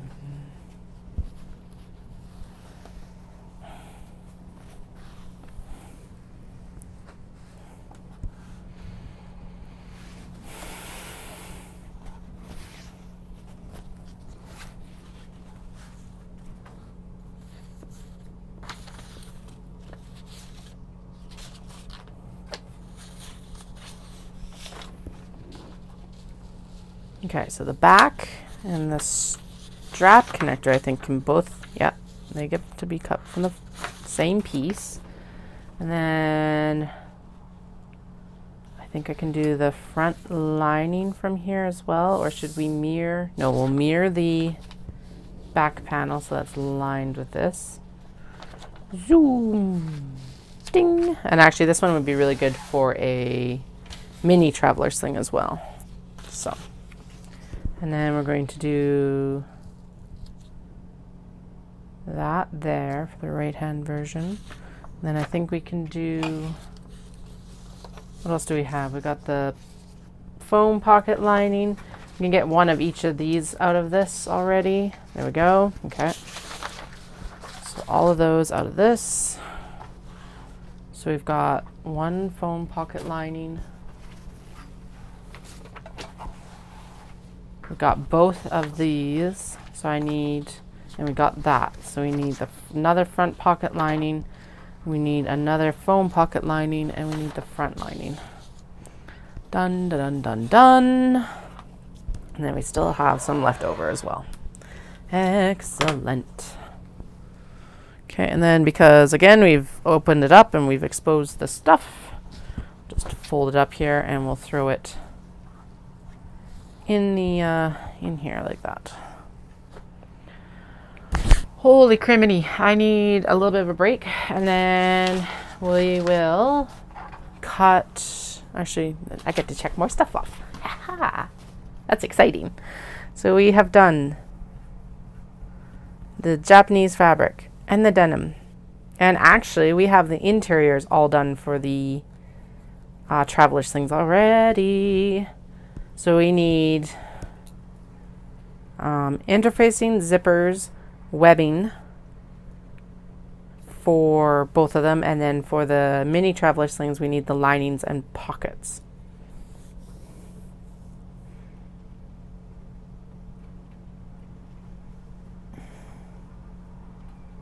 And then, oh, repeat for traveler sling. Okay.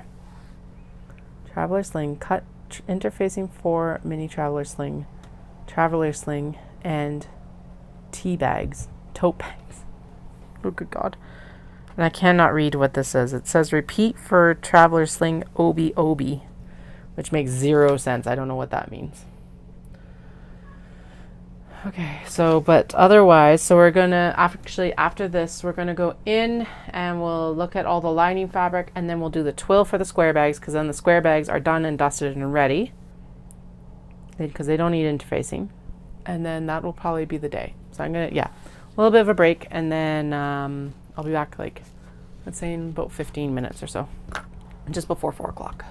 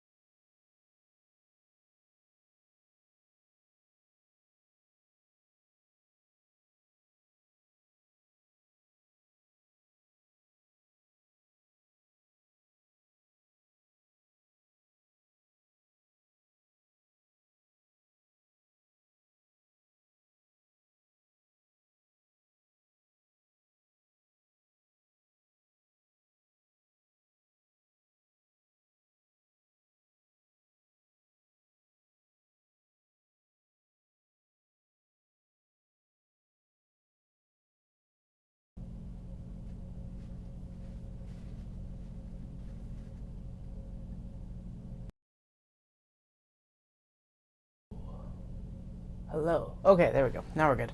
It's like I unmuted the mic and then it didn't look like it unmuted and then it unmuted. Yeah, whatever. It's a mess.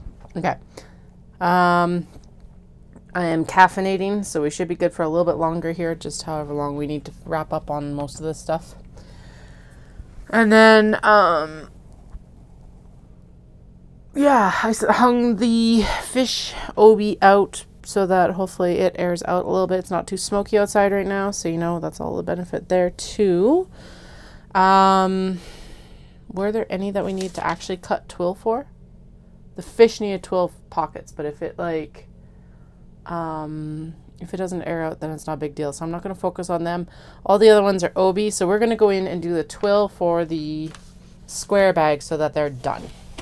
Yes, I think that's a good one to wrap up on. The obi bags are actually mostly done except for interfacing, but if I get the twill cut for the square bags, we are done because they don't need interfacing. Do. I keep talking about them like I've shown, like you even know what the fuck I'm talking about. It will remain a mystery until we're to the point of actually sewing them together. Okay. I gotta shove some stuff around here because we need the space.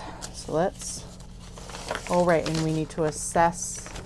Oh, no. So first off, I need to assess what we're doing for how much fabric we have for pockets for the mini traveler slings, because if they don't have enough fabric, then we will be doing twill. Right. Okay, that's the pause point right there. Okay, so there's the mini traveler slings and what they need for lining fabric. We'll clip together all of the all the patterns here.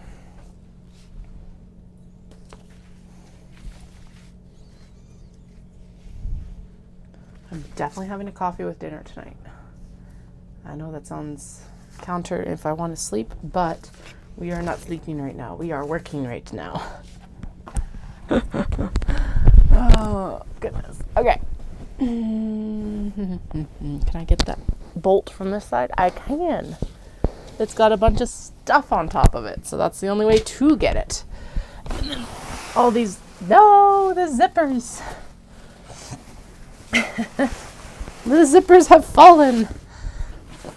Okay. And I'm going to pop them on top of the bin here because we are going to need them in a few minutes. Okay.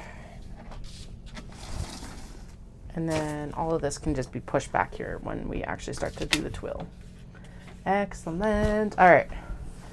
Flip the pile again so that we are on the cat's paw prints. Okay, this again. So paw prints. We'll just do a tally here so that it's easier. We need 1, 2, 3, 4, 5, 6, 7. 5, 6, 7. There we go. Capybara could go paw print. Catbread definitely will. Capybara? Question mark. I don't know if I have enough for this, but we'll count how many we have and then we'll distribute. Dogs and cats here. There's 10, 11, 12, 13,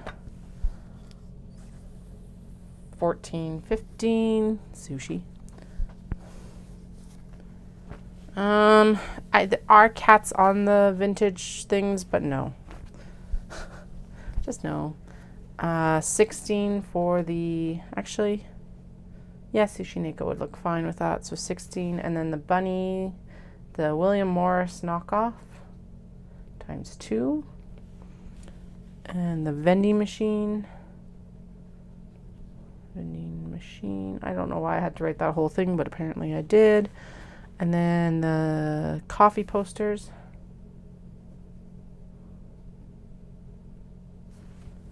And then Hedgies, the cat's whiskers. It's not a good color combo. because you are going to see it.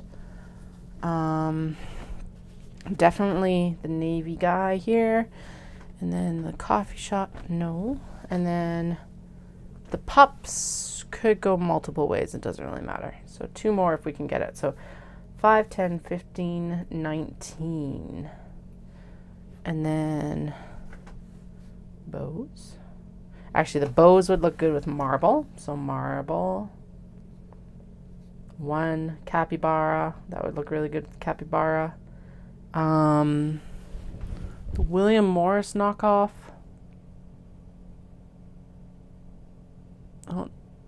Oh, the batik leaves. Batik leaves. 2. Okay, so the William Morris knockoff. What I put under marble? The bows. The coffee one would actually look really good with the marble as well. So 3. And the vending machine would look just fine with the marble as well. There. Okay. So we need 19 paws if I can do it. Let's see what we can do here. Right? That was everything? I think. That sounds about right. 19, 23, 25. Yep. That's right. Sweet.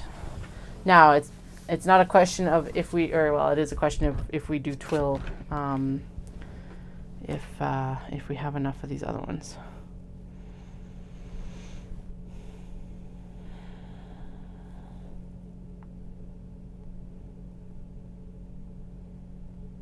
All right. I guess I'm going out for this Christmas in July thing tomorrow instead of what I planned. But we will go.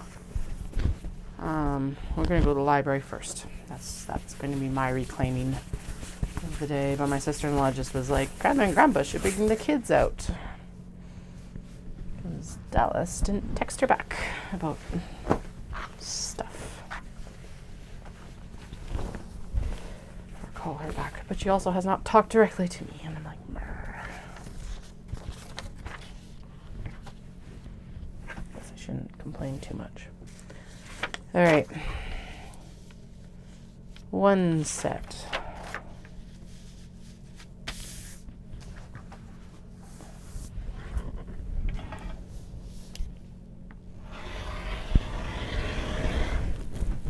Does look like I'm probably going to have enough here.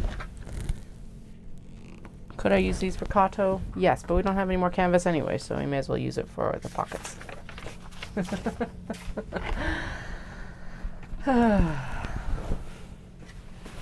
Shove it off the back there. Get off there. Yeah. Go. Yay.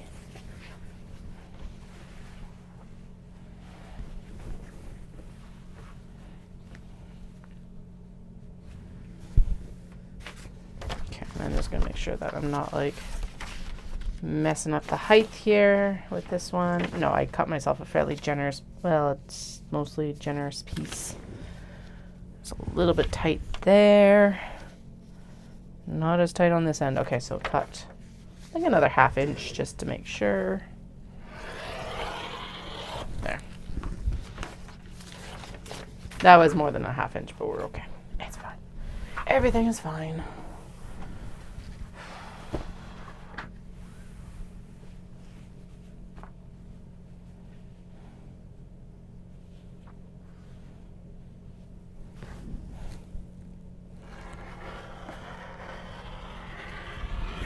Three.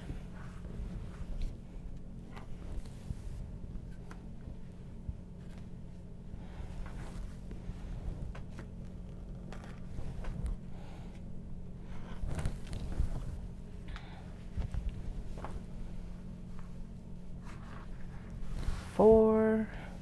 Okay, that one's wandered off a little bit more than I need it to.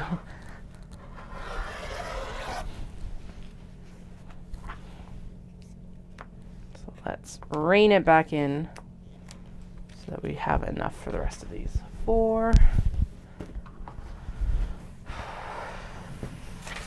5, 6.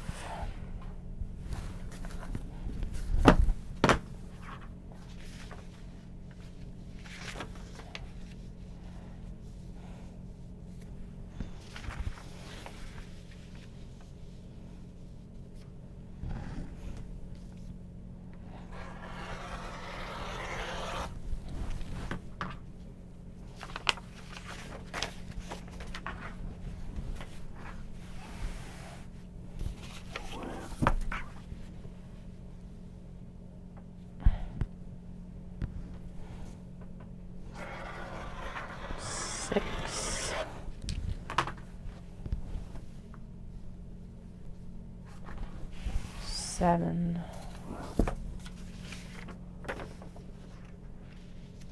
As long as it's tall enough for this one, then we're good. Okay.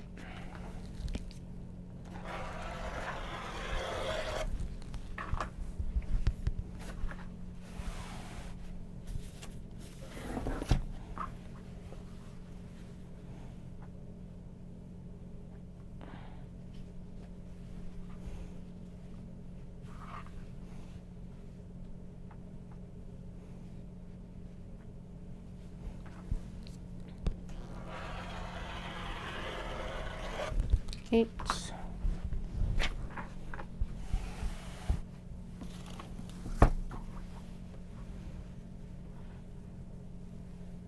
9.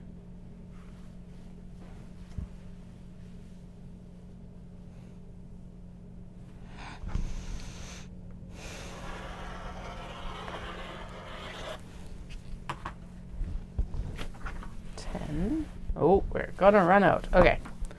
10.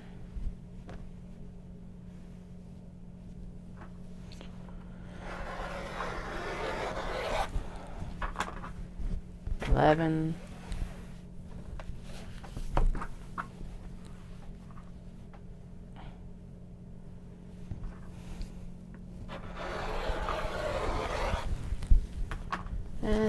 12. Excellent. Okay, so that's not too bad. So what we'll do is we'll shuffle the ones that are like...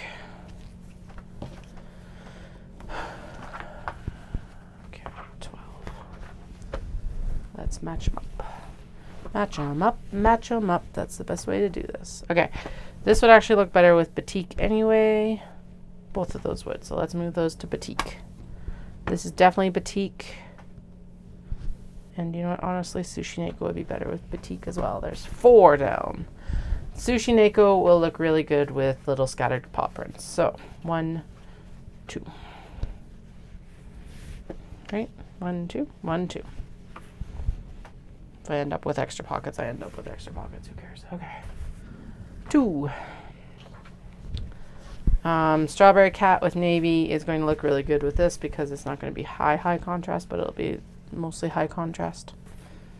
Like this. Good. This would look better with batik. This would look better with...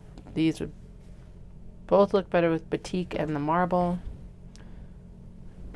And then the navy cat definitely will look best with these little paw prints. So 1, 1, 1, 1.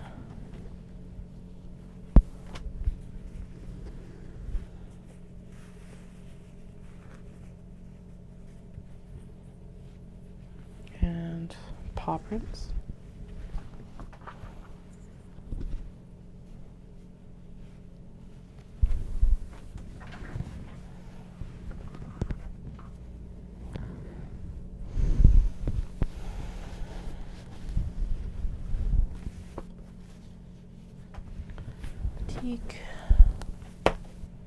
Batiks, paw prints.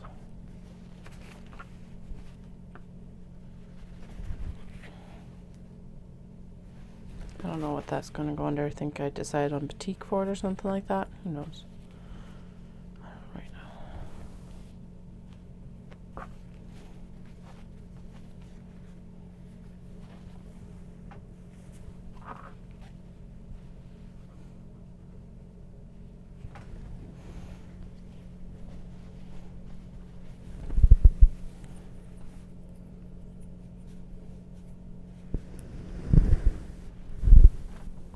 Capybara and the cat bread is definitely some paw prints. Capybara, however, are going to be the marble.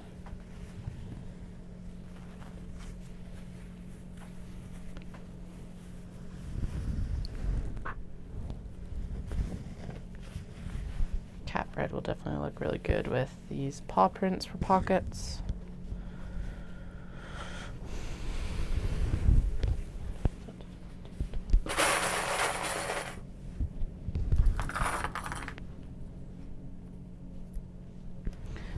Shibas will look really good. Actually, the melt might look better with batik. Look at me run out of batik now instead because I'm like, oh, this would look better with batik than it would look with the paw prints. That's probably how it's going to go down. But on the flip side, stuff like this with the quilt cotton or the quilting windows is going to look really good with the little paw prints. Sushi Neko will definitely look good with paw prints, as will the Victorian kitty cats.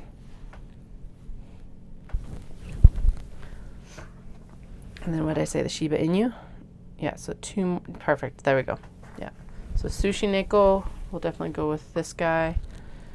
And then the Victorian cats will definitely go with this as well. I think that is like one of the best split ups I've seen of this. Just like perfect amount.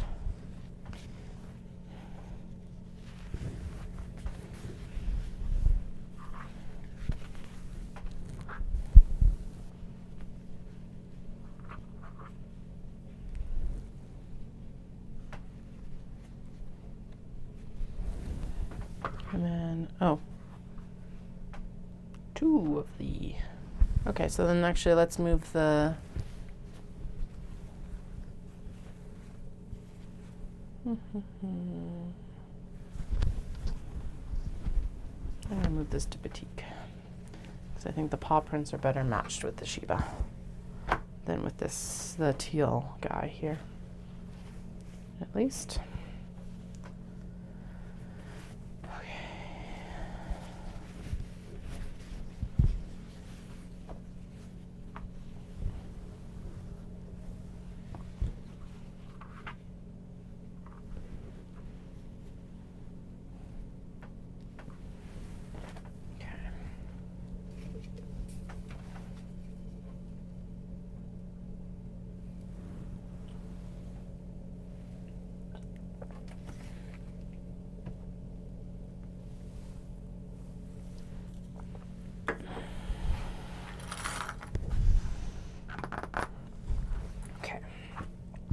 Gonna go grab the marble fabric.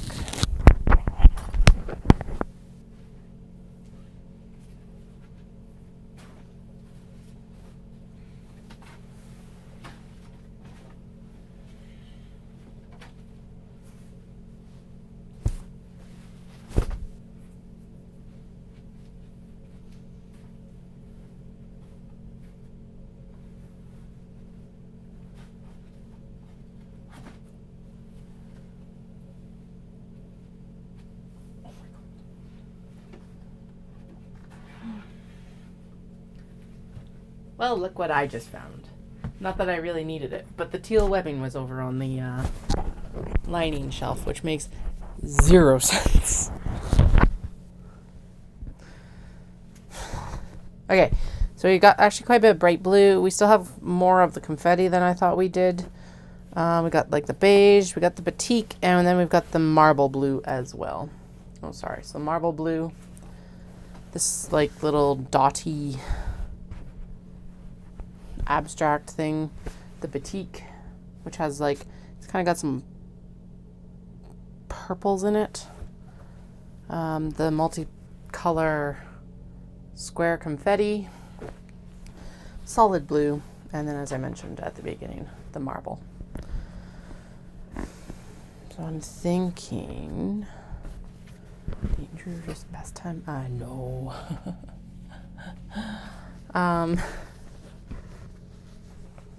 Let's start here. That's what I'm thinking. Okay, so I think that bright blue is actually going to work really well with this red because it actually picks up or complements the blue that's on the front here. And realistically, like, you're going to see it a little bit, but you're not going to see it a lot, so no big deal. So, blue, there. And then this one I think is going to actually work the best with the confetti because it's got, this actually has a lot of the colors that are in the little bit lighter zones here. So the confetti.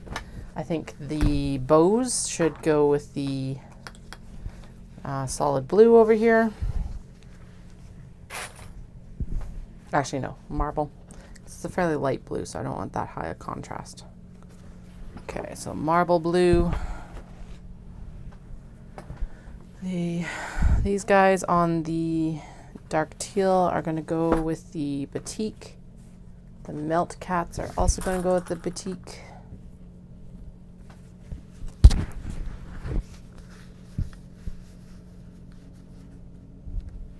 Right? Yeah, that looks good.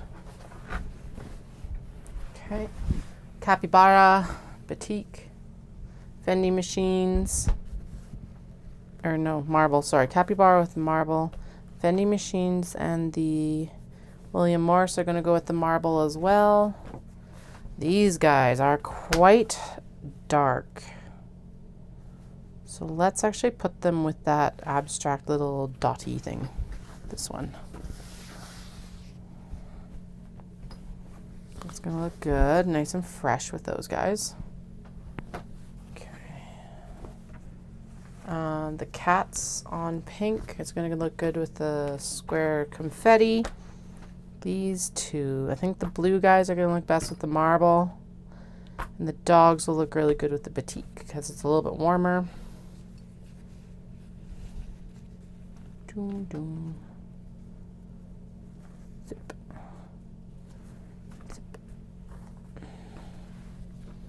Okay, the batik for the dogs and the marble for the cats.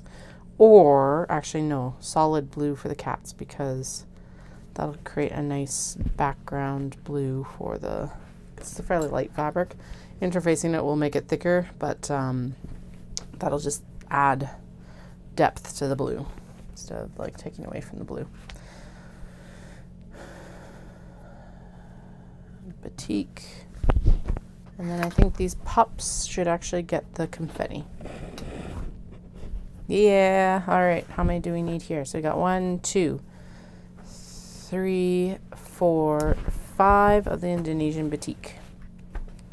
5 of the Indo batik. 5 Indo batik. Boom, ba-dum, boom, boom. I think there's enough here to do that with. We'll see, I guess, in a minute. All right, so it's got to be the right height for this. That's the big pocket. And then these are both smaller, right? Yeah, they're both smaller. Look at that. Okay. 1.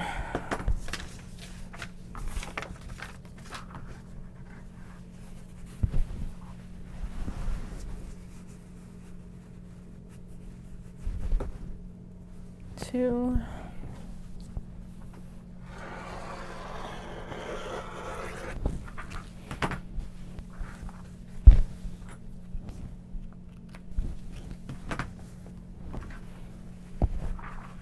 3.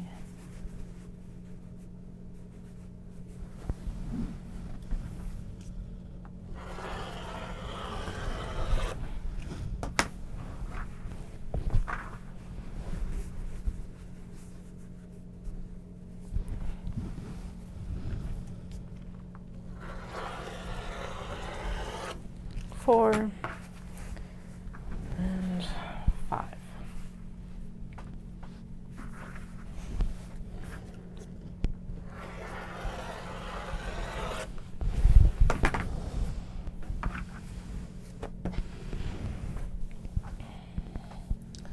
One, 2 for solid blue. Nice rhyme scheme.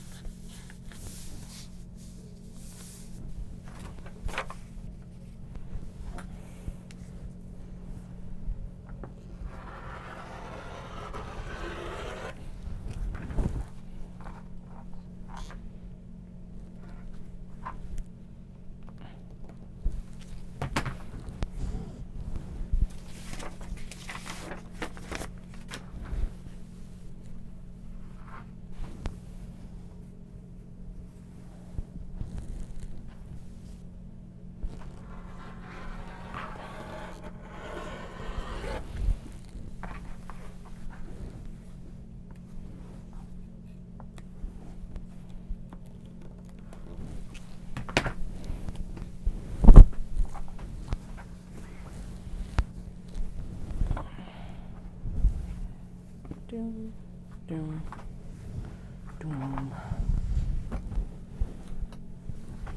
2 for the beige here, right? Yeah, the 2. The hedgies and the cat faces.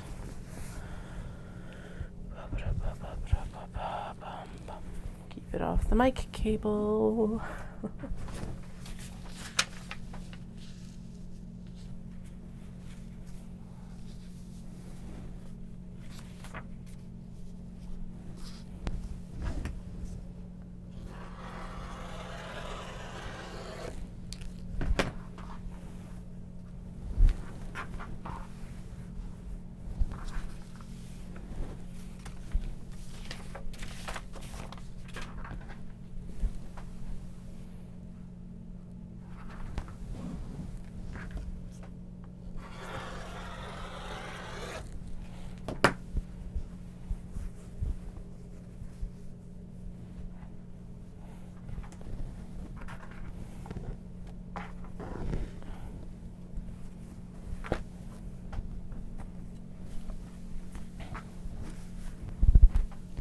For the confetti.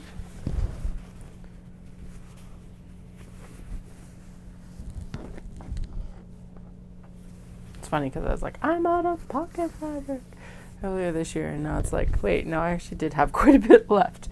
Whoops. Oh well.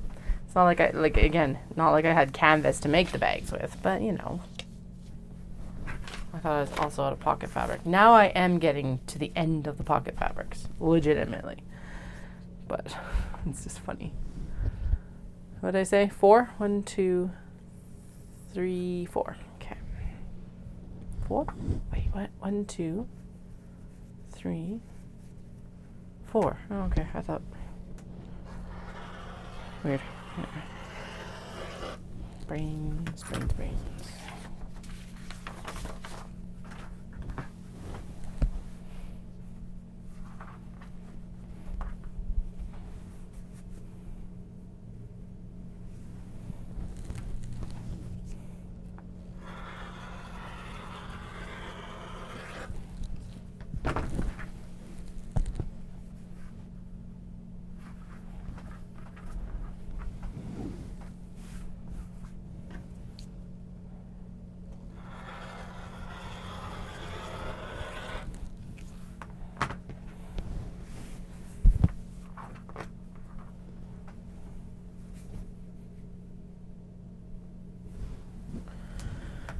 4. Yay.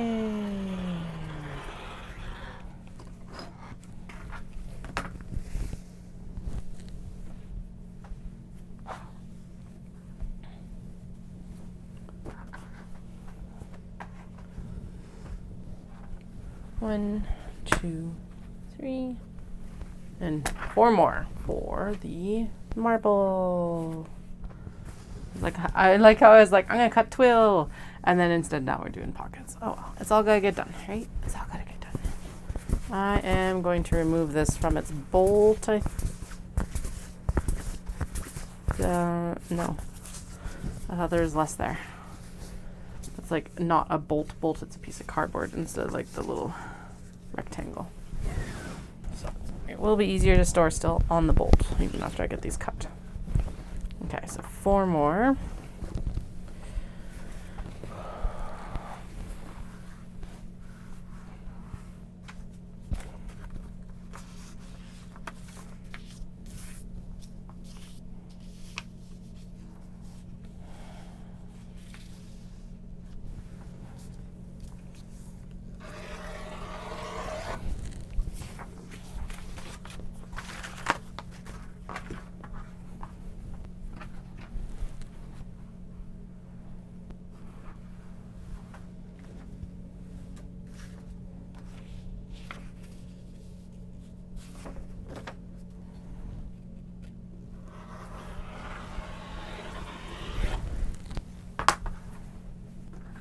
These are all over the place because I'm not using my ruler.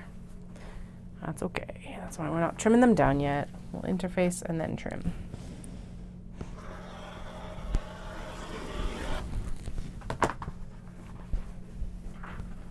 Three and 4. Ta-da! There is all the pocket fabric for the mini traveler slings, also cut. Yay! Imaginary fireworks. I do get to check something else off my list at least. That's nice. So we've actually cranked through a lot today, all things considered. Holy. Oh, man. I know I keep saying I'm going to be on tonight, but I'm like, honestly, I am exhausted. And if I am going up to this Christmas thing, it probably would be better for me to like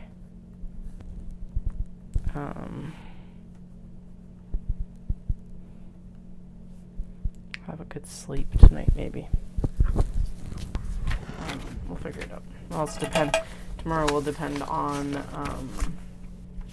how the children feel after a week at summer camp, because last week it was super important to spend time together. So okay, we're gonna actually move these here.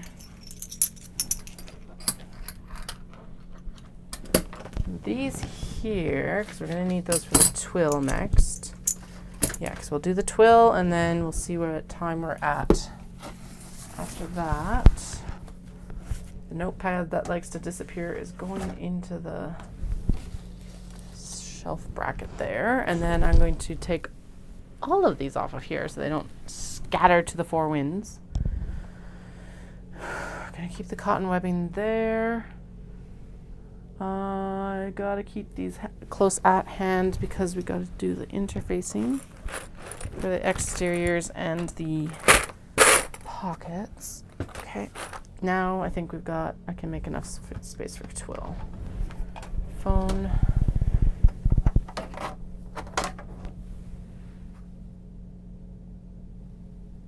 Yeah, that's what I'm thinking too. I still got to do my run. That's the deal. But then go to bed tonight. It was worth staying up last night to get that update done. But yeah, there's not much point in being up too late again tonight. Really, truly. Okay, there's the split for the obi bags. There's the cotton webbing that we'll need. And then underneath for the twill. Let's get out the twill. It's all like buried under all the small box bag cuts that I've thrown under here today. Whoops. Oh well. We can deal. There we go. And obviously apparently the large. What happened to the bird bags I cut yesterday? Okay, cool. I don't know. They must be in the, oh, I see where they are. They're in the bin with the tote bags because we still need to do the interfacing for the tote bags. And for some, yeah. Oh, and probably because I was like, and I got to press the stuff to the stuff. The interfacing to the handles. Okay.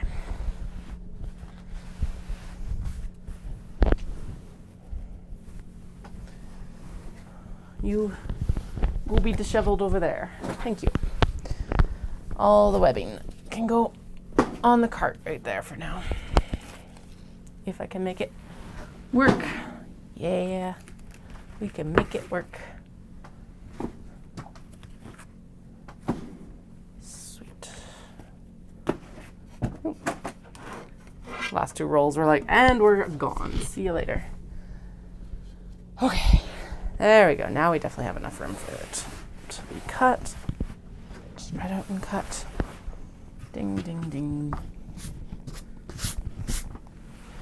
Right. That's why I didn't like having it against the wall. Although, granted, I did do that push off even when I was like, had it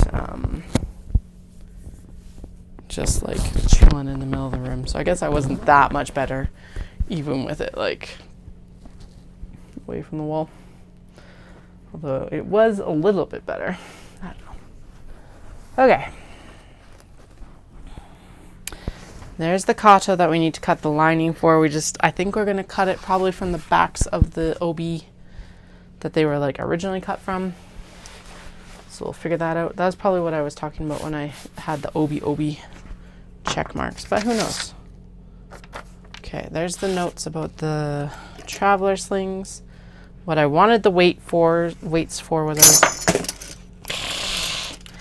I was going to do like a line along here so that the twill wasn't just like constantly slipping off the table.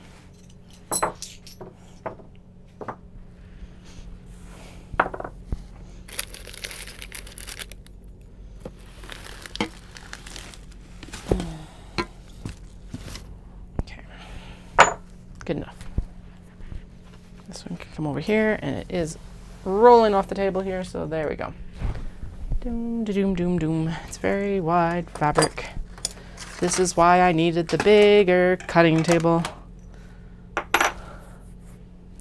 Okay. Doom. So now we are going to cut these down based on the bag that we're cutting it for, because obviously they were all very slightly not the same when we were cutting them down already. So we're going to cut it based on the fabric, because that's going to be the easiest way to make sure that they match up, or they match up better at least. So doom doom doom doom doom doom doom doom. Doom doom doom doom. Doom doom doom doom. Doom doom doom. Apparently I didn't pull enough up onto the table to facilitate this. There we go. Alright. And then if I still go right here.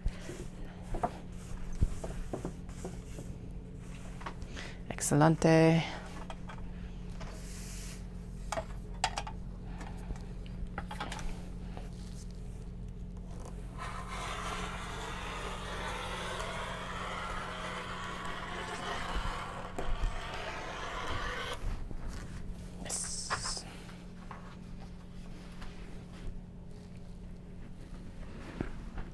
Apparently the fabric is, the roll is too heavy. The washers are like, no, we can't hold on. Okay, we will cut this down rough, and then I will deal with squaring it up afterwards. Again, based on the exterior fabric. Not even to the clever little fold-up trick.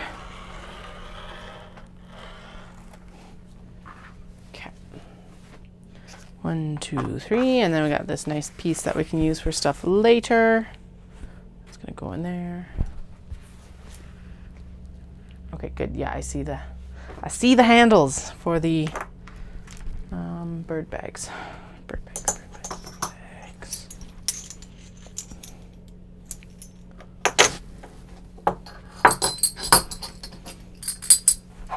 I do eventually want to get this set up so that I'm pulling from the back as well, just so it's like, it will be easier than pulling from the front and having it at my feet, to be honest.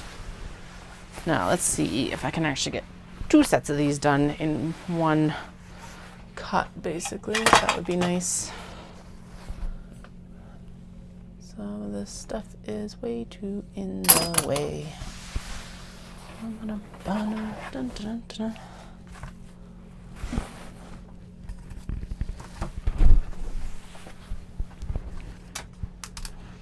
Right, next investment, wireless mic. Wireless mic. And then I don't have to be constantly moving a cable. Although it is still a better sound than that last plug-in mic at least, so. Get out of here, thank you. Cupcakes, cupcakes, cupcakes, cupcakes.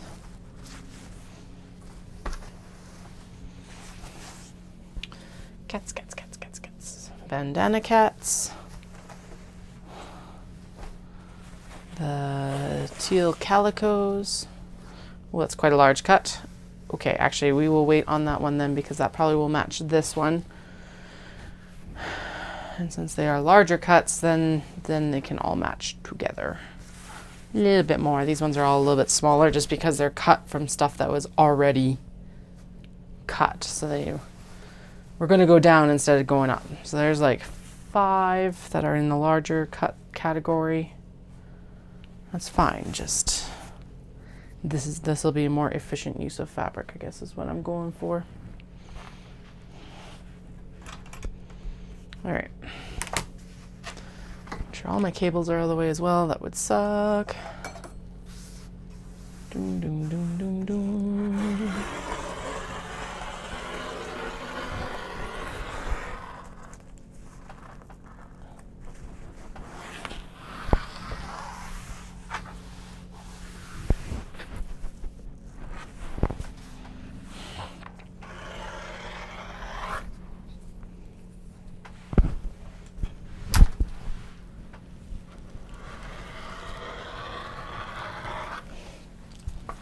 Doom, doom, and this one.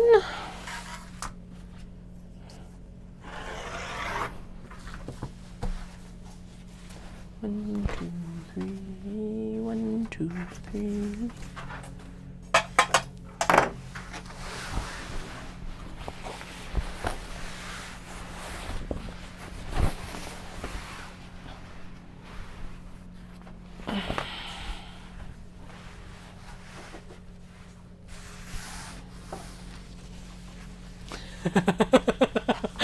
Wow, the camera blowout is real. It's like, you're looking at black fabric. Did you know? Oh my goodness, I hope this helps. Nope, it's just gonna blow everything out. There's too much black on screen apparently.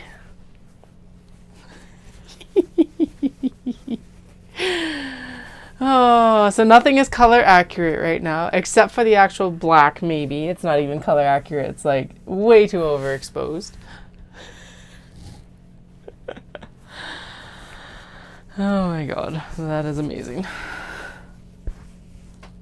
That fox still looks like it's actually crooked. I think it's all going to need to be squared up, probably.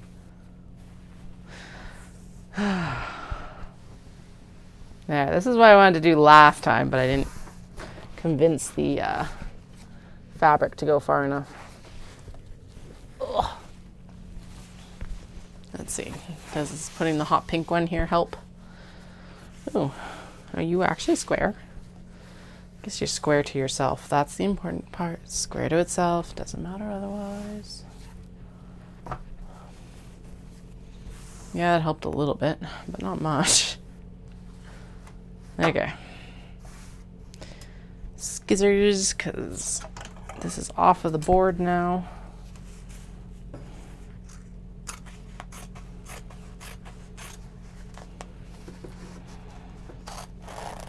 Ooh, it is time to go get these sharpened, apparently.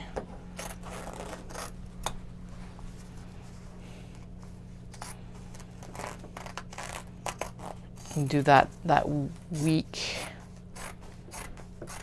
of Knit City, maybe? When am I least likely to need my shears? It usually only takes like a day, but just in case it's like longer.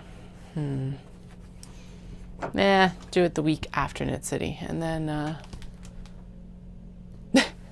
well, it's better now. The color balance looks better now, but yes, that was intense.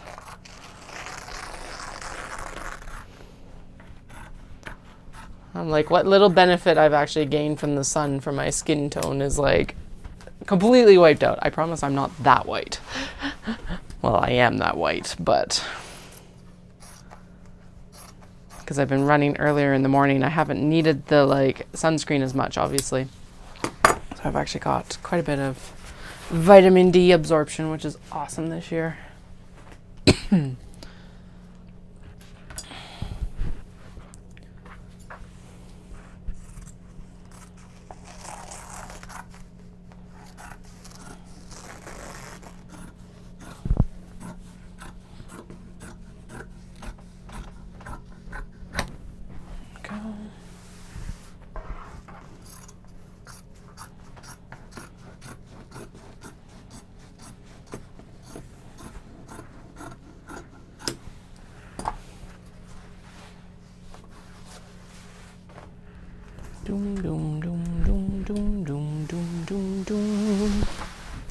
Doom, doom, doom, doom, doom.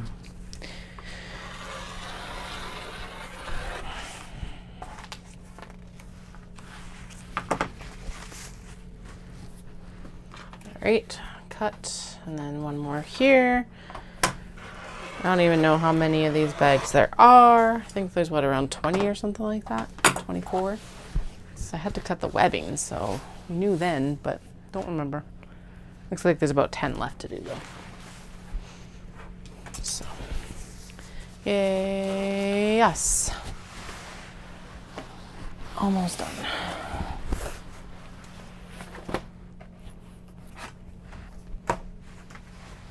Now, which part of the gradient should I drink next? Should I drink the red drink or should I drink the orange drink?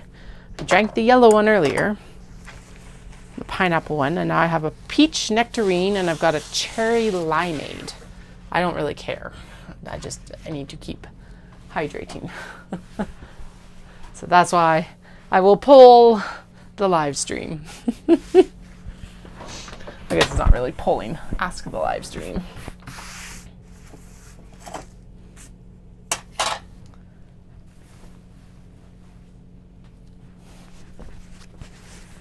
Good, good. Okay, I'm not gonna get tangled up.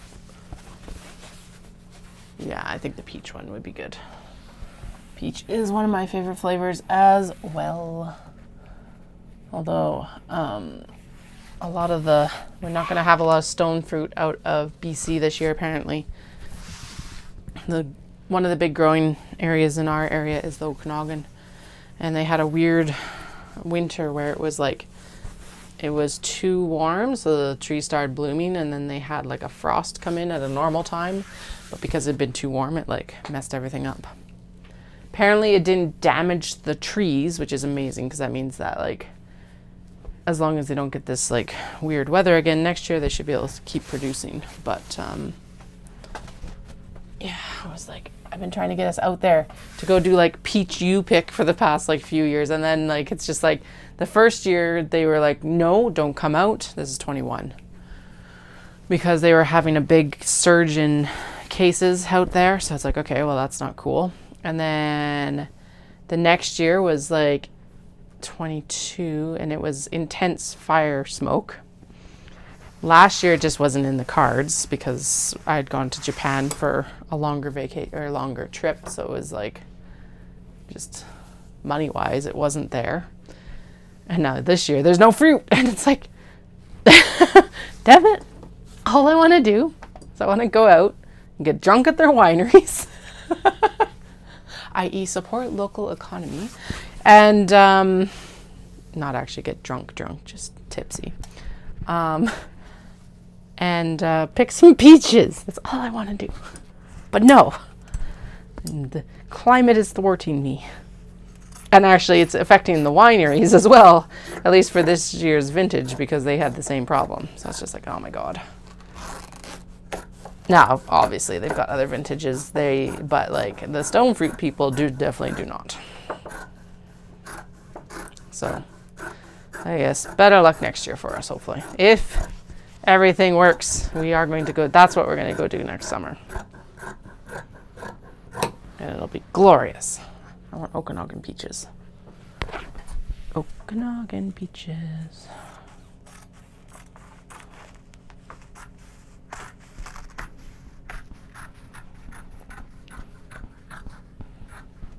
Alberta doesn't even really have a lot of U-picks. I don't know why. I think there's a U-pick opening up between us and Calgary, but it's not as like prevalent here. Although it is kind of funny because everyone that came, not everyone, but a lot of people that came into Radium Hot Springs when I was working in the information center would ask if we had U-pick out in the valley, and it's like, no, we don't have U-pick here. That's one more valley over. I was East Kootenay, so I guess two valleys because there's the West Kootenay Valley and then the Okanagan Valley. Because yes, you have to go over that many mountain ranges. Something like, what is it? It's like, so we go over the Rockies into Golden, the Purcell Selkirk Range into Revelstoke, the Okanagan Range into Kamloops, which is like and the Okanagan, which is all like sand. And I'm a geology nerd. If I had been better at my chemistry and stuff like that, I would have gone into geology in university. Should go back and get it anyway, but besides the point right now. So the first range, the Rockies, is all granite and everything like that. So it's really tough rock, a lot of it anyway. And so it's like, and a lot of it's called double metamorphosed, which means, so a lot of it is sedimentary rock that then has been like rolled under as the tectonic plates have shoved into the continent. It's rolled under and been metamorphosed and changed into granites. And then in some places, i.e. the Purcell Range, so we live just outside the Rockies, and they're really young mountains, and they're granitic. So they're igneous and sedimentary rocks that have been metamorphosed. And then the next range over has things that are called double metamorphose, because they have gone through that change again, and basically it makes like a super granite. So there's some spires in the Purcell Range called the Bugaboos that are double metamorphosed, and so are like everything around it has been eroded away, but these Bugaboos have not been. They're actually really cool. I don't even know how we got onto this, but all right, let's go.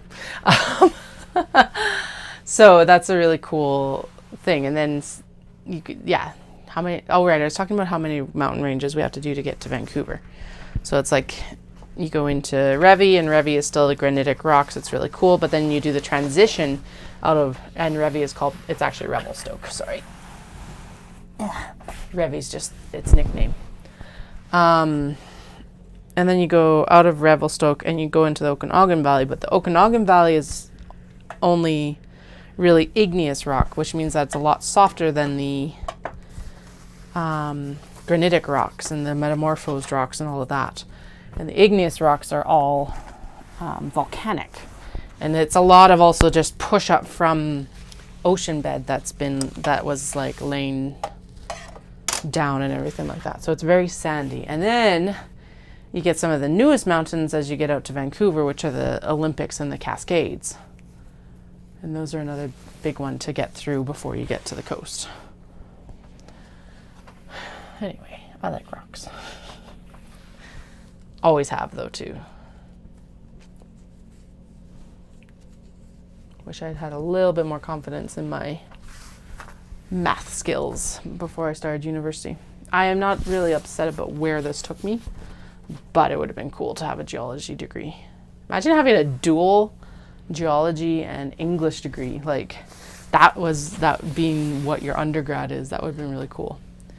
I did get to do a really neat class because of course we're in the Rockies, so like prime geology area. And part of why I know all this information about these mountain ranges is because there's a really cool class about basically driving through to the coast from Calgary in geological terms, basically, was the class. So it was really cool. And I got to talk about the so in Radium Hot Springs, which is where I used to live, or at least close by. That's where close by. They have what's called Sinclair Canyon, and it's the Red Wall Fault. And it's just this great big wall of really high iron content rock. And what it's done is it's called a thrust fault. So I was for some random reason, I was talking about that the other day, about the Rundle thrust fault, which is also really cool. So what it's done is like, because where we are on part of the inland sea, what used to be the inland sea, but then like one range over, or like on the back side of the Rockies, basically. So Golden side of Rockies instead of the Calgary side of the Rockies are like is the Burgess Shale, which is where they're finding a lot of the inland sea creatures and stuff like that. Anyway, Rundle is before that, and what's happened is that when everything got smashed into the continent, it created what was called a thrust fault. And that means that basically this sedimentary and granitic formation, basically it came in and it just got shoved up like this. It's a really cool like geological structure, and the mountain is extremely distinct. It's the one that, like, for a lot of people, when they think of Banff, they think of Rundle specifically. There's also like Cascade and Sulphur and all of that, but it's Rundle. That is Banff. And as it should be, it's a super distinct mountain. It's also part of the same mountain chain as the Three Sisters, which is the super distinct mountain for Canmore. So, although a bunch of places have Three Sisters, mostly because it's like there's 3 peaks, right? So, all right. Apparently that's the ramble off into the woods. Ramble today is about geology. Man, I wonder. Once in a while, it's like it'd be really cool to go and like study geology in Japan, because it would be all like volcanic and igneous and all of that. I'm gonna open up the peach drink, and I've got about 25 minutes before I need to head out for kiddos.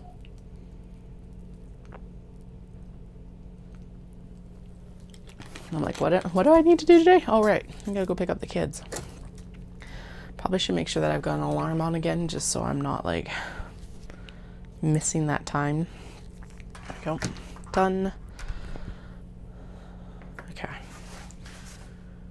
All right, so we've got 20 minutes. So I think what we'll do is we'll go in and actually cut these down to the square that we need for the bag.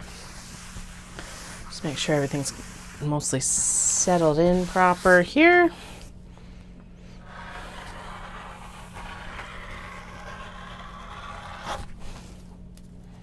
Again, does it need to be perfect? Probably not. Although at this point, I could do this.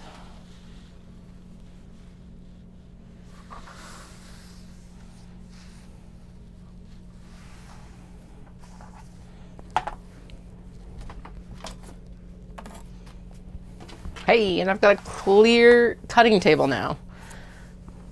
Not like I haven't like just knocked everything off, or yeah. Everything's in a very disheveled pile now. That's fine.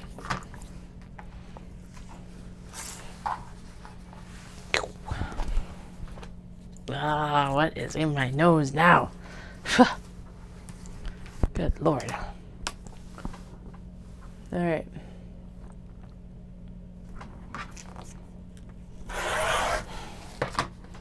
Done. Sweet. That one is ready. I'm gonna pop it back with the Kato there. Okay, so what I'm going to do here is I'm going to line it up so that's square on this edge as best as it can be. Choop, choop, choop, choop, choop. Flippy flip. And fold. Now I know. Okay, so we're gonna square it up based on the exterior fabric, because that's the most important one. And if the black doesn't match the exterior fabric, that's when we're in trouble. But otherwise, we're doing pretty good. Okay. This will need to be trimmed down all the way up. That's fine. Like that. Get some of that fluff worm off. Oh, that's super cool. Oh, man, yeah, Australia would have some really amazing geology. And actually, that is the cool thing about Vancouver now, is that, so Victoria is due for a very large earthquake here at some point, because it basically sits right on top of what's called the Juan de Fuca fault line. So it's kind of like related to the same one that's like the big one down through California and everything like that. And Victoria sits on the like part of the Ring of Fire, basically. So that whole active area. And which I guess, yeah, Australia is on the Ring of Fire as well. Pacific Ring of Fire. And So it's like slowly pushing into the like Vancouver area and things like that, and the Delta and everything. But there's a whole chain of volcanoes all down that coast as well, because that's what's been most active recently there, and they haven't had a chance to be metamorphosed because they haven't been like pushed under either. So it's like flying down to California when we went down to Disneyland, you could see this chain of both active and non-active volcanoes, because Mount Baker is technically I think it's dormant, but not inactive, something like that. So it was just like, that was really cool to see. And it's like, I had the window seat, so I was like, oh, fuck yeah. Of this whole chain of volcanoes along the Pacific coast. Oh, so good. That's definitely one of those drives I want to do eventually, actually, is I really want to take the Jeep down along the Pacific Northwest coast. Once things settle down a little bit, it's like, things need to simmer down there. It's not much better in Canada right now either, but like, I don't need to be in the States during an election year. So that's not a in the next like 18 months sort of thing. This is like a 5 to 10 year plan, hopefully.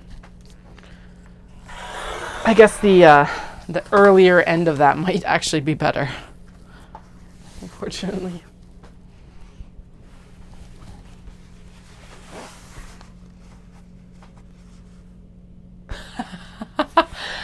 Do you know what? That's fair. I can see that.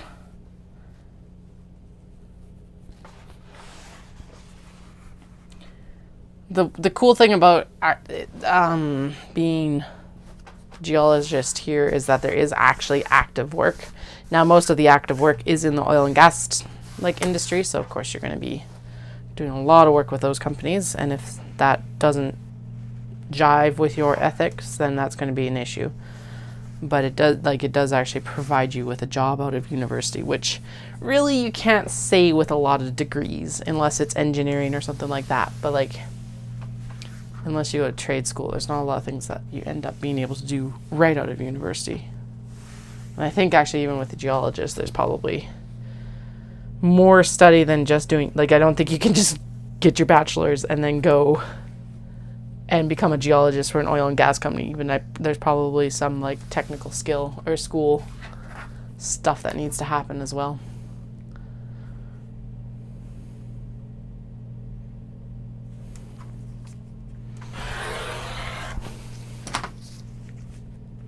Trades, man, they're super important.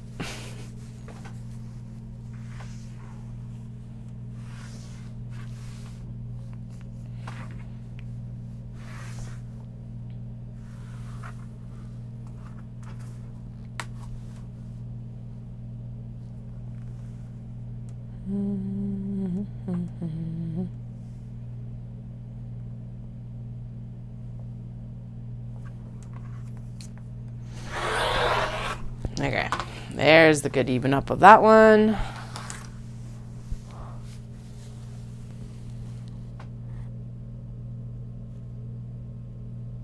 Oh man, the big trucks are super cool, but I am sad that, yeah, that didn't work. We actually have a lot of programs now in Alberta to get more women into the oil field, although it's still, we have lots of programs. That doesn't mean that it's a pleasant place for a woman to work right now still, necessarily. There are definitely, some locations are definitely better than others still. But truck is super good money, usually. Shitty schedules, amazing money.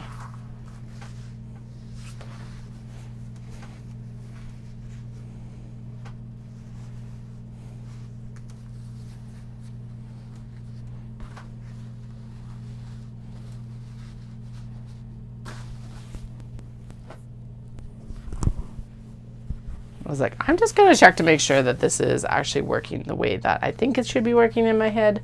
And lo and behold, we're good.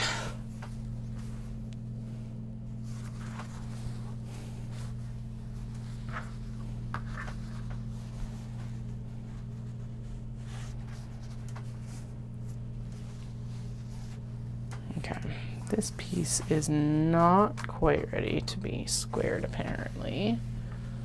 Okay, good, good, good, good. Well, seriously, your job as a draftsperson sounds like it was pretty fucking amazing too, so. Maybe not exactly what you had envisioned, but definitely something different, that's for sure.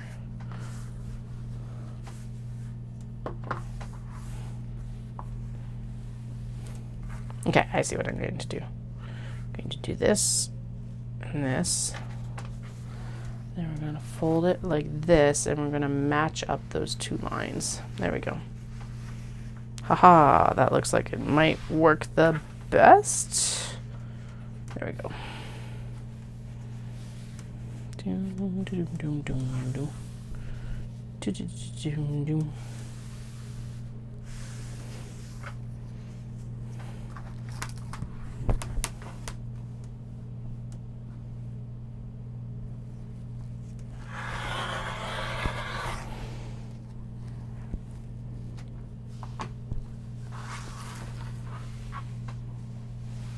Yep, that's what we get here as well. It's like companies are doing a lot to try and equalize it, and it's just like it's not. And sometimes it's not like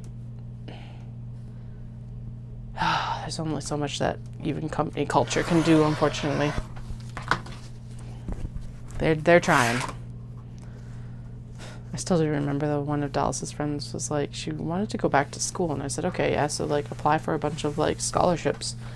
Like women only scholarships, and she's like, well, I don't want to get it just because I'm a woman. And I'm like, dude, the system is stacked against us. So you may as well use it. Like,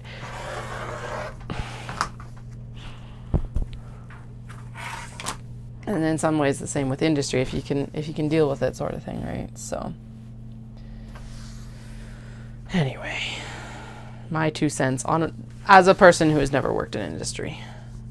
And honestly, if I can avoid it, will not go back to a 9-to-5 job. Unless I go and get my tourism degree / diploma thing. That would be something that I would probably go back in. I would go into if I were to ever stop working from home.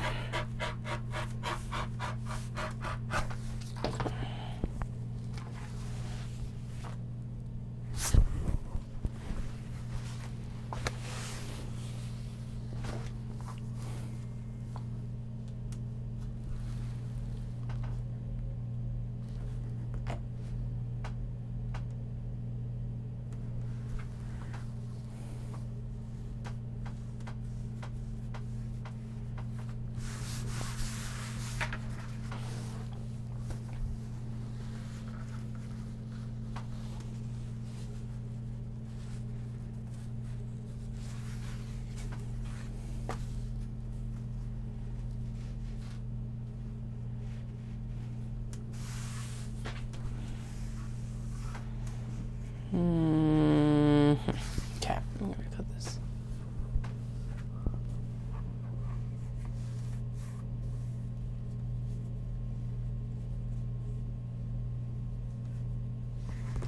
Yeah, no, like it hasn't changed, right? What is that, almost 45 years?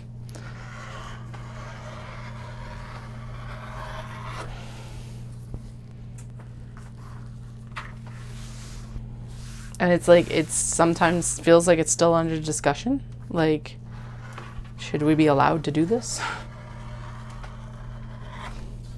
And then something like this, which is highly technical, and like, yeah, I flail around a lot, and everything doesn't get the same respect because it's women's work. Fuck me. I'm not gonna get into that one today. We've already had the. Yeah.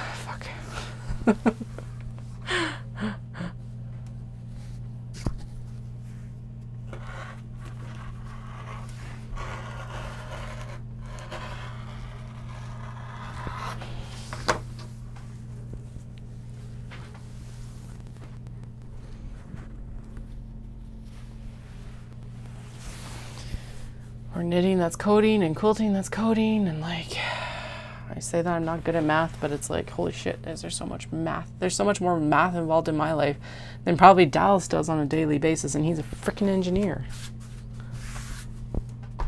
Might not be like fancy Pythagorean and everything like that, but I still laugh because I'm pretty sure if I went and challenged, so he's a power engineer, he's not, so he works a lot more with like thermodynamics and stuff like that. So like my math is not that math, but I do swear that if I went and challenged the 4th class, which is one of the lower tickets for power engineering, I'm sure I would pass because it's a multiple choice exam.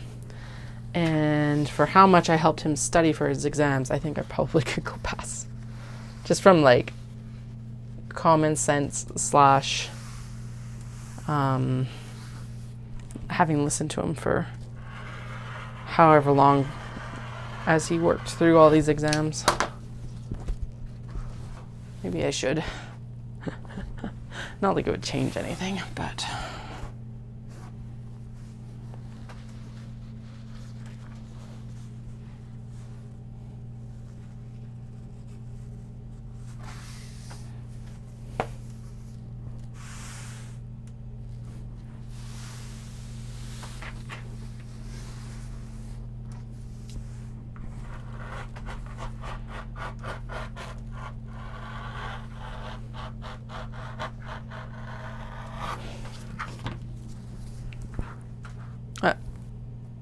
those are not usable scraps by me. Why am I throwing them past the like scrap box into my scrap pile?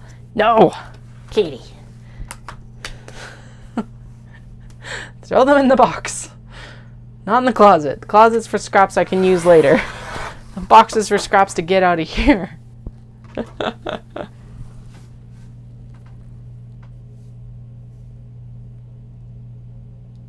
Electric. No, so power engineers deal with steam. They used to be steam engineers. They used to run the trains and stuff like that.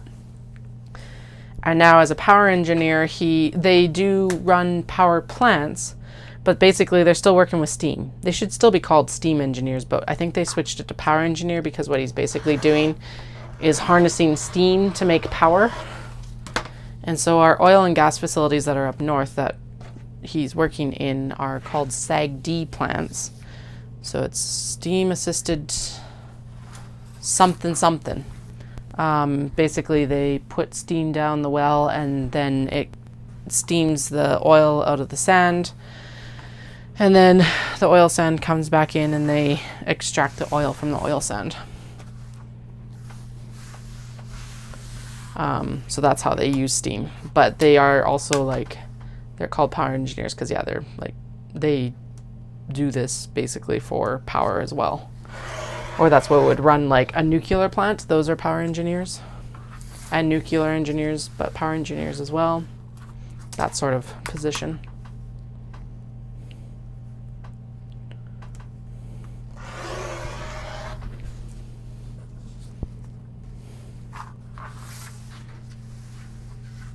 These question marks are very sneaky, so I don't blame you.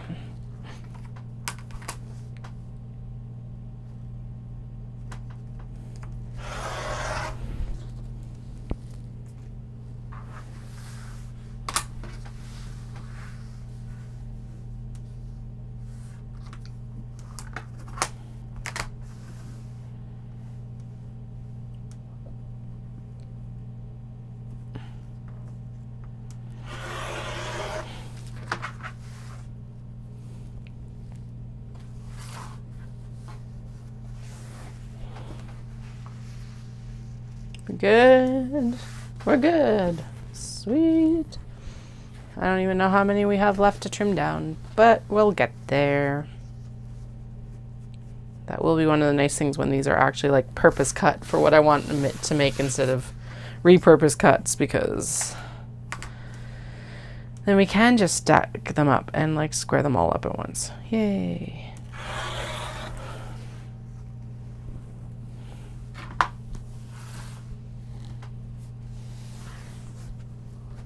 He's in the office now, so he doesn't even get dirty anymore. Although, yes, the last time we did this Christmas in July thing,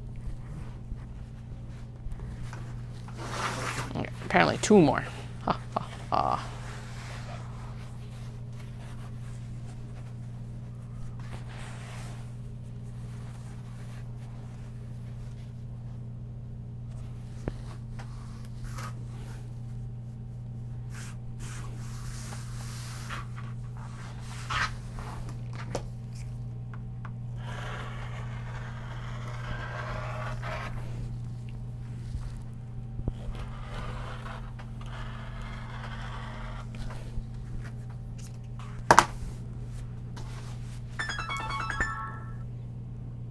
Good, I wasn't cutting this time.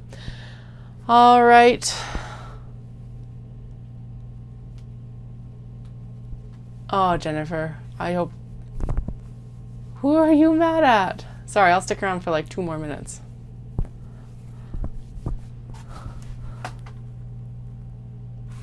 Yeah, I hope it's okay. I think it'll be okay. If it's not, I'll just come home. It's all good.